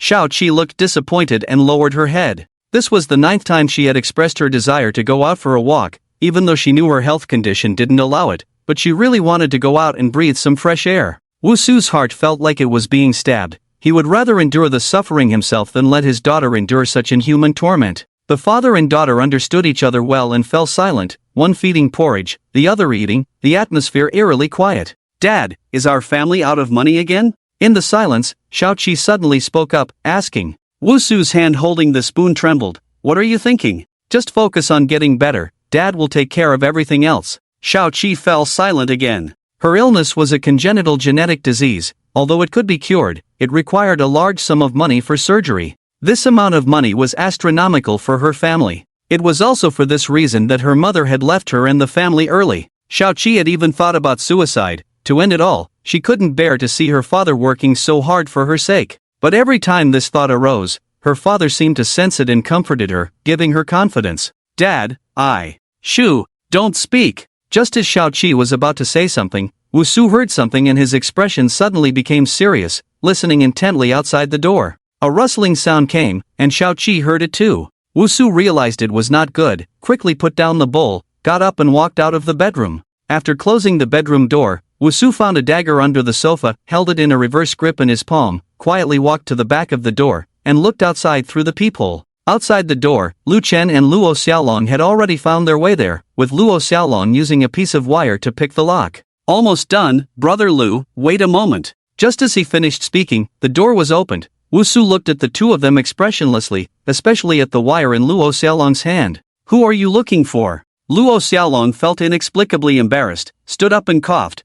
You are Wushu, right?" Wushu did not answer. His gaze finally settled on Lu Chen. "I am Wushu, what do you want?" Bang! Before Wushu could finish speaking, Luo Xiaolong suddenly kicked out, directly kicking Wushu into the room. Then Luo Xiaolong and Lu Chen walked in one after the other. Luo Xiaolong pointed at Wushu and scolded, "What's the matter? You know what's the matter in your heart." Wushu held his chest where Luo Xiaolong had just kicked him, his eyes dark. From the strength of Luo Xiaolong, he could tell that he was no match for him. Recalling Luo Xiaolong's words just now, he guessed that the two of them must have come for that matter, so he simply brandished the dagger, ready to attack at any moment. "I don't know what you're talking about. Please leave." Wushu wanted them to leave. After all, his daughter was still in the bedroom, and he didn't want her to see this scene. But how could Luo Xiaolong allow that? He swung a leg whip over, creating a whistling sound.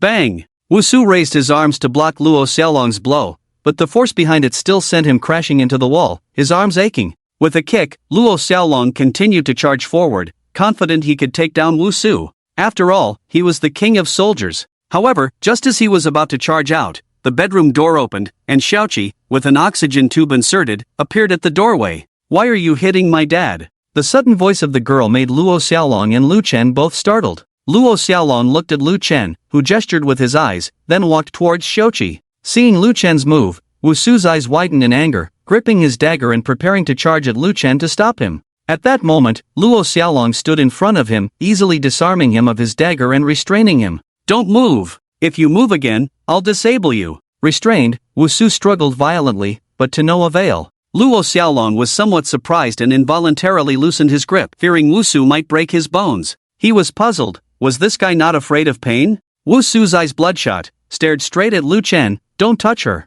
This has nothing to do with her. If you have a problem, come at me. Come at me. Lu Chen ignored his shouts, walked up to Xiaoqi, took a brief look, then squatted down. What's your name? Xiaoqi timidly glanced at Wu Su and said, My name is Xiaoqi. Lu Chen patted Xiaoqi's head, probably already guessed something, and reached out to touch her head. What illness do you have? Does it hurt? Xiaoqi shook her head. It's a genetic disease. It doesn't hurt. Seeing Xiaoqi so sensible, as her father, how despicable could Wu Su be? He was just another pitiful person driven to a dead end. Lu Chen, oh? Can you tell uncle how much it costs to treat the illness? Xiaoqi, absent-mindedly, replied truthfully. The doctor said the whole treatment would cost over $1 million. At this point, Xiaoqi involuntarily lowered her head, looking grim. Lu Chen patted Xiaoqi's head again, softly said, Uncle and your dad are good friends. Can I borrow your dad for 10 minutes? We'll chat. Xiaoqi subconsciously looked at Wu Su, who was being controlled by Luo Xiaolong. When Luo Xiaolong saw Xiaoqi's gaze, he suddenly felt guilty, sniffed, and released Wu Su.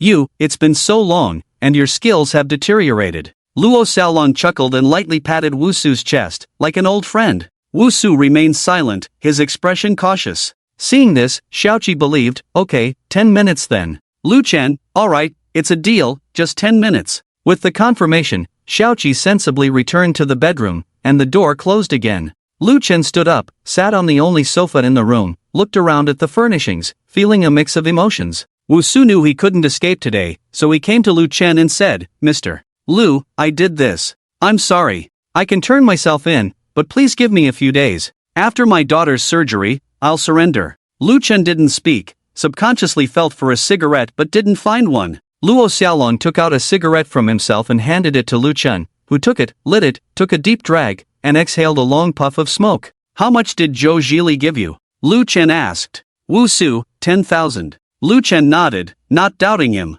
The scene remained quiet. After about 2 to 3 minutes, Lu Chen spoke again. I understand your situation, but to harm a stranger for the sake of your daughter, what if there was a child in that car? Wu Su remained silent. He knew this was wrong, but he had no choice. Lu Chen also knew it, but he just felt a bit suppressed when he said it. Alright, I know it's not all your fault. As long as you can admit that Zhou Zhili let you do it, I can let it go and even offer you a job. What do you think? Hearing this, Luo Xiaolong was not happy and interrupted. Lu Gu. Lu Chen raised his hand to stop him and looked straight at Wu Su. This proposal, which others would not even consider, was decisively rejected by Wu Su. I'm sorry, Mr. Lu, this was my doing. It has nothing to do with others. I will take responsibility for my own actions. Upon hearing this, Luo Xiaolong became even angrier and pointed at Wu Su. Are you out of your mind? Asking for trouble, huh? Wu Su was not intimidated by Luo Xiaolong's threats and looked resolutely at Lu Chen. Mr.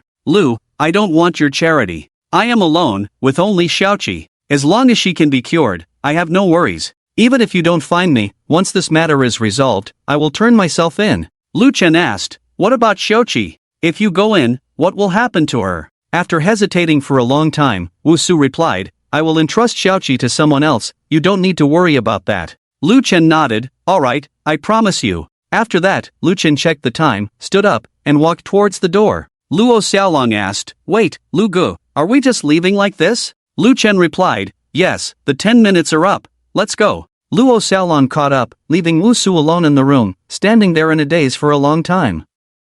Downstairs, Luo Xiaolong and Lu Chen got back into the car, and Luo Xiaolong started the car and drove away. Lu Gu, are we really letting him off like this? Isn't this too easy for him? Lu Chen looked out the window at the scenery. This area was on the outskirts of Jiangchang, a poor area with sparse lighting. Luo Xiaolong said, he just doesn't know what's good for him. You offered him a way out, and he refused. Stubborn. Lu Chen understood Luo Xiaolong's thoughts. Anyone else would think this matter should not be handled this way. But he didn't think so. he actually thought it was a good thing. If Wu Su had agreed to his conditions at that time, he would have been disappointed. As for Wu Su turning himself in, Lu Chen had his ways. Lu Gu, what's your plan? Tell me. Lu Chen said, Xiaolong, keep a close eye on him during this time, see when he takes Xiaoqi to the hospital, and keep me informed of the details of the surgery at all times. Luo Xiaolong nodded, okay, but Lu Gu, why are you so interested in this? Lu Chen replied, Xiaoqi probably has leukemia, a disease that cannot be cured.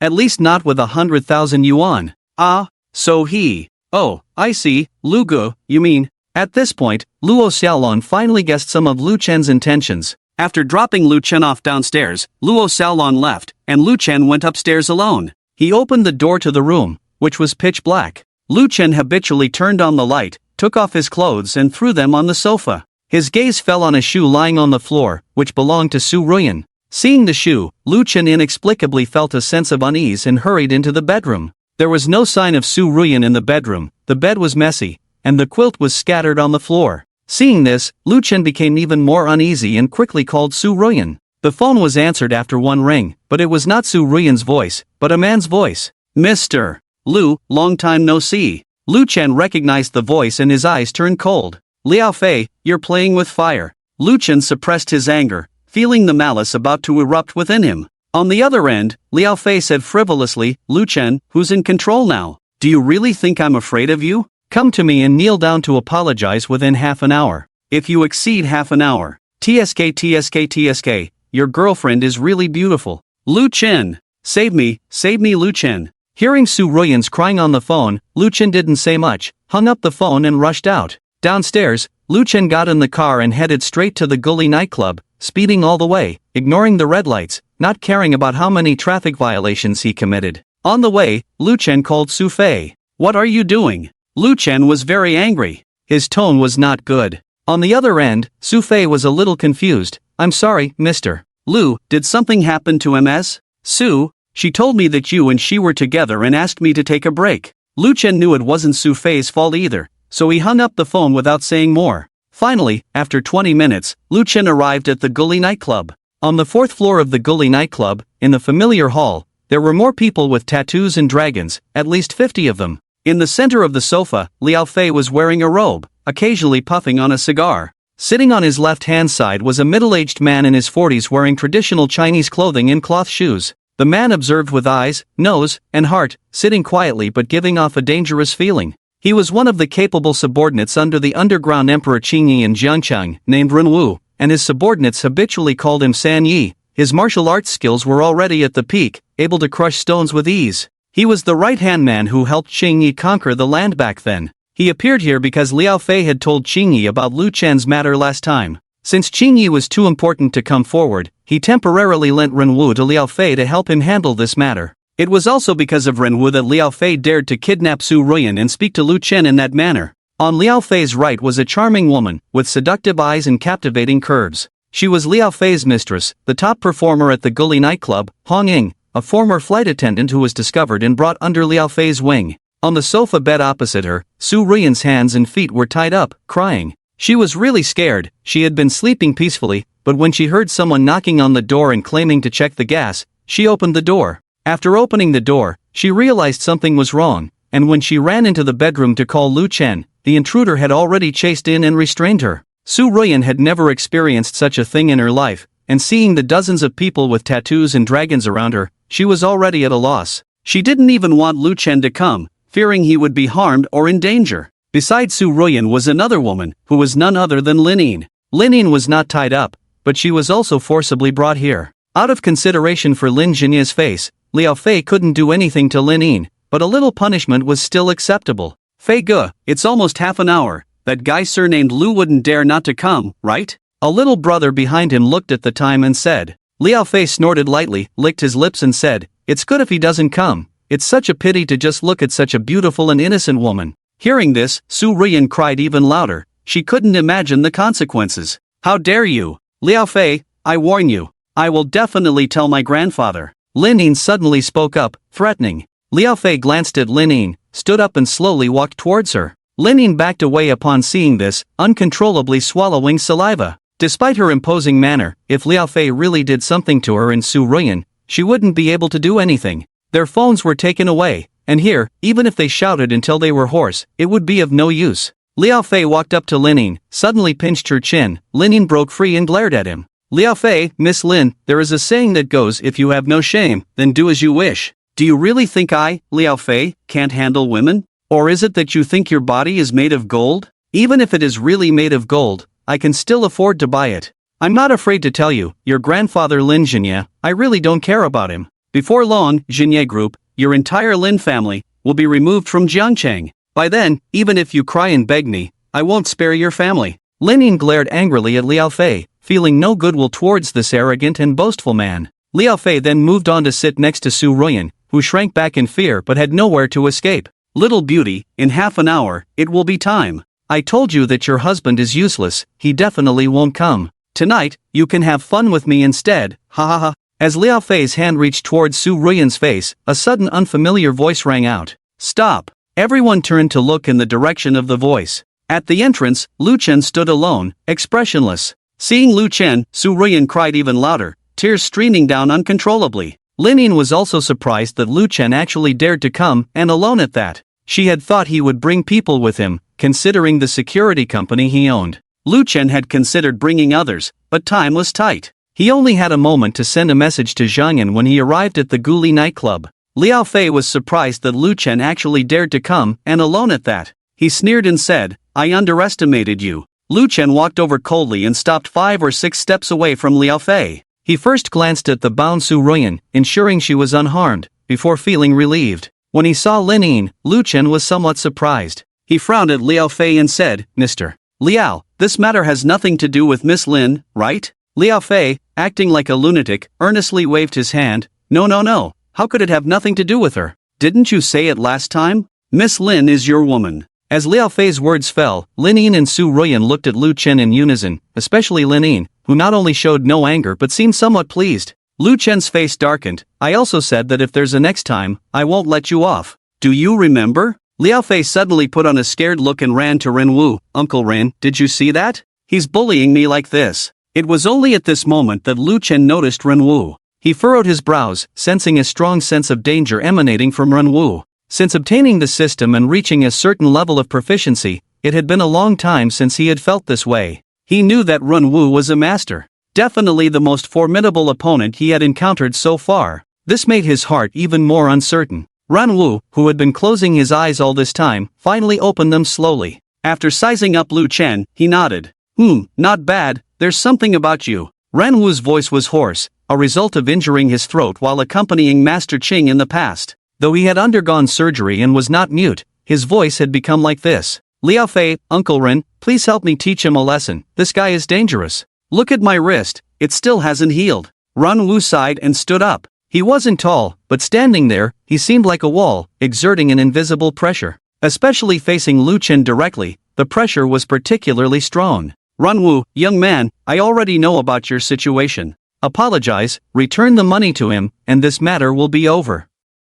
What do you think? Ren Wu made his request. Before Lu Ken could speak, Liao Fei on the side spoke first, anxiously saying, Uncle Ren. Ren Wu turned around and glared fiercely at Liao Fei. Liao Fei immediately fell silent, showing a dissatisfied expression. With just a glance, the owner of the Guli nightclub in Xingye, the adopted son of the underground emperor of Jiangcheng, dared not speak. The man's powerful status was evident. Ren Wu looked at Lu Ken again, put on a smile, and asked again, What do you think, Mr. Lu? Everyone thought this was the best outcome, and it was also the best way out for Lu Ken at the moment. Even Zuruyan and Linning thought Lu Ken should agree to Ren Wu's proposal. But Lu Ken shook his head. I don't think so. This sentence was like a boulder thrown into the water, shocking and surprising everyone present. The happiest person was Liao Fei, who was worried that he couldn't let Lu Ken off so easily. He didn't expect Lu Ken, who was so stubborn, to dare to defy Ren Wu. Liao Fei immediately stood up and walked to Ren Wu, adding fuel to the fire. See, Uncle Ren, this kid doesn't know what's good for him and is asking for trouble.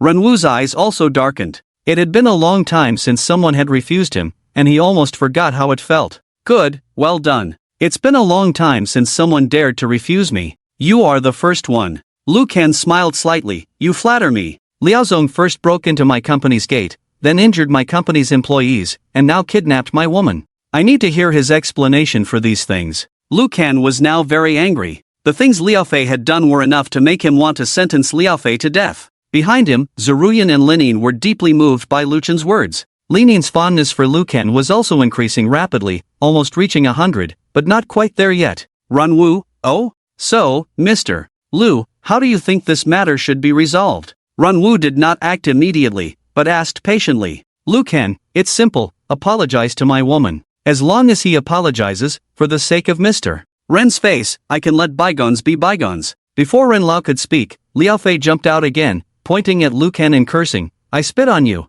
You surnamed Lu, you can walk out of here today. From now on, I'll call myself Lu Fei. Lu Kan sneered, that's a pleasant surprise. Runwoo didn't let the two argue anymore. Looking at Lu Kan seriously, he said, okay, I agree to your condition, but I also have a condition. Lu Kan, please go ahead. Runwoo, I heard you are very skilled. Let's have a fight. If you can last 10 minutes under my hands, you win. Then I will make Liao Fei apologize to you and your woman. Otherwise, you apologize to Liao Fei, return his money, and this matter will be settled. How about it? Arrogant, overconfident, self-assured. This was the message conveyed by Runwoo's words. Liao Fei not only did not worry after hearing this, but was full of confidence. Lu Kan also did not expect Runwoo to make this request. After a brief thought, Lu Kan agreed, nodding, alright, it's a deal. Before the words had even settled, a chaotic sound of footsteps came from a distance, and everyone turned their heads in unison. At the entrance, dozens of people rushed in, all wearing black vests, muscular and dark-skinned.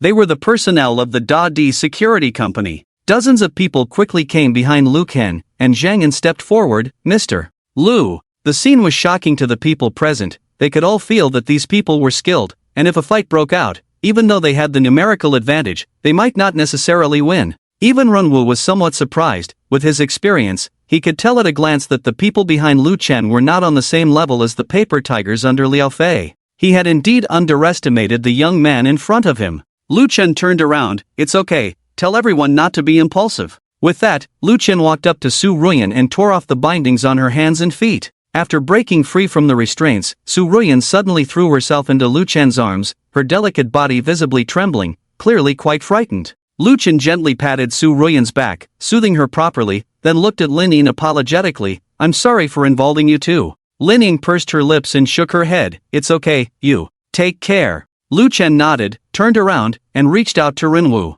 Mr. Ren, please. Runwoo nodded, took a step towards the slightly more spacious area in the center of the hall, and Lu Chen followed. All the people in the hall, the personnel of Da Di security company stood behind Lu Chen, while Liao Fei's men stood behind Runwoo. The two sides confronted each other from a distance. In the middle, Lu Chen and Runwoo stood about 7 or 8 meters apart. Runwoo clenched his fists and cracked them. It's been a long time since I've stretched my muscles, ha. Lu Chen's eyes were only serious. After taking a deep breath, he seized the opportunity, took big steps towards Runwoo and charged. A plain and ordinary punch aimed straight at Runwoo's face. As soon as Lu Chen made his move, Runwoo's eyes lit up. Just this speed alone proved that Lu Chen was not an ordinary person. Runwoo didn't move, waiting until Lu Chen's fist was almost in front of him before raising his right hand. Lu Chen only saw Runwoo lightly patting. His powerful punch was deflected, and, due to inertia, his chest was left exposed in front of Runwoo. A strong crisis hit. Lu Chen wanted to protect himself, but it was too late.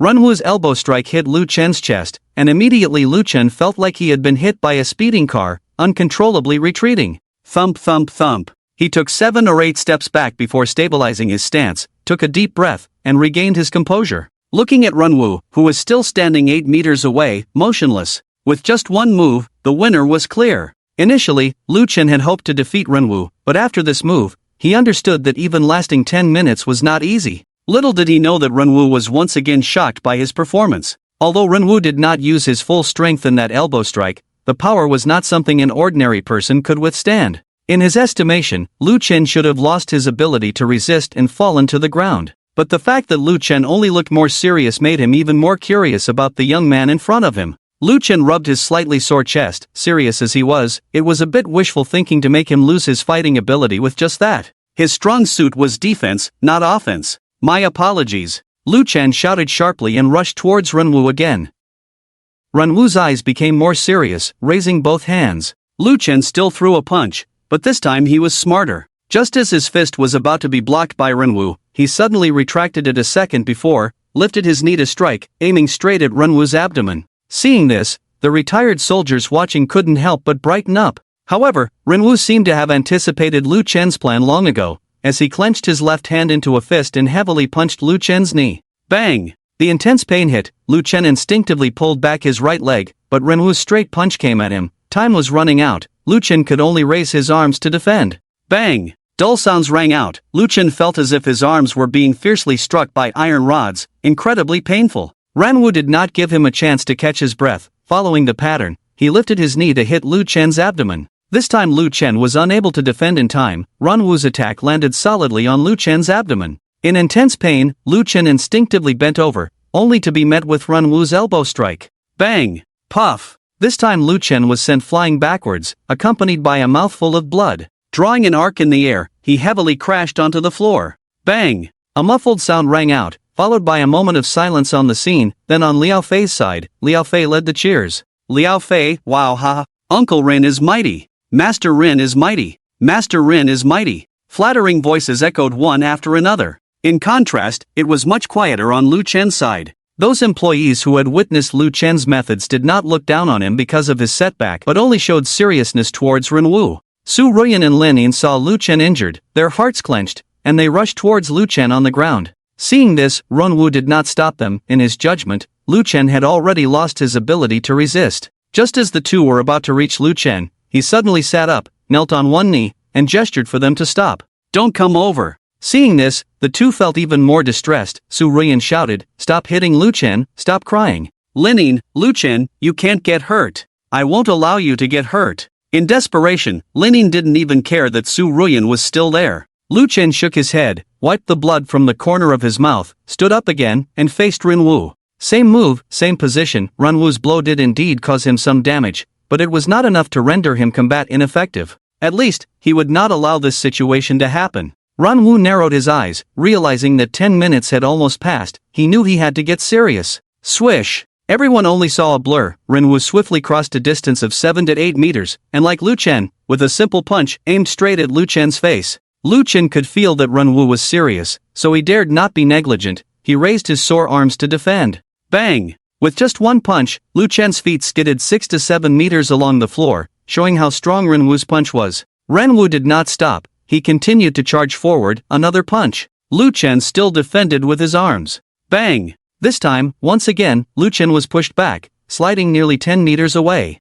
Renwu's figure, like a ghost, followed up again, still with the same punch, and Lu Chen still defended with his arms. Not for anything else, but because he could only defend. There was simply no opportunity or time to counterattack. Bang! Crack! This time, the crisp sound reached everyone's ears, and Lu Chen's arms visibly bent at an angle. His arms, broken by 3 punches from Renwu, lying motionless on the ground. Lu Chen! Stop it! Please stop! Lin, stop it! Lu Chen! The two women spoke one after the other, rushing towards Lu Chen. Looking at him like this, they endured indescribable heartache. Zhanyan and the security company personnel subconsciously stepped forward, ready to help Lu Chen up. However, before they reached him, Lu Chen knelt down again and stood up. Don't come over! Lu Chen's voice was hoarse, his face pale, bloodless, covered in cold sweat. This scene shocked everyone unprecedentedly. Even Liao Fei, seeing Lu Chen like this, couldn't help but feel a little scared. He grabbed his neck and shouted, "What are you playing at? Do you want to be beaten to death?" Lu Chen gave him a cold glance, a look that made Liao Fei feel as if he had fallen into an ice cave. Facing Renwu's suspicious gaze, Lu Chen stood up with difficulty. "I haven't lost yet." The gaze of Renwu turned completely gloomy. Lu Chen stood up one after another, which was the most serious provocation to him. There was less than a minute left. He had to defeat Lu Chen within a minute. Thinking of this, Renwu no longer held back. He rushed towards Lu Chen like a cannonball. Fists, elbows, knees, legs, feet, head. Renwu unleashed a fierce storm of attacks on Lu Chen, who had lost the ability to resist. Lu Chen's arms were broken, unable to defend himself, only able to endure the onslaught. His internal organs trembled under Renwu's attack. Ruptured. Blood gushed out, spraying on Renwu's body like there was no tomorrow. "Stop it! Stop! We surrender! We surrender, Wu!" Lin couldn't bear to watch, crying out to make Renwu stop. Lin remained silent, her eyes red with tears. The members of the Da-Di security company clenched their fists, their eyes bloodshot, wishing they could take the beating for Lu Chen. And so it went on for a full minute. Renwu's one-sided output continued for a full minute, and after a minute, Renwu stopped. Because time was up. Looking at Lu Chen, still standing there covered in blood, Renwu knew that even if he gave him more time, unless he killed him, there was no way Lu Chen would fall. Continue, Uncle Ren. Why did you stop? Keep hitting him. He hasn't fallen yet. Liao Fei reminded from the side. One of Liao Fei's men next to him looked at the time and cautiously said, Fei, the time is up. Hearing this, Liao Fei didn't even look, he slapped his subordinate's face. Smack! You just had to open your mouth, ha! The subordinate covered his face, too angry to speak. At this moment, Renwu spoke, time's up, I lost. With Renwu's words, Su Ruyan and Lin Yin rushed towards Lu Chen, who was still standing with difficulty, and Zhang Yan and others also did the same, surrounding Lu Chen in an instant. Lu Chen still stood there, unable to feel the warmth of Su Ruyan's embrace, feeling cold all over. Apologize. Lu Chen, with his last bit of strength, weakly and firmly uttered these two words. Hearing this, just as Liao Fei was about to say something, Renwu turned to him, without a doubt, do as he says. Liao Fei, Uncle Ren. Renwu, don't understand what I said, do you? Renwu was rarely angry, glaring at him. Liao Fei was somewhat afraid to look at Renwu, but still said with his neck stretched out, Uncle Ren, my adoptive father called you over to help me vent, not to apologize. Renwu, hearing this, looked coldly at Liao Fei. I will explain to Qingyi later, now, apologize to him immediately. Liao Fei refused. Renwu walked slowly towards him, step by step. With each step closer, Liao Fei felt a strong killing intent emanating from Renwu. He was scared. I apologize. I apologize. I apologize. Liao Fei quickly bowed his head, walked quickly to Lin Yin and Su Ruyan, glanced at Lu Chen who was barely hanging on, and suddenly he felt it wasn't a loss. At least Lu Chen took the beating. With these injuries, it would be difficult to save him.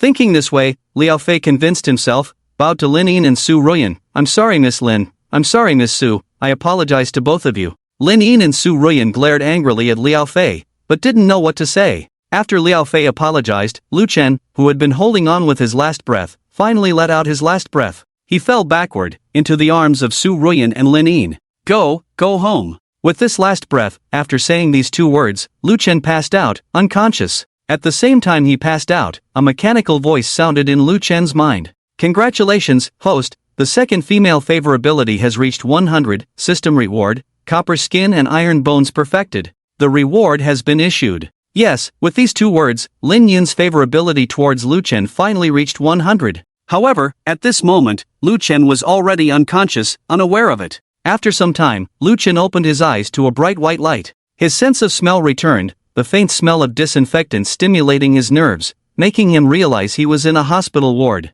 Memories flooded back as Lu Chen shook his head, recalling everything that had happened before. At this moment, Su Ruyan, who had been by his bedside, also woke up. Seeing Lu Chen awake, Su Ruyan first showed an incredulous expression, then burst into tears, tightly hugging Lu Chen. You scared me to death, do you know that? You scared me, woo-woo. Lu Chen gently patted her back. It's okay, I'm fine. After comforting Su Ruyan for a while, she calmed down and wiped her tears before preparing to leave. Wait, I'll go find the doctor. Lu Chen reached out and stopped Su Ruyan, surprising even himself with his speed. Mixed with confusion, Lu Chen asked, how long was I unconscious? Su Ruyan replied, 2 days and 2 nights, husband, you can't do this again next time, understand? No next time. Got it? Lu Chen smiled and nodded. Su Ruyan went to find the doctor, and Lu Chen raised his arms to look. His arms were wrapped in thick plaster, uncomfortable. With a slight effort, the heavy plaster exploded, revealing intact skin and muscles underneath.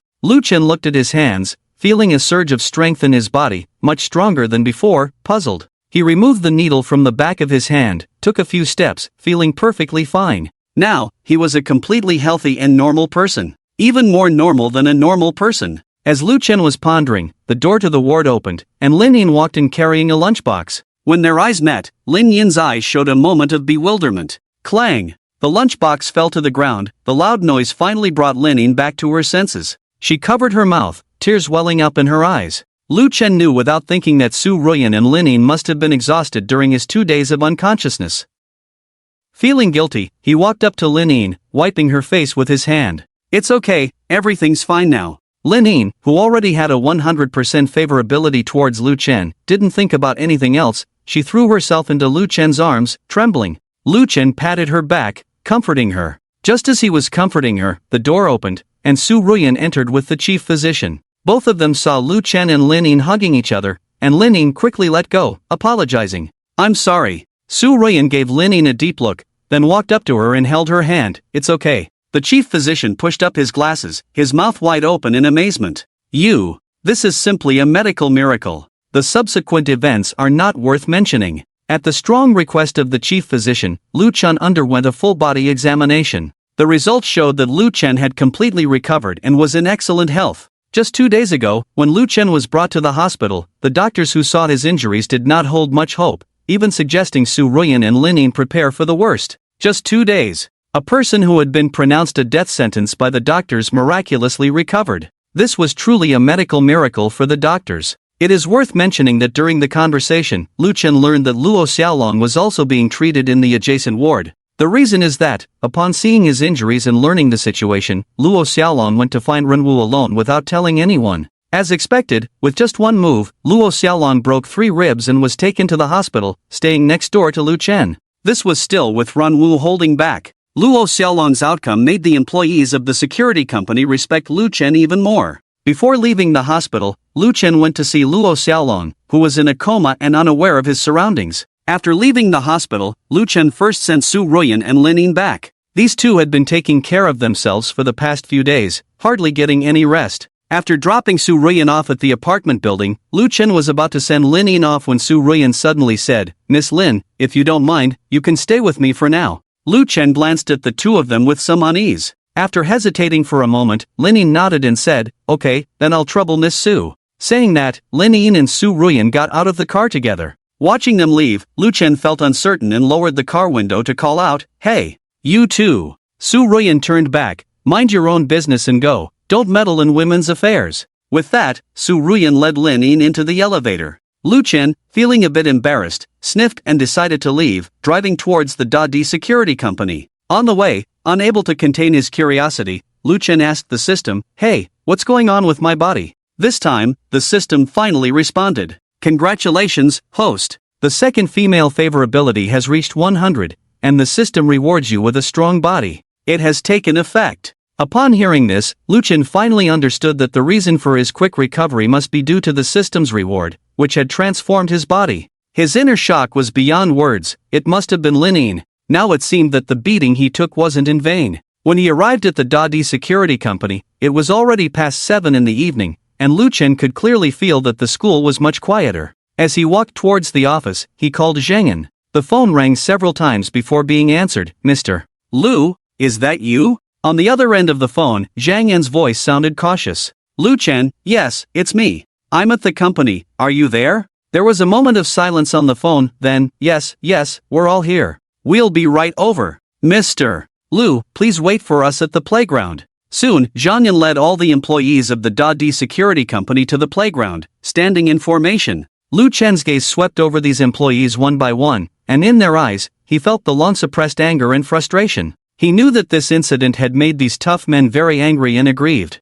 But now that things had come to this, if Liao Fei didn't continue to provoke him, he had no reason to go looking for trouble with Liao Fei. However, Luo Xiaolong couldn't just take a beating like that, otherwise, anyone could bully his company in the future. "I know you all have been holding back your anger. You are all young and passionate men. Rest assured, my matter has passed, but Xiaolong's matter will not end like this. I will give you all an explanation." Lu Chen's return restored the backbone of the security company, and flames burned in everyone's eyes. After saying a few more words, Lu Chen and Zhang Yan went to the office. He instructed Zhang Yan to pay more attention to the employees' emotions during this time, increase training intensity, and let them vent their anger, or it would be detrimental. In the following days, Lu Chen mostly stayed by Luo Xiaolong's side. Luo Xiaolong's condition did not improve, he remained unconscious. On the second day of staying with Luo Xiaolong, Lin Yin was the one who brought the food. This puzzled Lu Chen, as it should have been Su Ruyan who brought the food. "Is this not very convenient for you?" Lu Chen asked, looking at the delicately prepared 3 dishes and a soup on the table. Lin Yin casually opened the meal in front of Lu Chen, sat across from him, stared at him straight, with a blushing face. Lu Chen felt a bit strange being stared at, touched his face. "Is there something on my face?" Unexpectedly, the next moment, a warm fragrance hit him, and his lips were already covered by softness. The two of them maintained the kissing motion for several seconds before Lu Chen finally reacted belatedly. He is a man, which man can withstand such a test? Moreover, it was a woman who had a 100% liking for him. So, he embraced Lin Yin's waist and pulled her into his arms. Lin Yin did not resist, and the passionate kiss continued for a while until Lin Yin felt weak all over and stopped. Lu Chen, I like you. Holding Lu Chen's neck, Lin Yin formally expressed her feelings to Lu Chen. Lu Chen, of course, knew. He lightly kissed Lin Yin's lips as a gesture. However, soon a look of dilemma and entanglement appeared on Lu Chen's face again. What about Su Ruyan? Su Ruyan was the first woman who had a 100% liking for him, his girlfriend, and he also loved Su Ruyan. Lin Yin guessed Lu Chen's concerns and said with a smile, "It's okay, don't worry. I have already talked to sister Su Ruyan, and she agrees to us being together." Ah? Lu Chen opened his mouth wide, somewhat puzzled. Su Ruyan actually agreed to him being with another woman? What does this mean? Just as he was about to ask, Luo Xiaolong, who had been in a coma for several days on the sickbed, finally woke up. Lu Gu. Upon hearing the voice, the two quickly separated, and Lu Chen walked quickly to the bedside. "You finally woke up." Luo Xiaolong looked very weak, and Lin Yin hurried outside to find a doctor. Seeing him wake up, Lu Chen breathed a sigh of relief. "You can't do such stupid things in the future. Do you hear me?" Luo Xiaolong smiled and didn't speak. Later, the doctor came in to check the situation and told Lu Chen that Luo Xiaolong just needed good rest, and recovery was only a matter of time. Lu Chen had intended to stay in the hospital and chat with Luo Xiaolong, but at this time, a call came in from Zhang Yan. "What's wrong?" Lu Chen answered the phone in front of Luo Xiaolong, inquiring. After listening to Zhang Yan's words, Lu Chen frowned. "Okay, send someone to take care of Xiaolong. I'm going back now." After hanging up the phone, Lu Chen said, "There's a problem at the company, I have to go back." Luo Xiaolong, Lu Gu, you go ahead. Lu Chen left with Lin Yin. On the way back, Lin Yin said, "It must be that scoundrel Liao Fei causing trouble. I knew he wouldn't give up so easily." Lu Chen remained silent, lost in thought. Zhang Yan told him over the phone that suddenly a few people claiming to be from the fire department and regulatory authorities came to the school for inspection, found a lot of problems, and forced the company to suspend operations for rectification. Lu Chen knew that someone must be behind this, otherwise, the people from the fire department wouldn't come to investigate for no reason and give them these groundless accusations. The most likely person was Liao Fei. Upon returning to the company, Zhang Yan was already waiting, looking helpless and dejected. Seeing Lu Chen return, Zhang Yan quickly stood up, nodded politely to Lin Yin beside him. "You're back, General Lu, what should we do now?"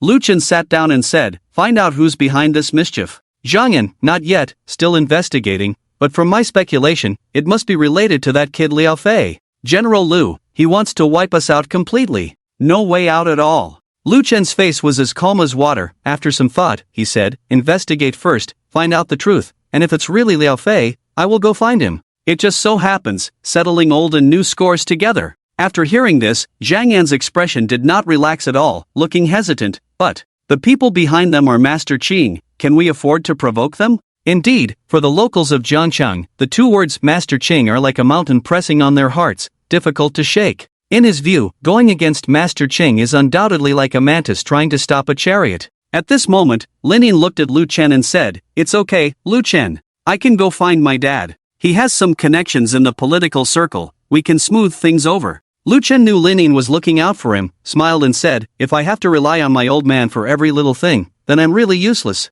Then, Lu Chen furrowed his brows slightly, looked at Zhang Yan, and said seriously, "I won't start trouble, but if someone provokes me, no matter who they are, we must follow the rules of the Jianghu. If the sky falls, I'll hold it up. What are you afraid of?" Zhang Yan sensed the displeasure in Lu Chen's tone and quickly stood up. "I'm sorry, Mr. Lu, I was just overthinking." Lu Chen waved his hand. "Increase security measures during this period, tell the staff not to be afraid of troublemakers. If anyone dares to cause trouble, just beat them. If they die, we'll just pay for it. I have plenty of money. Liao Fei treats us like soft tomatoes. Let him taste the bitterness of broken teeth." Lu Chen's words made Zhang Yan feel refreshed. His tense mood also relaxed a lot. Lin Yin beside him was even more delighted. "Mr. Lu, Mr. Zhen, we found it." As the three were talking, an employee came to the door. Upon hearing the voice, Lu Chen hurriedly said, "Speak." The employee said, "It's Liao Fei. He has some connection with a deputy minister named Shirlei from the fire department. He asked Shirlei to deliberately cause trouble for us." Upon hearing that it was indeed Liao Fei, the three showed no surprise. Zhang Yan angrily slammed his fist on the table. "This scum." Lu Chen nodded, stood up, and walked towards the door with Lin Yin.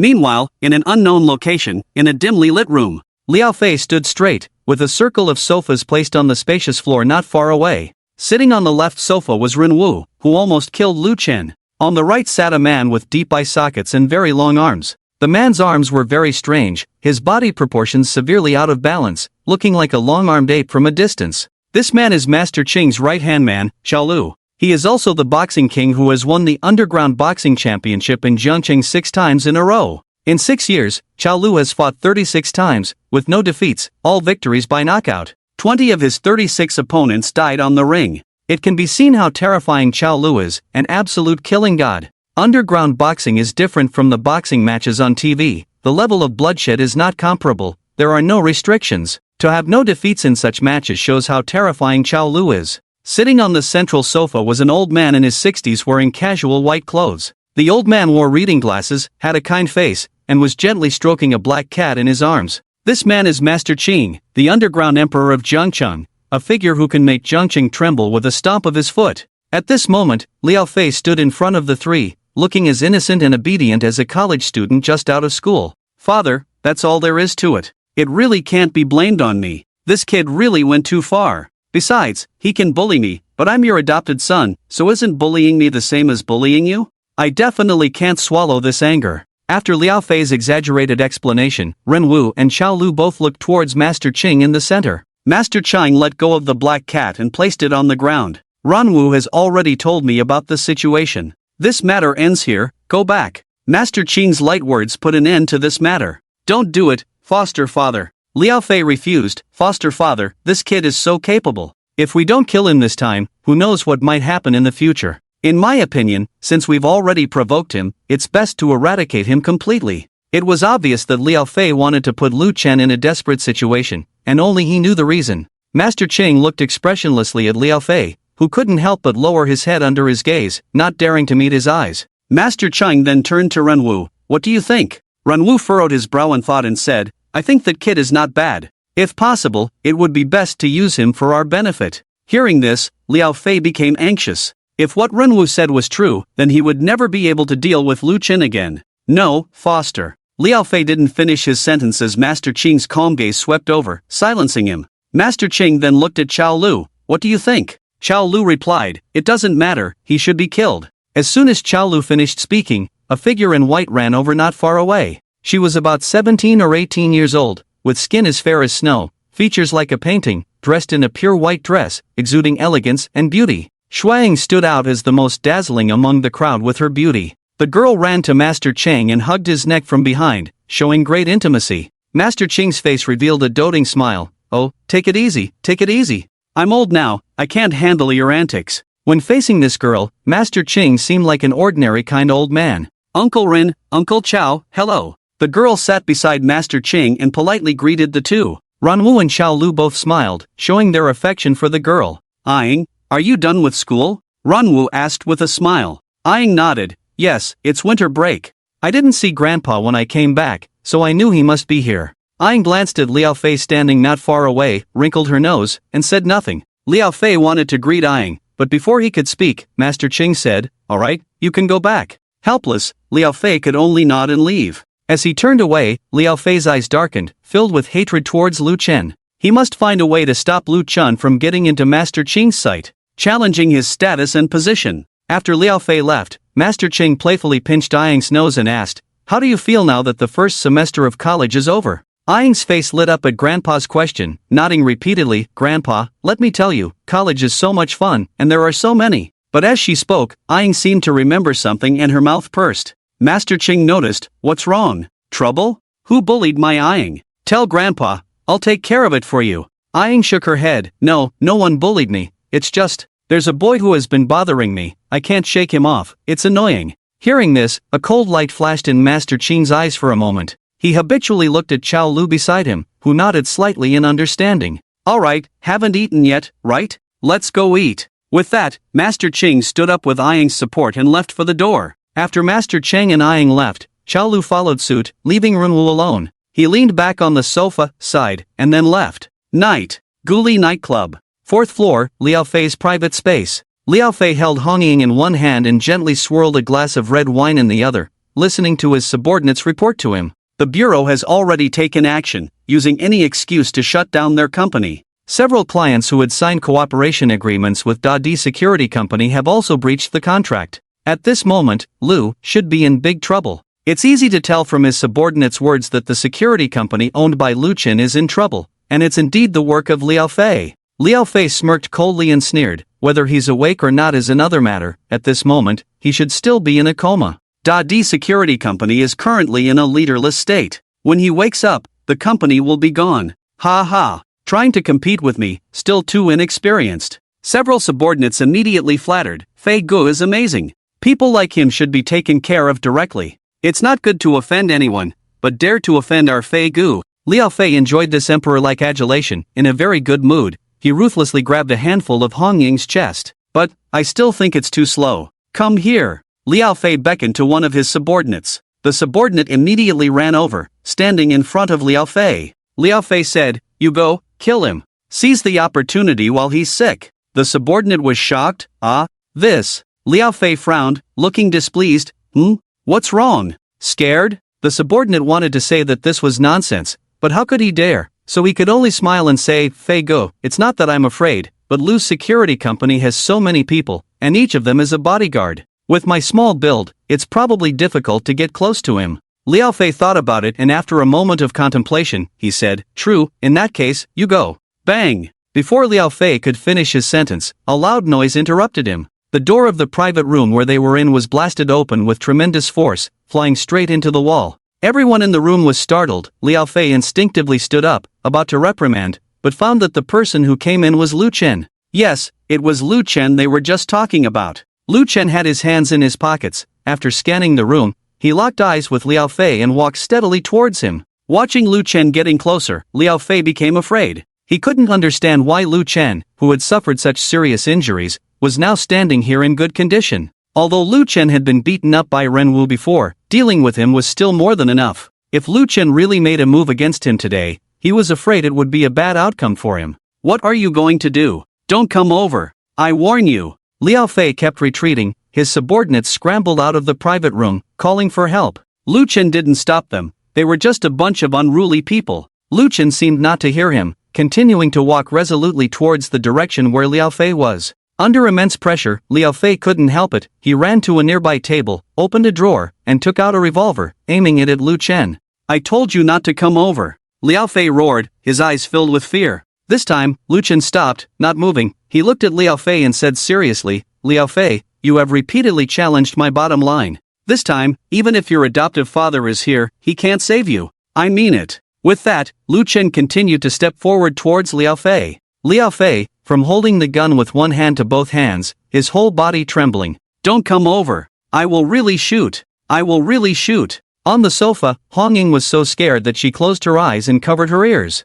At the door, the chaotic sound of footsteps rang out, followed by dozens of henchmen rushing in. Those who couldn't enter stood outside the private room, shouting one after another. Lu Chen walked expressionlessly towards Liao Fei, treating the gun in his hand as if it were nothing. Finally, when Liao Fei was less than 5 meters away, he made a tough decision and pulled the trigger. Bang! The piercing sound of the gunshot made Hong Ying scream. Liao Fei closed his eyes tightly. He dared not look. He was using this gun for the first time. Usually it was more for show, to show off. Not far away, a group of younger brothers who had just entered the door were gaping, looking incredulous. Because just now, they witnessed a jaw-dropping scene. Lu Chen dodged the bullet. Yes, you heard it right. From a distance of 5 meters, everyone saw Lu Chen sway lightly, easily dodging the bullet shot at him. This is the power of reaching the pinnacle of strength and toughness. The current Lu Chen has greatly improved his overall physical fitness compared to before. He even felt that even if he didn't dodge, the bullet hitting him probably wouldn't cause much harm. Now he has enough confidence that he can definitely defeat Renwu when facing him again. Getting back to the point, after dodging the bullet, Lu Chen flashed to Liao Fei in an instant, grabbed his neck, and lifted him up with one hand. Liao Fei thought Lu Chen had been shot and fallen to the ground, but suddenly felt difficulty breathing, and then his whole body was suspended in the air. A strong sense of suffocation hit him, and the handgun fell out of control. He didn't have time to think about how Lu Chen managed to avoid being shot. He just wanted to break free from Lu Chen's grip. But how could that be possible? The fact was that his struggles were ultimately in vain. As for Liao Fei's little brothers behind him, After witnessing Lu Chen dodging the bullet, they didn't dare to approach Lu Chen, their eyes flickering. Liao Fei's face quickly turned as red as a pig's liver, and his struggling became weaker and weaker. Just a second before Liao Fei felt he couldn't hold on any longer, Lu Chen let him go, and Liao Fei fell to the ground, starting to cough violently. Cough, cough, cough, cough, spare me. This time Liao Fei was truly scared. He was scared from the bottom of his heart. For the first time, death was so close to him. Just the thought of almost leaving this beautiful world made Liao Fei's soul tremble. Unfortunately, after experiencing several troubles in a row, Lu Chen had made up his mind not to let him off easily. Lu Chen grabbed Liao Fei's hair and pressed him on the table, picked up a bottle of wine, smashed it, held the shattered glass shards, and in the midst of Liao Fei's heart-wrenching screams, he cut off his ear alive. Blood splattered everywhere. Liao Fei screamed in pain, rolling on the ground. Lu Chen casually dropped the glass shards and threw Liao Fei's ear, which belonged to him, on the ground. Sometimes I really envy you, living in a society governed by law. If murder wasn't a crime, it wouldn't be as simple as losing an ear. Liao Fei, you will die sooner or later. With that, Lu Chen picked up the wine on the table, threw it at Hong Ying, and ordered, wash up. Hong Ying's face turned pale with fear. She didn't dare to resist, obediently started pouring wine for Lu Chen. I dare not anymore, Master Lu. I dare not. Please spare me this time. Liao Fei was already scared out of his wits, begging with snot and tears, showing no trace of his usual arrogance. How you handle your connections, how you deal with it for me. If you don't handle it well, you can forget about the other ear. After saying that, Lu Chen ignored him, washed his hands, and then turned and walked towards the door. The subordinates gathered at the door instinctively made way, watching Lu Chen leave. After Lu Chen left, Liao Fei was furious. A bunch of useless people. Useless. Useless. Useless. Get out of here. Get out. Get out. The subordinates didn't dare to disobey, obediently scattered and left. Liao Fei was the last to leave. He picked up his ear from the ground and left the gully nightclub as if fleeing. The top priority was to go to the hospital for treatment. Perhaps there was still a chance to reattach it. Lu Chen, who left the gully nightclub, drove on his way back. Lu Chen was not a violent person, but sometimes, his kindness would make others think he was easy to bully. Reality forced him to act this way. Furthermore, after this incident, Lu Chen deeply realized that the importance of power far exceeds that of money. Although he is not lacking in money now, he lacks power. Therefore, he must find a way to gain power. The extent of the power is not important for now, but at the very least, he must possess the power that others will not easily bully him. At this moment, a seed of power took root and sprouted in Lu Chen's heart. Returning to the apartment, even before entering, Lu Chen heard bursts of laughter. Puzzled, he opened the door and found Lin Ying here, chatting enthusiastically with Su Ruyan, and he had no idea what they were talking about. Seeing Lu Chen return, the two blushed after exchanging a glance. Lu Chen casually hung his clothes on the hanger, ran his hand through his hair, not knowing what to say for a moment. He was somewhat confused about Su Ruyan's thoughts. What kind of drama was this? Have you eaten? I'll heat up some food for you. Su Ruyan stood up and walked into the kitchen. Lu Chen looked at Su Ruyan, then at Lin Ying, who was blinking her big eyes at him. Feeling embarrassed, Lu Chen followed into the kitchen, closed the kitchen door, and approached Su Ruyan, saying, I'm sorry, Su Ruyan, let me explain. Lu Chen was about to explain when Su Ruyan placed a finger on his lips, smiling and shaking her head. I know what you want to say. Su Ruyan continued to busy herself heating up the food for Lu Chen, saying, Lu Chen, I have figured it out. A man like you won't have just one woman, I'm not the only one, and Lin Ying won't be the last one. Instead of overthinking and trying to control you all the time, it's better to let you be. Don't worry, I don't blame you. After listening to Su Ruyan's words, Lu Chen understood her intentions and was deeply moved. Indeed, regardless of Lu Chen's nature, this damned system had destined him not to be a faithful man. Thinking of this, Lu Chen hugged Su Ruyan from behind. Thank you, Su Ruyan, I will always treat you well. Su Ruyan turned around at this moment with a mischievous smile. But let's make it clear in advance. I must be the main wife. Lu Chen immediately raised 3 fingers, looking serious. Okay, I swear. Su Ruyan chuckled, enough of that, and you are too mischievous. It would be nice to have a sister to share the burden with me. As she said this, Su Ruyan's face blushed uncontrollably. Lu Chen smirked, his hands starting to wander. Indeed, after the system's transformation, his physical fitness had made a leap, and their intimate moments with Su Ruyan always lasted at least half an hour.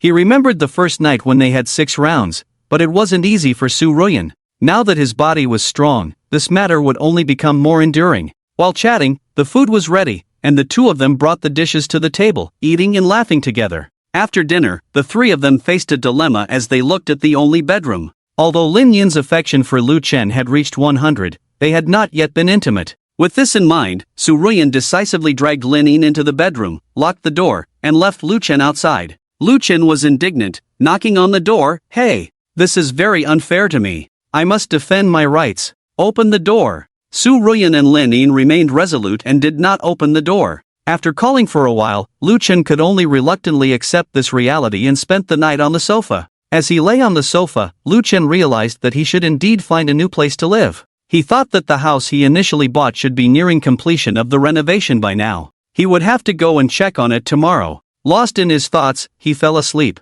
Meanwhile, in another place, in a very down-to-earth courtyard, Liao Fei knelt in front of a door with bandages on his head, crying, holding the ear that Lu Chen had cut off himself. "Stepfather, you must speak up for me." Sob. Liao Fei cried miserably, tears and snot streaming down his face. Soon, the door opened, and a maid in her 40s said, "Mr. Liao, please come in." Liao Fei crawled into the room. Inside, the room was filled with the fragrance of sandalwood, and the master was dressed in casual clothes, seemingly preparing to sleep. Liao Fei approached the master, immediately knelt down, and handed over his ear, crying, "Stepfather, you must speak up for me." The master calmly glanced at Liao Fei's ear, waved his hand, and said, "What a waste, don't call yourself my stepson in the future. What use do you have, except for bringing shame?" Liao Fei lowered his head, enduring the master's anger. After lecturing for a while, the master said in a deep voice, "You can go now. I have sent Renwu to find him. I will inform you if there is any news." Hearing this, Liao Fei could only swallow his grievances, no matter how great they were. The next day passed in a flash. At noon, Lu Chen's Audi A8 was finally repaired. After picking up the car with Lin Yin and Su Ruyan, the three of them drove to the Chujiang Tiandu community together. Entering the Chinese-style courtyard he bought, the significant changes made the three of them look around in surprise. The main renovation process was almost complete, with only some finishing touches left. The boss in charge of the renovation greeted Lu Chen with a smile and took him and the others around the entire courtyard. "Are you satisfied, Mr. Lu? If there's anything unsatisfactory, please feel free to point it out." Lu Chen waved his hand. "It's very good, I'm satisfied. How much did we agree on initially? 700,000, right?" The boss nodded repeatedly. In their line of work, there's a saying that the work is good, but the money is hard to come by. Especially at the end of a project, the homeowners often nitpick and try to lower the price, and they have gotten used to it. Just when the boss thought Lu Chen was about to negotiate the price, Lu Chen suddenly said, "Well done, you've done a great job. 700,000 is a bit low. Give me your account number, I'll transfer 1 million to you. Consider the extra 300,000 as a token of appreciation." The boss, who had been in the renovation business for half his life, encountered a homeowner who wanted to increase the payment for the first time and was momentarily stunned, finding it hard to believe. It was only with Lu Chen's reminder that the boss came back to his senses and quickly gave his bank account number to Lu Chen. Without hesitation, Lu Chen transferred 1 million in front of the boss. It wasn't until he saw the money in his account that the boss came to his senses, realizing that he had encountered a benefactor this time. Overwhelmed with gratitude, he couldn't express it in words and thanked Lu Chen profusely. Lu Chen said, "All right, this is what you deserve. You've been working hard these days, so speed up the process. I've been sleeping on the couch every day." Towards the end, Lu Chen raised his voice slightly, intentionally letting Su Ruyan and Lin Yin hear. The two women naturally heard it and chuckled. The next step was to buy furniture. Lu Chen planned to let Su Ruyan and Lin Yin take care of it since he didn't know what they liked. After half an hour of browsing, the three of them left the courtyard, preparing to leave when a Land Rover stopped in front of them. Sensing danger, Lu Chen stared closely at the Land Rover's window. The window rolled down, and when they saw who it was, all three of them frowned. Renwu said, "Mr. Lu, I have something to discuss with you. Do you have time?" Before Lu Chen could speak, Lin Yin stepped forward and said angrily, "Is it not over yet?" Lu Chen stopped Lin Yin, handed the car keys to Su Ruyan, and said, "You two go back first. I'll be back soon." Hearing Lu Chen's agreement, both women showed expressions of concern. Lu Chen knew what they were worried about and reassured them, "Don't worry, nothing will happen. Just wait for me at home." Su Ruyan and Lin Yin didn't say much about it and could only watch as Lu Chen got into Renwu's car and left. After the car of Renwu left, Lin Yin belatedly reacted and grabbed Su Ruyan's hand, saying, "Sister Su Ruyan, you go back first. I will go home to find my father. I don't believe this young Master Ching is lawless." Su Ruyan nodded heavily, unable to help Lu Chen. She was happy that Lin Yin could help. So, Lin Yin immediately hailed a taxi to leave. In the back seat of the Land Rover, Renwu and Lu Chen exchanged pleasantries. The driver drove them to a nearby restaurant. After getting off the car, Renwu took Lu Chen into the private room that had been reserved in advance. Inside the room, as soon as they sat down, a waiter started serving dishes. 2 people, 6 dishes, 1 bottle of wine. Renwu poured a glass for each of them, raised his glass and said, "Mr. Lu, first of all, I apologize for the last time. I had no choice. I hope you can understand. This glass of wine is an apology.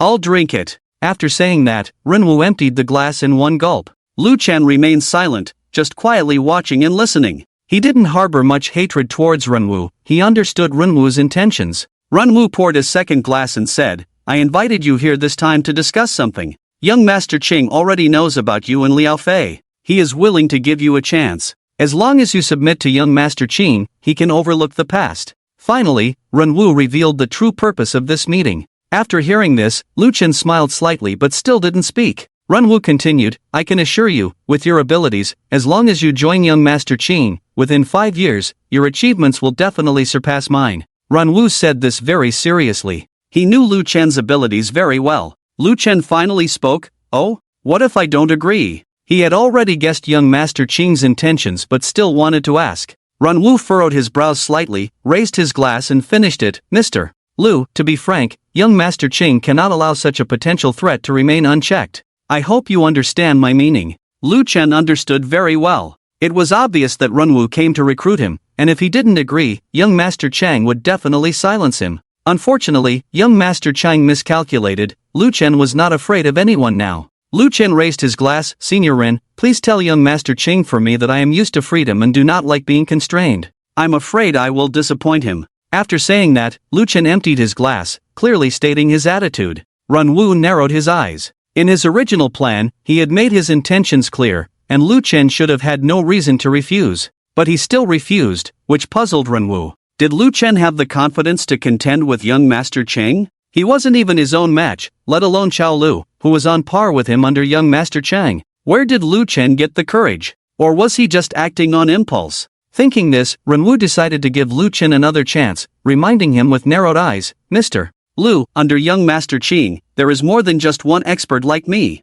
Lu Chen understood his meaning. He casually placed the wine glass on the table, stood up, and said, "Thank you for the reminder. My decision is made. There's no point in saying more. Goodbye." Without giving Renwu a chance to stop him, Lu Chen turned and left the private room. Renwu didn't stop him, not even looking in Lu Chen's direction as he played with the wine glass in his hand, lost in thought. After a while, just as he was contemplating, suddenly, crack! A sound of shattering rang out, exceptionally clear in the quiet atmosphere. Renwu instinctively looked towards the source of the sound, only to see the previously intact white wine glass now cracked with numerous fine lines. Bang! Under the gaze of Renwu, the wine glass shattered into a cluster of glass shards, lying quietly there. Seeing this, Renwu's pupils suddenly contracted. Excitedly stood up, a look of disbelief on his face. He looked towards the wide-open box door, his eyes full of suspicion, not knowing what he was thinking. After a brief moment of daze, Renwu hurriedly left. A table of 6 dishes, untouched.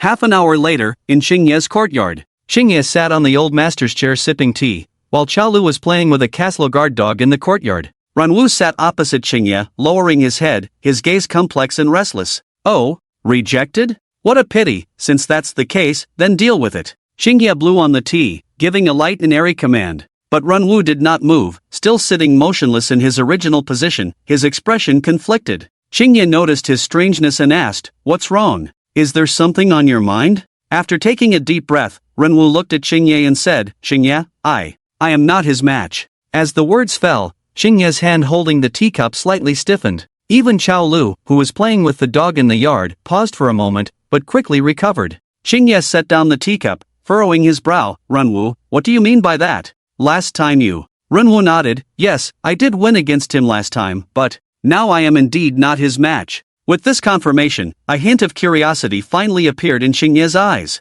Knowing Renwu well, Xingye knew he wouldn't speak without reason. Since Renwu said so, it meant that this Lu Chen was indeed formidable. After a brief thought, Xingye nodded. "All right, Lu, you go meet him." Chao Lu, who was playing with the dog in the yard, didn't even look back. "Got it, Xingye." Lu Chen was completely unaware that a crisis targeting him was quietly approaching. He had originally intended to go home, but on the way, he received a call from Lin Jianye and was now heading to the Lin Group's headquarters. Lin Group's headquarters, the 18th floor of the office building. When Lu Chen arrived, Lin Jianye and Lin Yin were already waiting. Upon seeing each other, Lin Yin grabbed Lu Chen's arm, looking proudly at Lin Jianye, saying, "I don't care. Grandpa, if you don't care about Lu Chen, don't expect me to care about you again." Humph. Lin Yin's coquettish attitude made Lin Jianye shake his head in silence. Lin Jianye pointed at Lin Yin, at a loss for words, then beckoned to Lu Chen, "You, come over here." Lu Chen obediently walked over and sat opposite Lin Jianye. He had already guessed that Lin Yin had told Lin Jianye something, feeling touched but also somewhat helpless.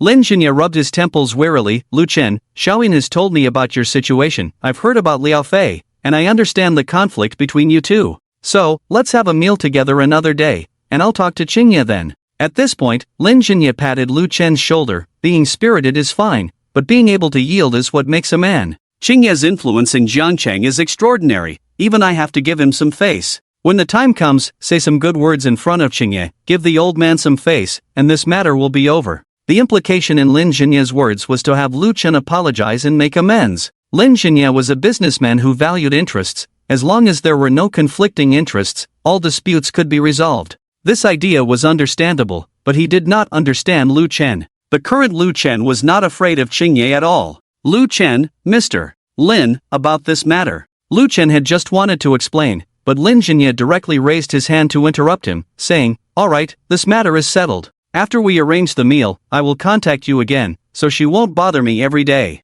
You, boy, I had a bad feeling about you from the start. Let me tell you, if you dare to bully my granddaughter, I won't spare you, got it?" Even Lu Chen was amazed at how quickly Lin Jinye's mind worked. He had just been talking about Qingye, and suddenly he switched to Lin Yin, speaking as if he was instructing his granddaughter. Lu Chen looked at Lin Yin, who blushed and turned away, not even looking at him. Reluctantly, Lu Chen had to accept Lin Jinye's somewhat unreliable proposal. After finishing their conversation, Lu Chen planned to leave. Just as he was about to ask Lin Yin if she wanted to go back together, Lin Jianye stared at him with wide eyes and scolded, "How dare you? She hasn't been home for a long time. You want to take her away now?" Hearing this, Lu Chen hurriedly left, not daring to provoke Lin Jianye. Lin Yin, on the other hand, was left behind by Lin Jianye, feeling unwilling. As Lu Chen left the Lin Group and headed back, it was already past 4 in the afternoon. Halfway there, Lu Chen received a call from Luo Xiaolong. "Lugu, where are you now?" Luo Xiaolong asked on the phone. Lu Chen hadn't visited Luo Xiaolong today, as he had a lot on his plate. He replied, "Just came out of Jianye Group, was about to go back." "What's up?" Luo Xiaolong said, "Lugu, there's a situation with Wu Su." Upon hearing this name, Lu Chen belatedly remembered the matter concerning Wu Su. He had been so busy these days that he almost forgot about it. Luo Xiaolong continued, "It seems that Wu Su's daughter's surgery failed at the second affiliated hospital of Jiangcheng. Do you want to go take a look?" Lu Chen nodded, "Okay, send me the specific location, I'll go over now." Shortly after hanging up, Lu Chen received the location from Luo Xiaolong and changed direction towards the second affiliated hospital of Jiangcheng. It was rush hour, and the road was heavily congested. Despite the 10+ kilometers journey, Lu Chen spent over an hour on the road. By the time he arrived at the hospital following the navigation, it was already dark. On his way to the ward, Lu Chen saw Wu Su sitting on a bench in the corridor, holding his daughter. They hadn't seen each other for a few days, and Wu Su looked much more haggard. His once black hair was now sprinkled with silver strands, making him, in his 30s or 40s, appear much older. When Lu Chen saw Wu Su, the latter was on the phone, pleading, "Zhou Zong, please, lend me some more money, please." Wu Su's eyes were red, and it was hard to imagine a man of his stature being pushed to this extent. Lu Chen immediately recognized the person Wu Su was talking to as Zhou Jili. It didn't matter what Zhou Jili said, but when the call ended and Wu Su looked desperate, Lu Chen appeared. Sitting down next to Wu Su, Lu Chen looked at the little Seven in Wu Su's arms. Little Seven had needles in her hand, was on a drip, had an oxygen tube in her nostrils, her face was pale, and she was unconscious. Seeing Lu Chen, Wu Su thought he was there to cause trouble, his right hand holding the phone trembling violently. Wu Su said, "Mr. Lu, are you here to make me surrender?" Ignoring him, Lu Chen asked, "How much do you need?" Wu Su was puzzled. Lu Chen said, "I'll transfer $1 million to you and arrange for little Seven to be in the best hospital with the best doctors. Trust me and come with me." With that, Lu Chen stood up and left without looking back. After a few seconds of hesitation, Wusu finally reacted and hurriedly followed with little Seven in his arms. I trust you, Mr. Lu. That night, Lu Chen took Wusu and little Seven to the best hospital in Jiangcheng, Longshan Hospital. Longshan Hospital was a private hospital, widely recognized as the best and most expensive hospital, often referred to as the aristocratic hospital. At first, Wusu was skeptical, but when he saw little Seven being wheeled into the operating room, he finally understood that it was all real. Looking at Lu Chen rubbing his forehead on the bench in the corridor, Wusu suddenly knelt down with a thud. Bang! A loud sound echoed as his head hit the ground, startling Lu Chen. Lu Chen hurried to help him up, but Wusu remained motionless, his head touching the ground. Thank you, Mr. Lu. In the future, I, Wusu, am willing to do anything for you. I will go through fire and water for you without hesitation. Seeing this, Lu Chen breathed a sigh of relief and smiled. He had achieved his goal. Since he saw Wusu and Xiaoqi, he understood that Wusu was not a bad person, or rather, there was no such thing as good or bad in this world. For someone like Wusu, using forceful methods would only backfire. Attacking the heart was the key, attacking the city was secondary. Clearly, Lu Chen was right. He helped Wusu up and said, it's not necessary, as long as you walk the right path. Wusu knew what Lu Chen meant. Thinking about how he had once tried to harm Lu Chen for a mere 100,000, Wusu felt ashamed and unworthy. Mr. Lu, I am truly no better than a beast. Worse than a beast. Lu Chen patted his shoulder. It's okay. Everything was understood without words. The two waited outside the operating room for over 2 hours, until the moon rose above the treetops and the red light in the operating room finally turned green, signaling the doctor's exit. Wusu hurriedly asked, Doctor, how is my daughter? The doctor held a booklet and said, You are the patient's father, right? Sign here. The surgery was successful, but she needs to stay in the hospital for observation for a while. Prepare the fees. Upon hearing that the surgery was successful, Wusu was so moved that tears almost fell from his eyes. Without looking, he signed on the booklet. How much will it cost approximately? The doctor replied, It's hard to say, but start with 30,000. Upon hearing this number, Wusu was taken aback. He had risked his life to earn a mere 100,000 from Liao Fei, and now he needed 30,000 just like that. Where was he going to find it? At that moment, Lu Chen walked over and said, Don't worry about the money, I'll pay. Wusu couldn't find the words to express his feelings. He just looked at Lu Chen with eyes full of emotion, a gaze that was heart-wrenching. Lu Chen patted his shoulder, then went downstairs to pay the fees. He paid 50,000 in one go, just in case. Congratulations, host, for spending 500,000 on women. The system has refunded 5 million. It has been credited to your account. When he finished paying, the system's voice sounded. It was only then that Lu Chen realized that Xiaoqi was also a girl, feeling pleasantly surprised. After paying, Lu Chen handed the medical card to Wusu and left, leaving Wusu alone by Xiaoqi's side. By the time he left the hospital, it was already past 10 in the evening.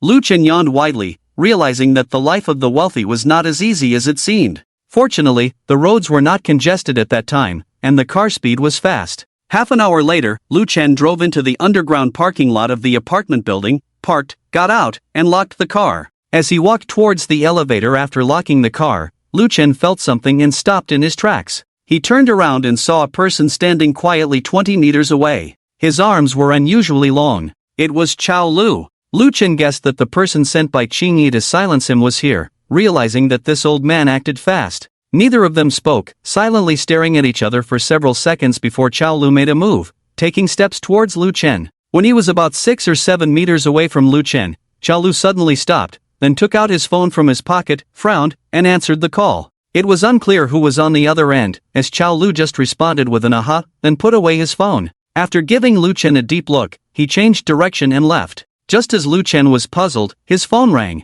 Lu Chen took out his phone and saw that it was a call from Lin Jinya, so he answered. Old man. Lin Jinya, Lu kid, I've made an appointment with Shui Cheng. Tomorrow night at 7 o'clock, Wushan restaurant, remember to be on time. After conveying this message, Lin Jinya hung up the phone. At that moment, Lu Chen finally understood why Chao Lu had stopped just now. It must be that Qing Yi had also called him. Shui Cheng. Lu Chen murmured this name. This was the first time he had heard Qing Yi's full name. The next day, in the afternoon around 3 o'clock, Lu Chen woke up groggily and stretched lazily. Beside him, Su Ruyan was still asleep, her face pale and tired. Lu Chen smiled, got up from bed, and started to freshen up. Lin Yin was not around yesterday, and he and Su Ruyan hadn't been intimate for a long time. After tossing and turning many times, coupled with his strong physique, Su Ruyan seemed to be falling apart. When Lu Chen finished freshening up and came in, Su Ruyan lazily turned over, looking at the curves under the quilt. Lu Chen felt a surge of desire in his lower abdomen and pounced towards Su Ruyan again.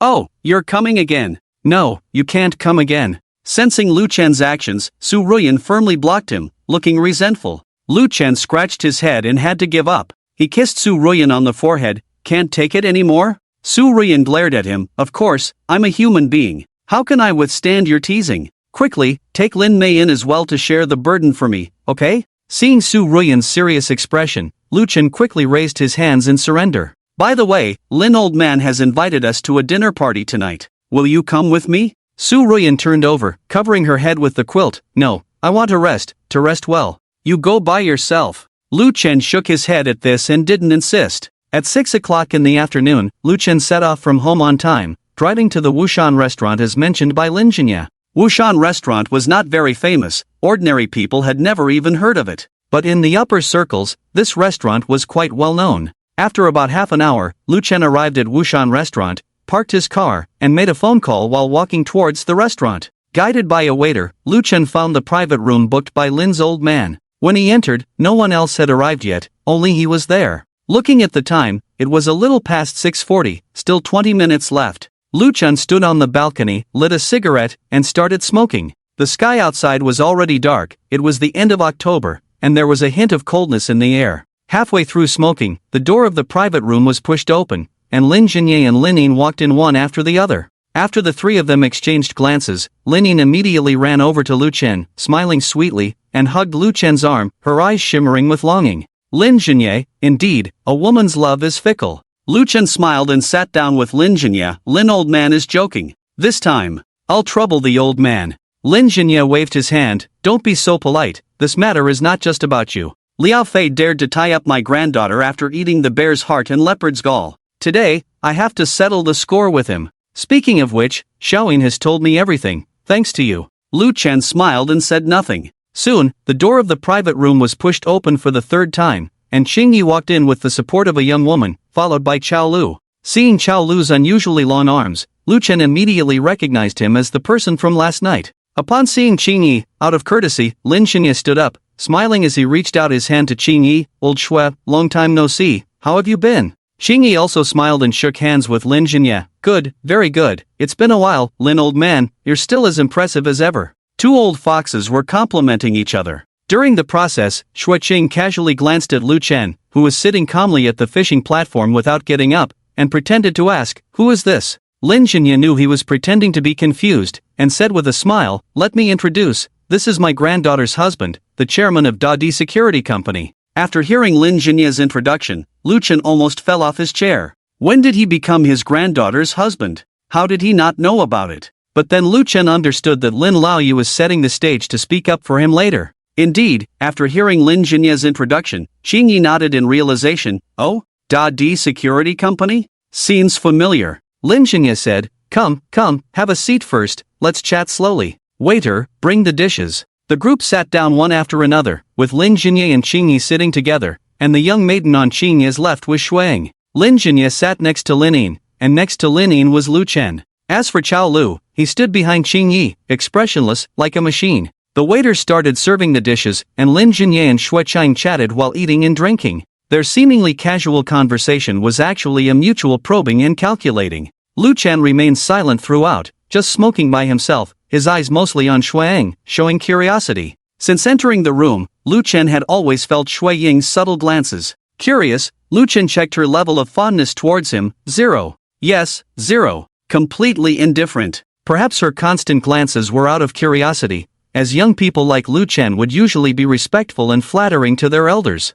In contrast, Lu Chen not only failed to stand up to greet Qing Yi when they first met, but also remained elusive and rebellious throughout the process. It was no wonder she was curious. For Lu Chen, as long as he didn't splash tea on Qing Yi's face, how could he possibly try to please someone who wanted to harm him? Everyone had their own thoughts as the dinner continued. The first half of the conversation was about trivial matters, but after a few rounds of drinks, Lin Jinye finally revealed the true purpose of the dinner. "Shui Lao, I heard that your son-in-law Liao Fei kidnapped my granddaughter. Is this true or false?" The atmosphere visibly tensed as the words fell. Xing Yi paused, then smiled, yes, indeed. I came here this time to explain to Lin Lao that the incident last time was purely a misunderstanding. Rest assured, I have already reprimanded him. Xing Ye's so-called reprimand was actually doing nothing, without even an apology, showing an attitude of I kidnapped your granddaughter. What can you do about it? Lin Xinye could see through it, and his face immediately darkened. Shui Lao, Lin Xinye, also have some dignity.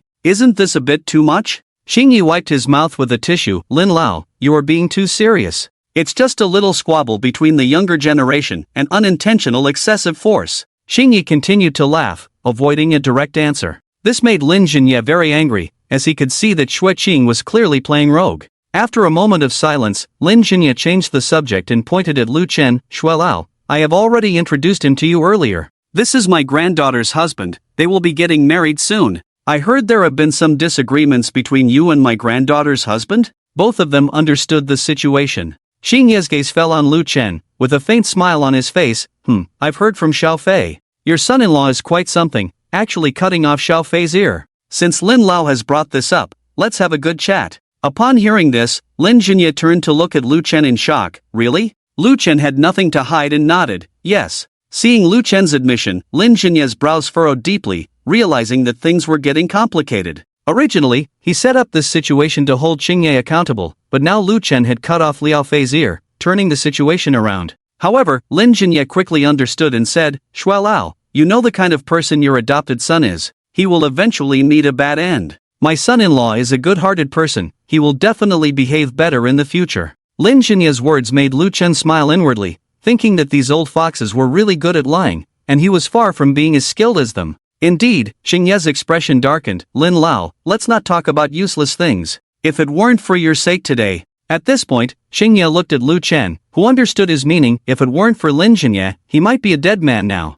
But he didn't see it that way. Tell me, how should we handle this matter? Xing Ye asked. Lin Xinye replied, what else can we do? Your adopted son is causing trouble everywhere, first tying up my granddaughter, then provoking my son-in-law from behind. Cutting off his ear is just the beginning. Snap! Xing Ye slammed his hand heavily on the table, showing that his patience was wearing thin. Lin, Shui Mao crawled out of a pile of dead bodies back then. He wasn't scared by anything. Do you really think I, Shui Mao, am afraid of you? Lin Xinye, seeing Xing Ye daring to slam the table, did the same. Do you think I'm afraid of you? The two stared at each other, locked in a stalemate. It was hard to imagine that one was one of the three giants of Jiangcheng, and the other was the underground emperor of Jiangcheng. Two high-ranking and powerful figures were arguing like children. Xueying and Lin were frightened and unsure of what to do. Lu Chen, on the other hand, remained calm, lighting a cigarette and blowing smoke rings, looking indifferent. Seeing Lu Chen's demeanor, Xueying inexplicably felt annoyed, not only without any good feelings,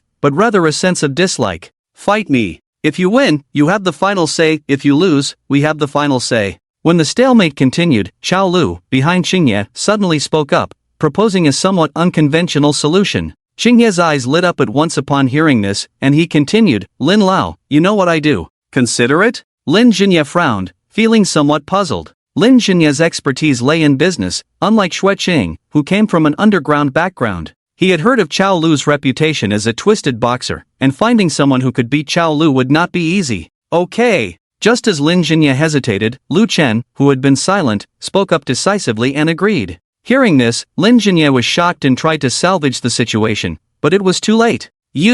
Are you out of your mind? Lin Xinye pointed at Lu Chen, looking exasperated. Lu Chen extinguished his cigarette in the ashtray, chuckled, glanced at Qiao Lu, then turned to Xing Ye and said, I agree, but the conditions need to change. Xing Ye smiled, tell me. Lu Chen said, if we lose, Xing Ye can do as he pleases, but if you lose, I only want one thing. Lin Xinye watched helplessly as things unfolded in a direction he felt was uncontrollable. Xing Ye's smile deepened, oh? What is it? With everyone's eyes on him, Lu Chen casually pointed to Xueying beside Xing Ye. Silence. No one present expected Lu Chen to make such a shameless request, especially Xing Ye, who was furious and slammed his hand on the table. Snap! Shameless brat! Xueying also stared with wide eyes, looking at Lu Chen with anger. At this moment, Lu Chen's image in Xueying's mind hit rock bottom, even lower than the senior pursuing her at school. She couldn't understand why someone like Lu Chen, who looked like a dog, would say such shameless words, especially in front of her grandfather. Not only Xueying and Grandpa Qing, even Lin Xinye and Lin Yin were stunned. After Lin Jinye reacted, he looked at Lu Chen with confusion, as if his eyes were saying, "You shameless brat, one granddaughter is not enough for you, you want more. Wait and see how I deal with you when I get back." Lin Yin just wrinkled her nose, showing little reaction. Lu Chen leaned back in his chair, resting his hands on his head, and chuckled, "So, what do you think? Consider it? Agree or not? Just one word." Grandpa Cheng took a deep breath, forced himself to calm down, and began to think. Soon, Grandpa Cheng understood that Lu Chen was just trying to force them to withdraw from the bet using this method. After realizing this, Grandpa Cheng laughed heartily. "Ha, good.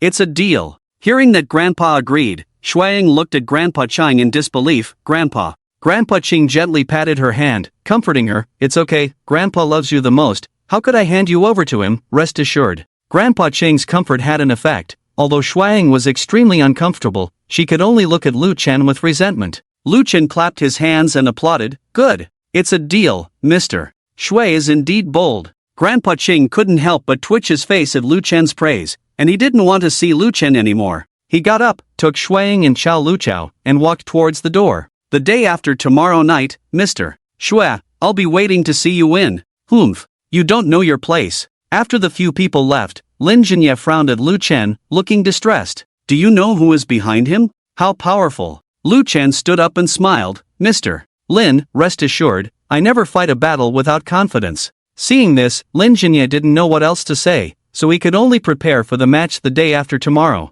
"There's no point in saying more at this point. How confident are you?" "Lu Chen, I say I'm 100% confident. Do you believe me, Mr. Lin?" Lin Jinye hesitated, rolled his eyes, stood up and left. When he reached the door, he turned back and looked at Lin Yin. "Come home with me." When Lin Yin heard this, she leaned directly into Lu Chen's arms, holding onto his waist. "No. I want to be with Lu Chen." Lin Jinye was so angry that his beard was shaking, but he could do nothing about it, so he could only turn around and leave. In an instant, there were only Lu Chen and Lin Yin left in the room. Sensing that her grandfather had left, when Lin Yin wanted to leave Lu Chen's embrace, Lu Chen suddenly pulled her into his arms. "Ah!" Lin Yin exclaimed, sitting on Lu Chen's lap. Lu Chen smirked and lifted Lin Yin's chin. "I heard you really want me?" Lin Yin's face instantly blushed, her eyes panicked, unable to look directly at Lu Chen. Without saying much, Lu Chen lowered his head and kissed her warm red lips. Lin Yin, a sheltered girl, had never even held a boy's hand because her grandfather was strict. This unusual feeling made Lin Yin break out in a cold sweat, feeling weak and powerless. Lu Chen could feel Lin Yin's inexperience, so he had to proceed slowly and gradually, feeling like he had won a battle when he pried open her teeth and his tongue invaded aggressively. Lin Yin instinctively tightened her grip on Lu Chen's clothes, squeezing her legs tightly. She had completely lost the ability to think, her mind blank. Lu Chen's actions became bolder, his hands roaming all over Lin Yin's body. Lin Yin knew she shouldn't be doing this, but she couldn't bring herself to reject Lu Chen, who already had a 100% approval rating from her, and she even felt a bit of anticipation. A few minutes later, Lu Chen, burning with desire, tore off Lin Yin's clothes with a sneer, pushed all the tableware and food on the table to the ground, and placed Lin Yin on the dining table. Over an hour later, the hotel waiter arrived at the door with 2 clothing packages, knocked on the door. "Hello sir, your clothes have arrived." "Okay, just leave them at the door." The waiter seemed accustomed to such things and left the clothing box at the door. Shortly after, the private room door opened, and Lu Chen reached in and took the clothing box. Inside the room, Lin Yin was only covered with a blanket, lying limp on the sofa, sweating profusely, with her hair sticking tightly to her forehead. She felt too weak even to breathe, let alone stand up. Lu Chen kissed Lin Yin's forehead with pity. With his physical condition and being Lin Yin's first time, he had indeed made it difficult for her. "I'm sorry, I've wronged you," Lu Chen apologized sincerely. Lin Yin gently shook her head and kissed Lu Chen's face. The two then continued to be affectionate. It wasn't until after 10 o'clock in the evening that Lu Chen finally left the Misty Mountain Hotel with Lin Yin, who was neatly dressed. Lu Chen drove Lin Yin back home to stay with Su Ruyan. Su Ruyan, with sharp eyes, immediately noticed something different about Lin Yin's walk, and she understood what was going on. She glared at Lu Chen while holding Lin Yin's hand. Heartless, no sense of propriety. Hearing this, Lu Chen scratched his head and chuckled. "Is it that obvious?" Su Ruyan rolled her eyes, took Lin Yin into the bedroom to rest.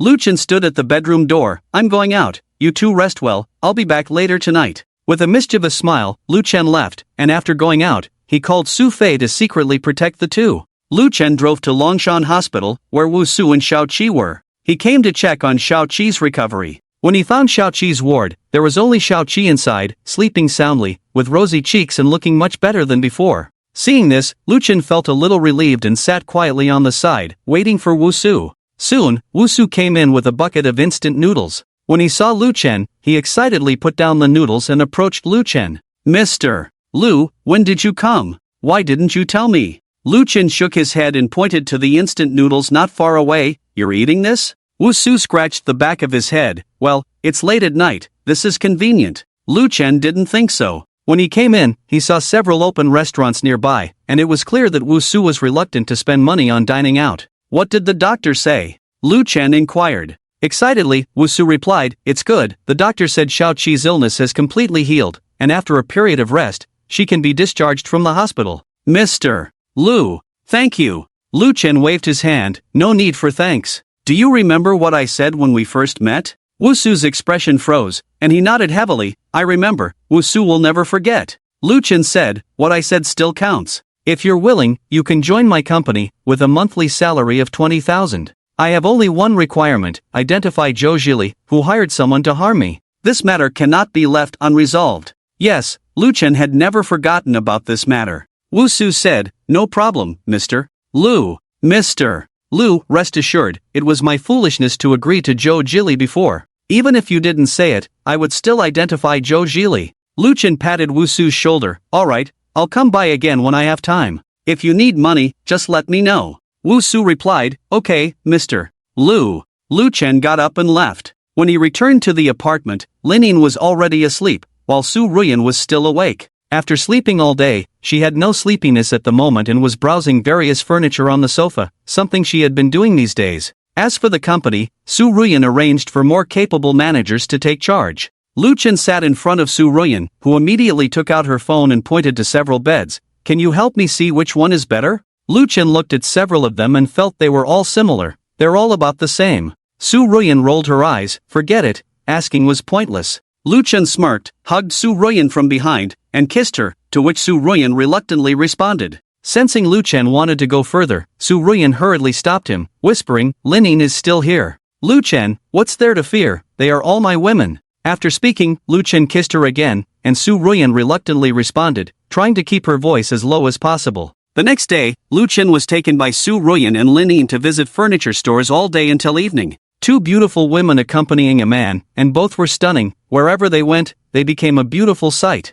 After a day of shopping, Lucien felt sore and didn't want to move at all. He had never felt that women were so powerful. In the face of shopping, his tough exterior seemed useless. In the evening, after dinner, as Su Ruyan and Linin rushed into the bedroom, Lucien followed suit, with one on each arm. The three of them rolled on the big bed, laughter and playfulness filling the room. The next day was moving day. Lucien finally welcomed the moment of moving. The new house was clean and furnished properly. As for formaldehyde, there were specialized tools to remove it. Lucien finally moved into his own house in Chujiang Tian. Around 6 in the afternoon, Lucien received a call from Lin Jinya, reminding him not to forget the evening's match. The match was held at the underground boxing arena managed by Qing Yi, the largest underground boxing arena in Jiangchang. After hanging up the phone, Lucien, accompanied by Lin Yin and Su Ruyan, headed to the boxing arena. Both women knew that Lucien was going to compete with Chao Lu tonight. Although they were worried, they couldn't change anything and could only cheer for Lucien in their hearts, believing in him. Around 7 o'clock, Lucien arrived with the two women at the underground boxing venue. It was Lucien's first time seeing a real boxing match, especially an underground one. The octagonal cage of the underground boxing arena was surrounded by wire mesh. When Lucien and the two women entered, there were already fighters competing in the ring. The scene was very noisy and intense. Unlike professional boxing, underground boxing was extremely brutal, with few rules restraining the fighters. Rendering the opponent unable to resist was the only standard for victory. This also led to a very high fatality rate in underground boxing matches, requiring great courage for the fighters standing in the ring. Lin Jinya led the three into a box on the second floor, providing a better view of the matches in the ring. When they entered the box, they found two other people inside, a middle-aged man with a stern look and a handsome young man playing with his phone. Just as Lucien was about to ask about their identities, Lin Yin, who was holding Lucien's arm, suddenly let go. Dad, brother. At this point, their identities were self-evident. The stern middle-aged man was Lin Yin's father, Lin Jinzu, and the young man playing with his phone was Lin Yin's brother, Lin Feng. It was Lu Chen's first time meeting Lin Jinzu and Lin Feng, as he had only heard about them before. In the current Jinye group, although Lin Jinye was the chairman, Lin Jinzu was the key figure, handling many matters on his behalf. Previously, the Yen City Zhu family wanted to form an alliance with the Jinye group, proposing that Lin Yin marry Zhu Li. Lin Jinzu, as Lin Yin's father, had actually agreed due to considerations for the family business, but Lin Jinye did not agree, so the matter had been unresolved until now.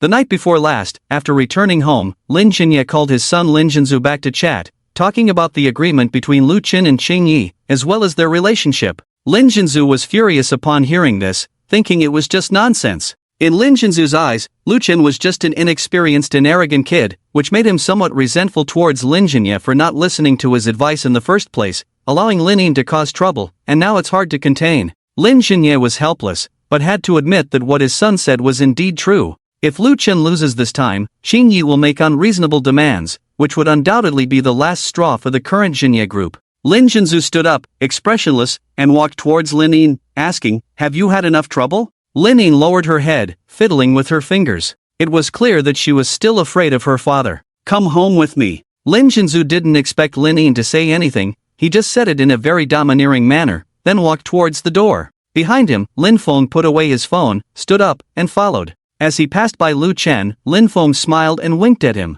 Lu Chen couldn't help but be curious about this young man. On the other hand, Lin Yin did not listen to her father, nor did she follow, but instead hid behind Lu Chen. Seeing Lin Yin's actions, Lin Jinzu's expression darkened, and this time he looked at Lu Chen. "Young man, you two are not suitable for each other. Don't get yourself into trouble. It's better for both of you to separate early." Lu Chen's first impression of Lin Jinzu was not good. Thinking back to when Lin Yin told him that Lin Jinzu intended to marry Lin Yin to Zhu Li for the sake of benefits through marriage alliance, Lu Chen felt uncomfortable. "Mr. Lin, I will not separate from Lin Yin. As long as she doesn't want to leave, no one can take her away from me." Lu Chen didn't give Lin Jinzu any face, and Lin Feng glanced sideways. Lin Jinzu narrowed his eyes. "Very good, it's been a long time since someone dared to talk to me like this, you are the first one. Let's talk about the rest after you survive tonight. Lin Yin must go with me today." With that, Lin Jinzu walked up to Lu Chen and reached out to grab Lin Yin's arm. How could Lu Chen allow that?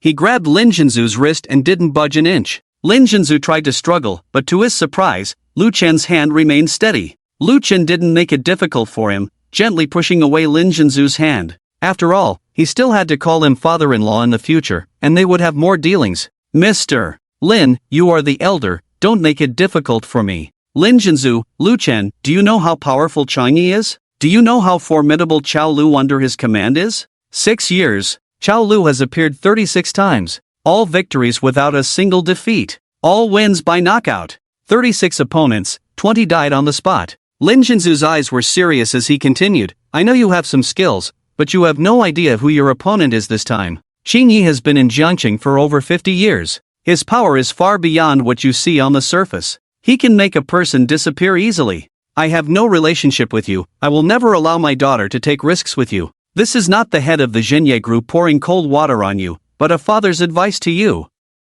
After this speech, Lu Chen's impression of Lin Jinzu improved slightly. At least, he was indeed considering his daughter's safety. The only difference was that he didn't know about Lu Chen's abilities, which led to a misunderstanding, which was understandable. Lin Jinye had been silent since entering the private room, adopting an attitude of indifference.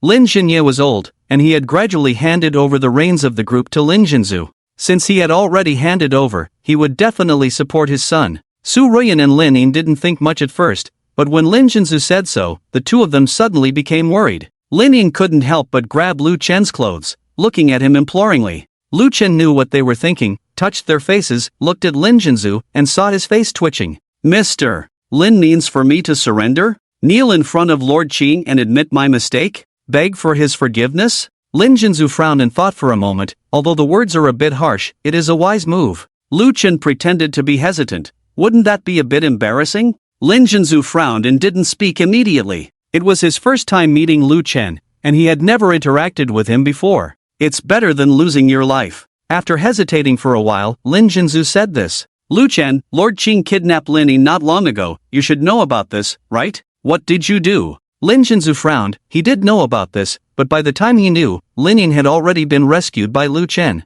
The martial world is not about fighting and killing, but about human relationships and social etiquette. A fist is not the only way to achieve your goals, you have to use your brain. Saying that, Lin Jinzu pointed to his temple. Lu Chen rolled his eyes. It's too late to use your brain now. Since Mr. Lin doesn't have much faith in me, how about we make a bet? Lin Jinzu, what do you want to bet on? Lu Chen, I bet on whether I can win. If I lose, you take Linin back, and I will never see her again. If I win, you can't interfere in our relationship anymore. Lin Jinzu's face was as calm as water, his eyes fixed on Lu Chen, unable to see any hope of winning in him. Fine. I accept. Soon, Lin Jinzu accepted the bet, returned to the sofa in the box, and sat down again, looking forward to the show. At this moment, Linin said, Lu Chen, how about we not fight? It's too dangerous. Let's go back, okay? Don't worry, even if we don't fight, I won't leave you. I will never leave you. Lu Chen gently kissed Linin on the forehead and said with a smile, your husband is so capable, trust your husband, okay?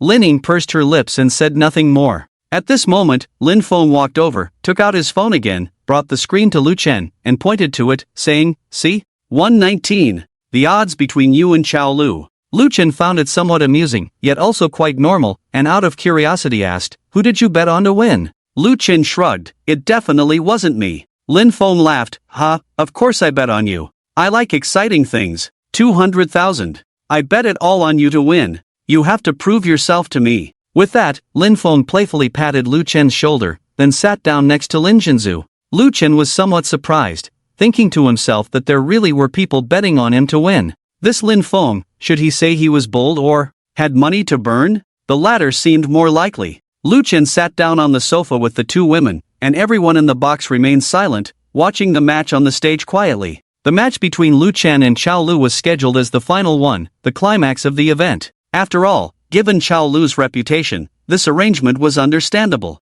On the other side, Lord Qing, Runwu, Liao Fei, and Shuang, along with others, were also watching the match in a VIP box. Chao Lu sat in silence with his arms crossed, not saying a word, in the corner. Shuang had never been to such a place before. She didn't like the bloody scene. The reason she came this time was because she was part of the bet and naturally wanted to see the match with her own eyes. Uncle Chao, help me beat him up later. Beat him until he's looking for his teeth all over the floor. Shuang waved her fist, her nose slightly wrinkled. It was clear that she still held a grudge against Lu Chen for his offense. Chao Lu smiled and nodded, okay. Liao Fei also said at this time, that's right. Beat him hard, it's best to just kill him. Let's see how arrogant he can be. For some reason, Shuang felt very repulsed when she heard Liao Fei say he wanted to kill Lu Chen.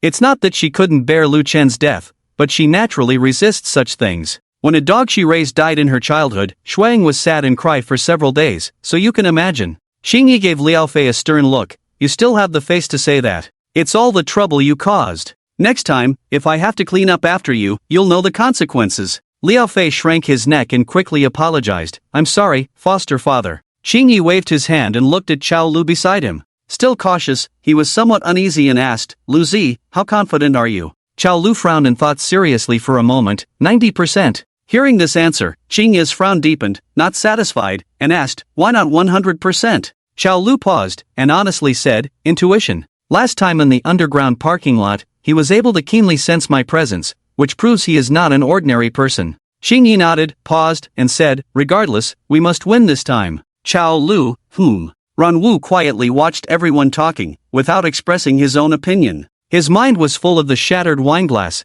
telling himself over and over again that it was just a coincidence. But he knew it wasn't a coincidence. The reason he hadn't brought up this matter with Qingyi and Chao Lu was because Renwu also wanted to see if his judgment was correct. Time slowly passed during the match, and soon it was past 10 o'clock. The next match was between Lu Chen and Chao Lu. The underground bare-knuckle fight was indeed bloody. The originally clean ring was now covered in bloodstains. This scene undoubtedly increased Su Ruyan and Lin Yin's worries. Staff came to the box. Lu Chen knew he was about to enter the ring, and before leaving, he kissed each of the two women on the face. I'll be back soon. After speaking, Lu Chen followed the staff out. The staff led Lu Chen to the backstage for preparation, although Lu Chen didn't need it, but the rules were the rules. While Lu Chen was preparing, the match outside had already ended, with one side winning by KO. The host held the microphone and passionately said something. The outside was restless. The staff brought Lu Chen to a door to wait, and he walked out after the host called his name. The moment Lu Chen walked out, he heard a chorus of boos.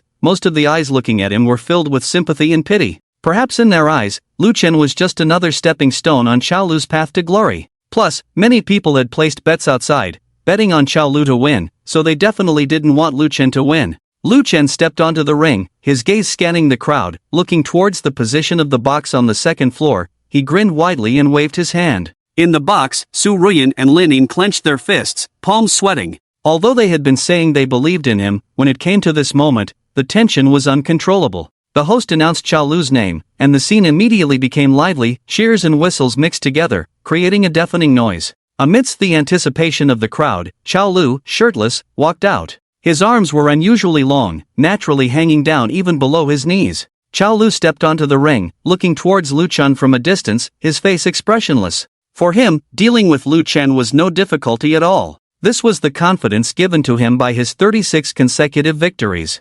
Unfortunately, he had no idea what kind of opponent he was about to face next. The referee stood outside the cage, holding a microphone, and passionately introduced the fighters. Then, with a start signal, this highly anticipated match officially began. On the ring, Xiao Lu immediately took a standard boxing stance, his eyes revealing seriousness. He is not conceited, just confident. Seeing this, Lu Chen nodded slightly. Without saying anything else, Xiao Lu was able to come this far for a reason. Compared to Xiao Lu, Lu Chen's boxing skills appear very amateurish, completely like an amateur player. Seeing this, the audience in the stands booed even louder. Some began to suspect whether Lu Chen was brought in by the organizers to be funny. Xiao Lu's eyes were like venomous snakes, closely watching every move Lu Chen made, not launching an attack rashly. At his level, ending the match only requires one opportunity. Lu Chen stood still, with his hands raised, no footwork, not moving at all. Xiao Lu kept circling the ring, looking for Lu Chen's weaknesses. Although Lu Chen had many weaknesses, it was precisely this that made him cautious.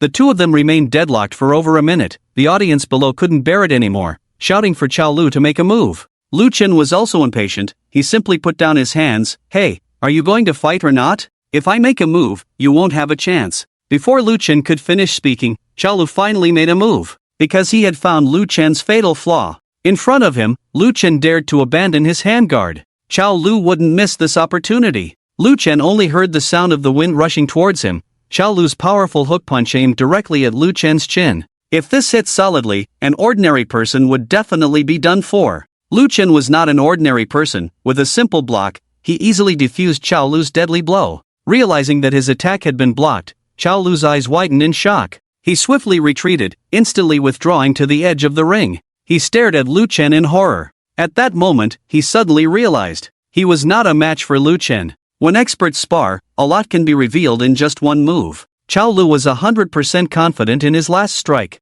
Blocked. And it was easily blocked. Without a handguard. At that moment, Xiao Lu knew he had miscalculated. On the other hand, Lu Chen was also surprised. Just a simple contact made him certain that if it were his former self, who had some skill, he would definitely not be a match for Xiao Lu. In some aspects, Xiao Lu's combat power was above his. Understanding this, Lu Chen's mouth curled up in a smirk. It's my turn next. As soon as he finished speaking, Lu Chen's figure suddenly blurred. In less than a second, covering a distance of about 5 meters, a roundhouse kick aimed at Xiao Lu. In the eyes of the many spectators, they only saw a blur pass by. The sound of the roundhouse kick brought up a strong wind, clearly audible to the audience below. Xiao Lu was shocked. Knowing there was no way to avoid it, he raised his arms in front of him, his muscles bulging all over. His arms protected his entire face and upper body tightly. Even if the kick hit, he could minimize the damage and even find an opportunity to counterattack. But where would Lu Chen give him the chance to counterattack? The roundhouse kick aimed at Xiao Lu's face suddenly stopped midway,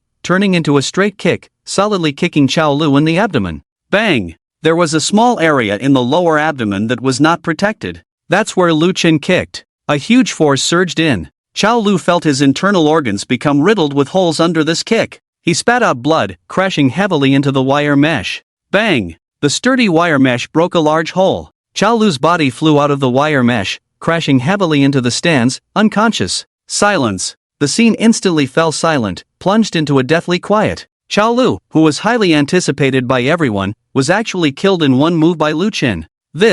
Many people were unwilling to believe it, subconsciously rubbing their eyes. But looking at Xiao Lu lying on the ground unconscious, and then at Lu Chen on the ring expressionless, reality forced them to accept it. On the ring, Lu Chen straightened his clothes, smiled and waved at the box where Su Ruyan and others were. In the private room, when Lu Chen kicked Xiao Lu away, several people all stood up at once. They couldn't believe it, especially Lin Zhenzu. As for Lin Yin and Su Ruyan, they believed Lu Chen would win, but they didn't expect it to be so easy and quick. The two women hugged each other excitedly, cheering. Lin Zhenzu frowned deeply, his emotions mixed. Beside him, Lin Feng reacted by punching the air heavily. Huh, good kid. Awesome. Lin Xinye was the first to sit back down, closing his eyes as if he had figured out a lot in an instant. Lin Yin and Su Ruyan were excited for a while, then they looked at each other and ran out of the room together, with Lin Zhenzu not stopping them. On the stage, Lu Chen turned his head to look in another direction, knowing that Qing Yi was watching him there. When Lu Chen looked over, Qing Yi was in the private room.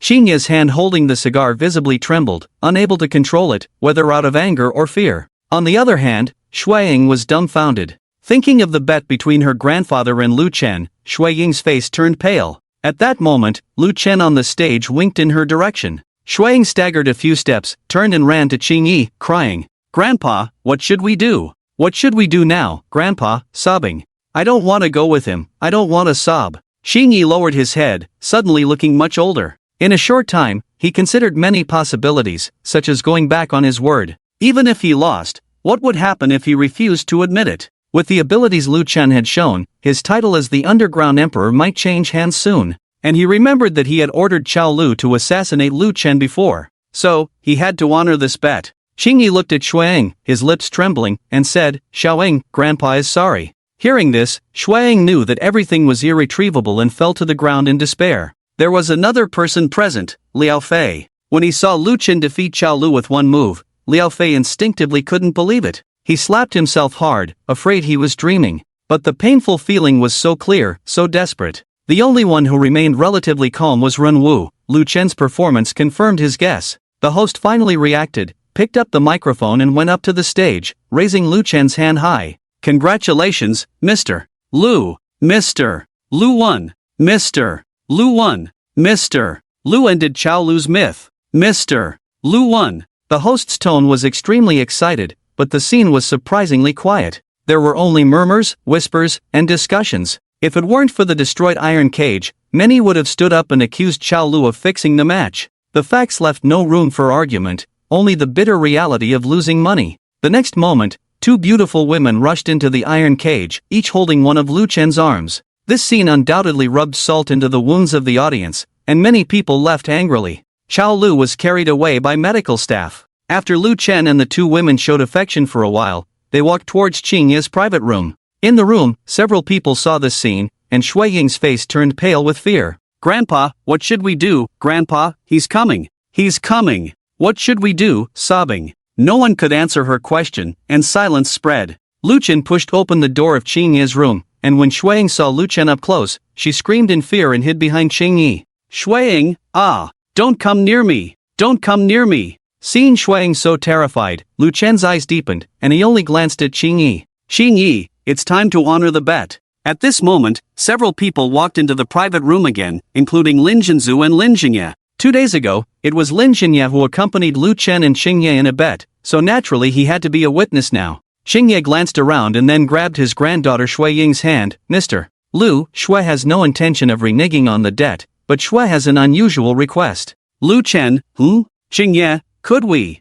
change the wager? After speaking, Qing Ye quickly explained, "Mr. Lu, rest assured, I am willing to pay a greater price, just hoping that Mr. Lu can change the wager." Everyone looked at Lu Chen, who shook his head without hesitation. "No, I said I only want her." Hearing this, Qing Ye narrowed his eyes. "Mr. Lu, Jiangcheng is a small place, and Mr. Lu's future path is still long. Shui feels that it's better not to narrow the road." Lu Chen chuckled, "Oh? Is Qing Ye teaching me how to do things?" Shui Qing's expression froze. After much hesitation, Qing Ye turned to his granddaughter Shuang, mumbled for a while, and said, "Xiaoying, Grandpa is sorry for you. Grandpa is really sorry for you." Qing Ye's words instantly filled Shuang with despair, and she burst into tears, wanting to hug Qing Ye, but he pushed her away. After pushing Shuang away, Qing Ye walked towards the door, and when passing by Lu Chen, he stopped. "Lu Chen, I am temporarily entrusting my granddaughter to you. If you dare to harm her even a single hair, I will haunt you even as a ghost and will not let you go." With that, Qing Ye left without looking back. Behind him, Liao Fei and Ren Wu quickly followed. Shuang also wanted to follow, but when she ran up to Lu Chen, he grabbed her wrist. No matter how she struggled, Lu Chen's arm remained unmoved. Shuang became anxious and bit Lu Chen's arm, leaving 2 rows of deep tooth marks. Tears streamed down Shui Ying's face as she bit hard. Lu Chen still didn't move until Shuang felt weak and finally let go. "You demon, let me go. Let me go, Wu Wu." That night, Lu Chen returned to the villa in Chujian Tiandu with Su Ruyan, Lin Yin, and Shuang. After entering, Lu Chen carried the fainted Shuang into his room. Lin Yin and Su Ruyan came to the bedroom door and glanced inside, each with a different expression, both showing a hint of resentment in their eyes. Although Shuang was just a college student, her appearance could definitely be described as stunning. In terms of looks, she surpassed both Lin Yin and Su Ruyan. Of course, the reason why Lu Chen insisted on her was not just because of her appearance, but because the system assigned him a task. When he first saw Shuang, he wasn't planning to provoke her after checking that her affection level towards him was 0. However, the system's subsequent explanation changed his mind. According to the system, Shuang was his fated woman. A fated woman is a woman destined for someone, and if the affection level reaches 100, the system's rewards would be very generous, surpassing all previous rewards. Similarly, things wouldn't be that simple, as increasing the affection level of a fated woman was much more difficult compared to other women. For example, after helping Su Ruyan secure shares in Wanlong real estate, her affection level reached 100. Lin Yin became a hero in Lu Chen's eyes, meeting the affection level target. Shuang did not. As for how difficult it would be, Lu Chen didn't know, but he knew that he had thoroughly angered Qingye this time. Just as Qingye said, for enemies like him, unless absolutely necessary, Lu Chen wouldn't cut off all paths. After silently admiring Shui Ying's unbelievably beautiful face for a while, Lu Chen covered her with a blanket, then left the room. The living room was lit up. Su Ruyan and Lin Yin sat on the sofa, looking very unhappy. Lu Chen knew they needed an explanation, so he walked over, sat down in front of the 2 women, and smiled. Jealous? Lin Yin turned her head away and didn't look at him, while Su Ruyan became unusually serious. "Lu Chen, aren't the 2 of us enough?" "Yes, aren't these 2 top-notch beauties enough? Not to mention 2, just one of them would be a dream come true for many men." Lu Chen was feeling a bit greedy. Lu Chen opened his mouth, wanting to explain, but then he remembered the system's confidential properties and didn't say a word. Seeing Lu Chen hesitate to speak, Su Ruyan looked disappointed and left angrily. Lu Chen quickly stood up. Su Ruyan, who had only taken a few steps, stopped. "We just wanted an explanation. Is it that difficult?" Lin Yin added, "Women are selfish, especially in relationships. Your unfaithfulness and lack of trust in us are what we care about the most." Lu Chen knew they were right. After hesitating for a while, he said, "Su Ruyan, I'm sorry, I have my reasons. Trust me, one day I will explain everything to you." Although the 2 women still felt some resentment, they felt a bit better after hearing this. Su Ruyan walked up to Lin Yin, pulled her away, and left. "You're forbidden from sleeping on the bed for 3 days. On the other side, Qing Yi knelt in front of the Buddha hall, hands clasped together, with a devout expression. The door opened, Ren Wu walked in and respectfully bowed. "Qing Yi, there's news from the hospital." Qing Yi didn't turn his head, his face expressionless. "How is Chao Lu?" Ren Wu replied, "It's very serious. Even if he recovers, he may be disabled." Upon hearing this result, Qing Yi didn't say anything more. He respectfully bowed to the Buddha statue in front of him. After standing up, Qing Yi said lightly, "Then don't save him." Ren Wu frowned. He had already guessed this outcome when he came. But hearing it was another matter. Just as Ren Wu was about to speak, Qing Yi spoke first, saying, "You can leave now." Seeing this, Ren Wu opened his mouth but ultimately didn't say anything. He turned and left. After Ren Wu left, the room was quiet with only Qing Yi inside. Qing Yi took out his phone, hesitated for a moment, then dialed a number. The next day, Lu Chen, who had relieved a great burden from his heart, felt an unprecedented sense of relaxation and slept until almost noon. Of course, he slept alone. When Lu Chen woke up and walked out of the room in a daze, he saw the housekeeper Chen Jie busy in the room and casually asked, "Chen Jie, is there anything to eat?" "I'm hungry." Chen Jie replied, "Yes, Mr. Lu, please freshen up first, I'll heat it up for you." Lu Chen nodded, turned, and walked into the bathroom. After coming out of the bathroom and sitting at the dining table to eat, Lu Chen casually asked, "Where are Su Ruyan and Xiaoyin?" Chen Jie replied, "They went out shopping early in the morning and haven't returned yet." Lu Chen asked, "Oh, what about Shuang? What is she doing?" Hearing this, Chen Jie looked troubled and said, "Mr. Lu, Miss Shui hasn't eaten or drunk anything or opened the door until now. I've advised her, but she doesn't listen at all." Lu Chen raised an eyebrow upon hearing this. Hunger strike? Then he shook his head helplessly, picked up the meal prepared by Chen Jie on the table, and headed upstairs. Standing in front of Shui Ying's door, Lu Chen knocked. Hey, you can't skip meals, I won't feel sorry for you. Get lost. I don't want to see you. I won't eat your food. Give up on me. Hearing Shui Ying's angry words, Lu Chen sighed. You said it yourself, don't blame me for not feeding you. Get lost. Go away. With that, Lu Chen shook his head, said nothing more, and left. In the afternoon, Lu Chen went to Dadi Security Company, leaving Su Fei and another selected male bodyguard at home. After the boxing match, Liao Fei didn't dare to cause trouble for Lu Chen again. Dadi Security Company returned to normal operation, everything was moving in a positive direction. There are now 109 employees in the company, and the reputation of Dadi Security Company is gradually spreading, with more and more business in the future. After leaving the company, Lu Chen went to Longshan Hospital. Compared to last time, Xiaoqi had recovered a lot. At the first sight of Lu Chen, Xiaoqi immediately got out of bed and ran towards Lu Chen, hugging him tightly. Brother Lu. Lu Chen was a bit surprised, squatting down to pat Xiaoqi's head, and said with a smile, How are you feeling? Are you more comfortable now? Xiaoqi nodded heavily, Yes. I feel much better, Brother Lu. Thank you, Brother Lu. During this time, Wu Su must have said a lot of good things about Lu Chen in front of Xiaoqi. Lu Chen nodded, stood up and looked at Wu Su. Can Xiaoqi be discharged from the hospital? Wu Su, she can, but the hospital won't allow it. They insist on keeping her for another week, no matter what. Lu Chen frowned, understanding the reason immediately. It must be because of the 50,000 he paid. It wasn't a big deal, Lu Chen said. Let her stay. What are your plans after Xiaoqi is discharged? She should be going to elementary school at her age, right? Wu Su nodded, stroking Xiaoqi's head and said, She was already in the 4th grade, but she took a leave of absence after falling ill. After she is discharged, I will take her to enroll in school. We can't delay her education. Lu Chen nodded and said, Okay, call me after you're done with Xiaoqi's matters, I'll help you arrange it. Wu Su nodded heavily, his eyes red. Lu Chen patted his shoulder, said some irrelevant words, played with Xiaoqi for a while, and then left. After leaving Longshan Hospital, Lu Chen went to see Luo Xiaolong. Luo Xiaolong had also recovered a lot, at least he could sit up, but with a fracture like that, he needed at least half a year of rest. When Luo Xiaolong learned that Lu Chen had resolved the issues with Liao Fei and Qing Yi, he was so excited that he almost jumped out of bed, pulling at his wound, which made Luo Xiaolong cry in pain.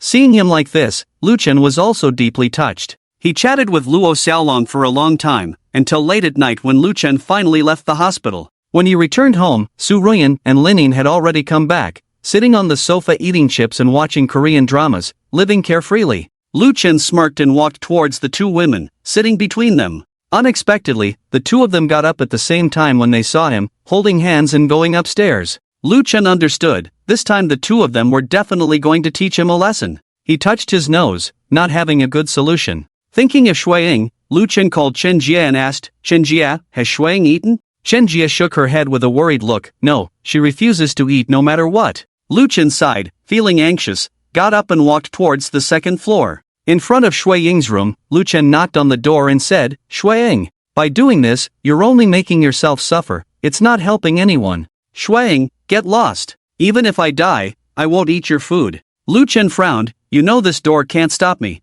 it's meaningless. If I wanted to come in and do something to you, I would have done it already. Then I'll die to show you. Shuiying's stubbornness exceeded Lu Chen's expectations. Helpless, he decided not to provoke this explosive situation for the time being. That night, Lu Chen didn't sleep well, waking up several times for no reason. The next night, Shuiying still chose to fast. Lu Chen considered breaking in, but that would undoubtedly make Shuiying more resistant to him and pose uncontrollable risks. Until the third day, Lu Chen knocked on the door in the morning. Lu Chen was prepared this time. If Shuiying decided not to open the door, he would break in. Bang bang bang. Shuiying, I'm asking you one last time, do you want to eat or not? Silence, no response from the other side of the door. Lu Chen had a bad feeling and knocked on the door again. Hey, if you don't speak, I'm coming in. Still no sound from inside the room. Out of concern, Lu Chen didn't hesitate anymore, punched a hole in the door, reached in and unlocked it. When he broke into the room, he saw Shuiying lying quietly on the bed, in a state of unconsciousness.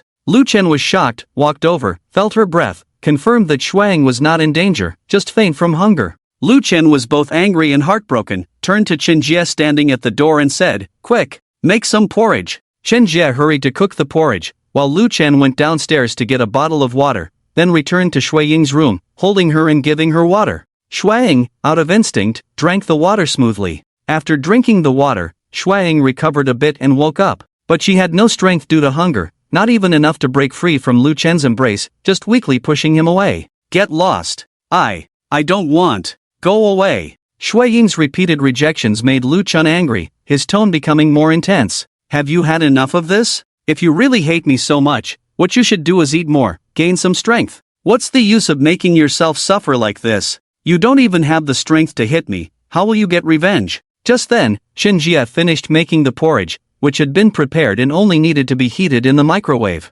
Lu Chen took the porridge, blew on a spoonful, and offered it to Shuang. Shuang stubbornly turned her head away, refusing to look. Lu Chen, feeling both angry and helpless, was at a loss. At that moment, Su Ruyan and Lin Yin walked in without him noticing. Su Ruyan glared at Lu Chen, took the porridge from his hand, while Lin Yin pushed Shuang out. Out. Lu Chen was pushed out of the room, and he didn't go back in. Now, he could only hope that the two women could help. Lu Chen went downstairs, stood on the balcony, lit a cigarette, and suddenly he wasn't sure if what he did was right or wrong. He brought Shuang to his side not only because of the system, but also because he knew Qingyi was not a good person, and he was worried about Shuang being with him. Now it seemed that he underestimated Shui Ying's feelings for Qingyi. Thinking of this, Lu Chen called Wu Su. The phone was answered after one ring. General Lu. Lu Chen, Su, you were a reconnaissance soldier, right? Wu Su, yes. General Lu, do you have any orders? Lu Chen hesitated for a moment and said, when Xiaoqi is discharged from the hospital,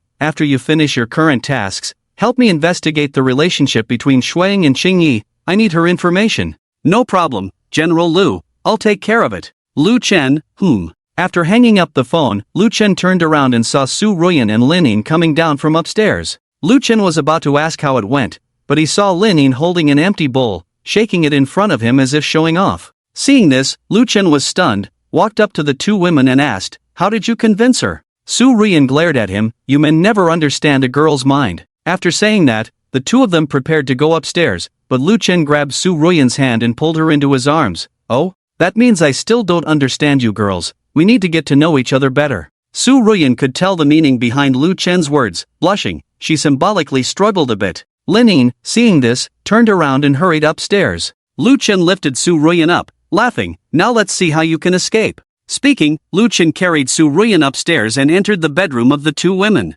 Shuang finally started eating normally, but her attitude towards Lu Chen remained very cold. Lu Chen checked Lin Yin's affection for him, which had always been zero and had never changed. Fortunately, Lu Chen had plenty of time and was not in a hurry. Over the next few days, Lu Chen took the three women shopping in order to try to raise even a little bit of Shui Ying's affection. Lu Chen bought various things for Shuang, including clothes, bags, cosmetics, movies, hot pot, houses, cars. Unfortunately, after several days, Shui Ying's affection for Lu Chen still remained at zero. Dislike was quite stable. People say that there is no woman in this world that money can't handle. Lu Chen used to believe this, but now he believed in nothing. A week passed in the blink of an eye. In the late afternoon of that day, Lu Chen received a call from Wu Su and went out, leaving three incredibly beautiful women at home. Wu Su had already completed the enrollment procedures for Xiaoqi, and now he could finally do things for Lu Chen. And the first thing, of course, was to expose Zhou Zhili. The two drove to where Zhou Zhili lived, and for them, it was very simple to find out.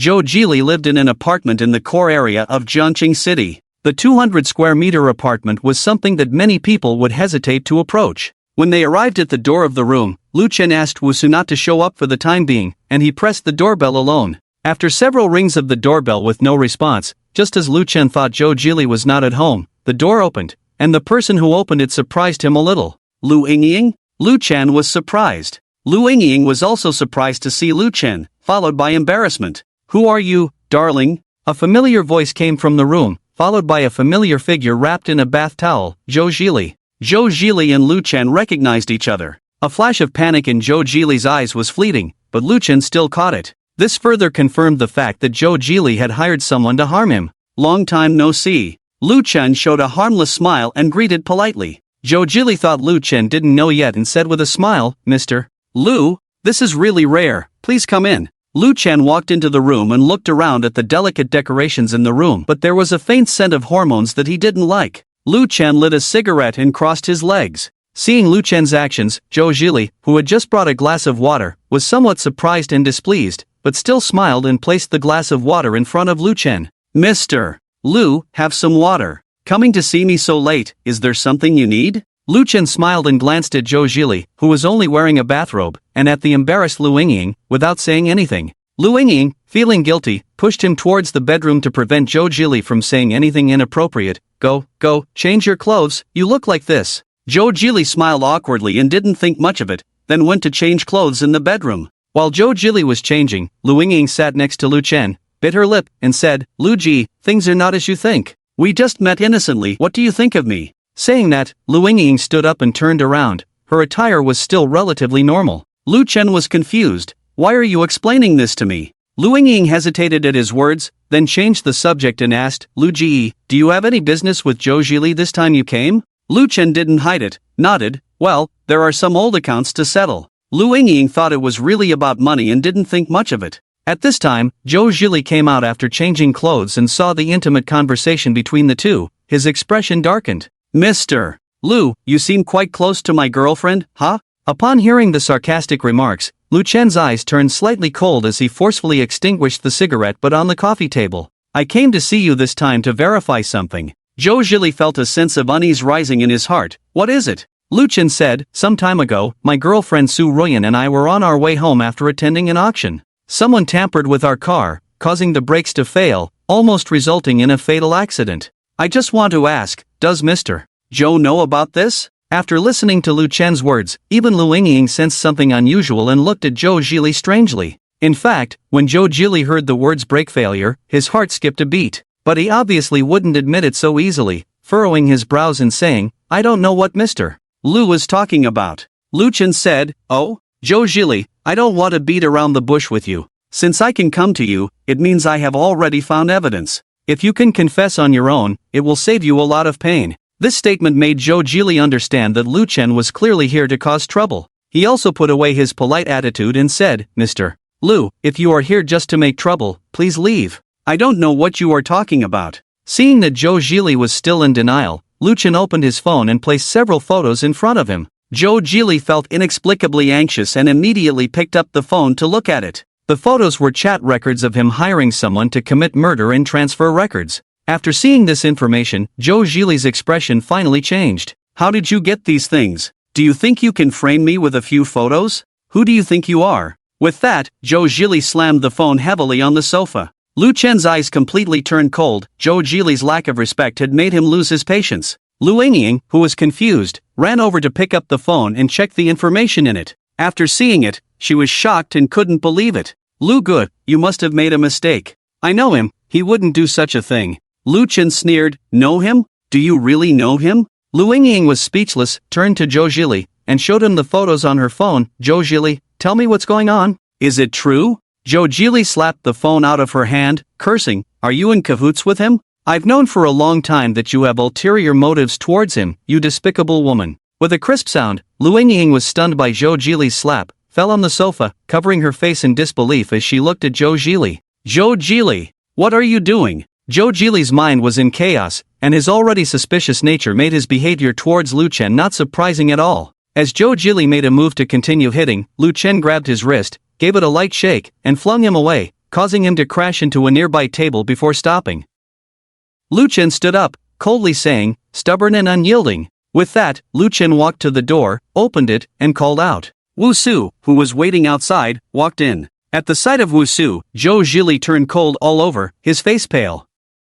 He knew that he was in big trouble this time. Thinking of this, Zhou Jili, who had been arrogant before, crawled to Lu Chen, grabbed his clothes, and begged, I'm sorry. I'm sorry, Mr. Lu, I was confused for a moment, it's my fault. It's my fault. Please forgive me this time, please? Seeing the completely different Zhou Jili, Lu Chen knew that such a person was a fence-sitter. Rooting out Zhou Jili was the best solution, but he couldn't do that because then he wouldn't be able to escape either. As Lu Chen was thinking about how to resolve the situation, Wu Su kicked him away and cursed, a scoundrel like you deserves to be cut 1,000 times. Shameless scum. Disgusting. If it weren't for the fact that I was desperate for money at the time, I wouldn't have listened to your nonsense. Get lost. Wu Su kicked Zhou Jili away, but Zhou Jili seemed not to feel any pain and continued to crawl over, clinging to Lu Chen's legs and begging. Lu Yingying looked at this scene with a complex expression on her face. Is this pitiful and humble man in front of her still the Zhou Jili she knew and liked? No one answered her question. After thinking for a moment, Lu Chen asked, "What position do you hold at Tinghui Company now?" "Department Manager." "Department Manager Lu," Zhou Jili quickly replied, with a flattering look on his face. The more he acted like this, the more Lu Chen disliked him, but he couldn't kill him. So, Lu Chen said, "Alright, I want you to be my inside man. You must answer my calls immediately and reply to my messages promptly. Go wherever I tell you to go. Understand?" Zhou Jili stared at Lu Chen for a few seconds, then resolutely said, "Okay, no problem. Rest assured, Lu." Seeing Zhou Jili's determined look, Lu Chen knew that he definitely didn't think that way deep down, but there was no other good way. Dealing with people like Zhou Jili, either you eliminate them directly or you coerce and manipulate them to work for you. Lu Chen had basically achieved his goal at this point. After exchanging a glance with Wu Su, the two of them prepared to leave. Just as they were walking towards the door, Lu Yingying suddenly ran up and stood in front of Lu Chen, saying, "Lu, I'm sorry, Lu Chen knew what she wanted to say, raised his hand to stop her, and said, "Lu Yingying, your affairs have nothing to do with me. I have no good feelings towards you, and I don't want to know anything about you. Stay away from Su Ruyan in the future." With that, Lu Chen left with Wu Su without looking back. After the two left, Lu Yingying squatted down on the ground, covering her mouth in pain, tears streaming down her face. At this moment, Lu Yingying was thinking, why is Su Ruyan so lucky as a woman? Why does she always get better things? Why does she always overshadow her? Why? She couldn't understand. She was not convinced. "Ah, what are you doing, Zhou Jili? Let go of me. Let go of me, you useless piece of trash." While Lu Yingying was crying, Zhou Jili, who had previously been begging humbly, grabbed her hair and dragged her towards the bedroom. Lu Chen was unaware of what was happening here, as he was already on his way home. Wu Su was driving, and the two of them were chatting intermittently. Lu Chen said, "Wu Su, from now on, follow me. I'll give you 1 million a year, how about that?" Wu Su, who was driving, was shocked for a moment when he heard this, almost veering onto the non-motorized lane. He quickly regained his composure and said, "No problem, Lu, you don't need to give me that much money. 1 or 200,000 a year will do." Lu Chen waved his hand, not wanting to dwell on this issue, and said, "Alright, when you get back, start investigating the things I assigned you. Report to me anytime you find something, and let me know if you need anything." Wu Su replied, "Okay, Lu." In the evening, Lu Chen drove back home alone. As soon as he entered the house, he saw Su Ruyan, Lin Yin, and Shuang sitting at the table playing something, their laughter ringing like silver bells. Curious, Lu Chen approached and found that the three of them were playing Chinese checkers. Shuang also noticed Lu Chen's return, and her smile disappeared instantly when she saw him. After giving Lu Chen a cold glance, Shuang turned and went upstairs without saying a word. The two women watched Shuang leave and then looked at Lu Chen with some amusement. Lu Chen was also helpless about this situation, so he took Shui Ying's original seat and played a game with the two of them. After the game ended, Lu Chen casually asked, "Su Ruyan, your father is getting out of prison tomorrow, right?" Su Ruyan, "Yeah, I didn't expect you to still remember. I thought you heartless person had forgotten." Lu Chen pinched Su Ruyan's face with a smile. "How could I forget? What time tomorrow? I'll go with you to pick up your dad." Su Ruyan showed a sweet smile. "Around 9 o'clock tomorrow morning, I'll call you then." Lu Chen nodded, turned to Lin Yin, just about to ask if she wanted to come along, but Lin Yin spoke first. "Darling, I won't accompany you tomorrow.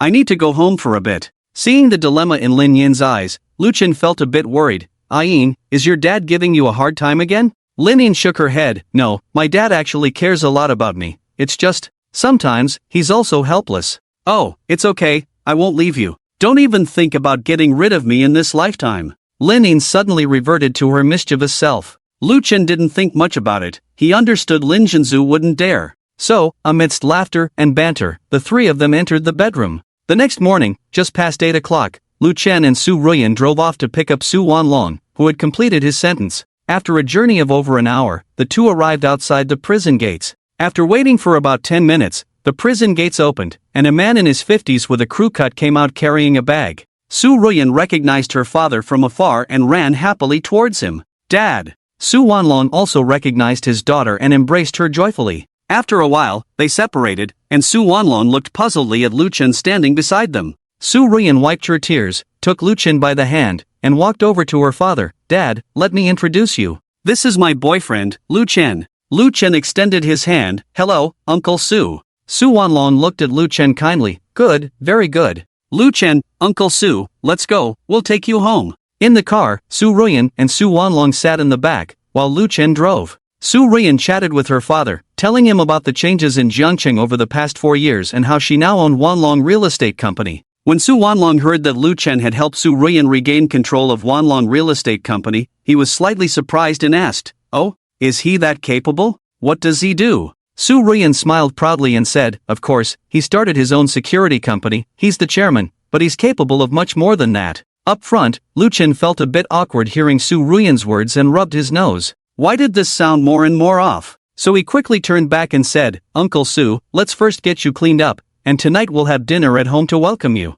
Unexpectedly, Su Wanlong waved his hand and said, "Cleaning up is fine, after that, we'll go out to eat and have some drinks. Lu Kid has helped my daughter so much, I'll treat you to a meal tonight." At that moment, Su Wanlong seemed to revert to his confident and domineering self before entering prison. Lu Chen initially thought it was inappropriate for the just-released Su Wanlong to treat them to drinks, wanted to refuse, but Su Wanlong had made up his mind, so Lu Chen had to give in. Lu Chen drove them first to the largest bathhouse in Jiangcheng, the Huifei bathhouse. Upon entering and being led by a staff member, the three of them arrived at the counter. The female receptionist smiled sweetly and asked, "May I ask if you have a membership?" Lu Chen shook his head truthfully, "No, by the way, how does one get a membership?" Front desk, "Hello sir, for our regular members, it's a top-up of 1,000 and get 200 bonus points, for intermediate members, it's a top-up of 3,000 and get 1,000 bonus points, for premium members, it's a top-up of 6,000 and get 3,000 bonus points, for gold members, it's a top-up of 10,000 and get 4,000 bonus points, and for diamond members,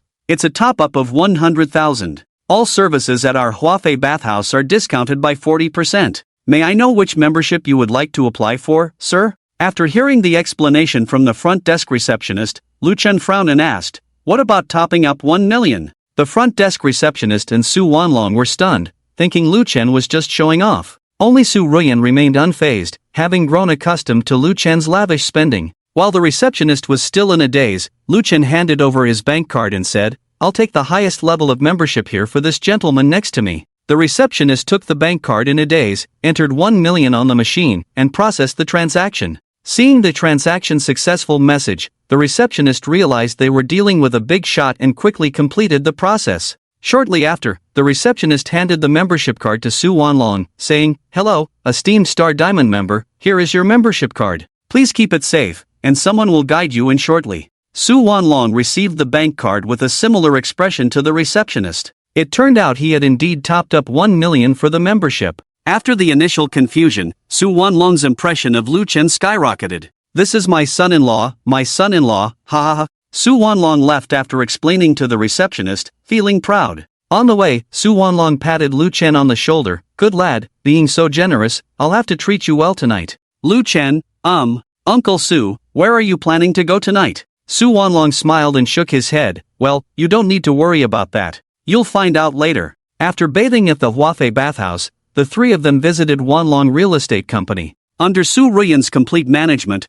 Wanlong Real Estate had undergone significant reforms and transformation. Despite the current real estate market not being as prosperous as in previous years, it still held considerable profits. Su Ruyan toured the company with her father, and although the scale was slightly smaller than before, Su Wanlong looked at the revamped company with mixed emotions. After the tour, the three of them arrived at Su Ruyan's office, where Su Wanlong asked, "Su Ruyan, seeing what you have achieved now, I am very happy." Su Ruyan replied, "Dad, this business is what you established. I just don't want your hard work to be taken by others. Now that you are out, it's a good time for us to transfer the shares and return the company to its rightful owner." Su Wanlong immediately disagreed, saying, No, how can this be? Apart from you buying the company, I have been inside for so long, and I am not familiar with everything outside. This won't work. Su Wanlong had a point. The pace of change in the world was too fast, and his mindset was still stuck 4 years ago. Taking over the company now was indeed not a good choice.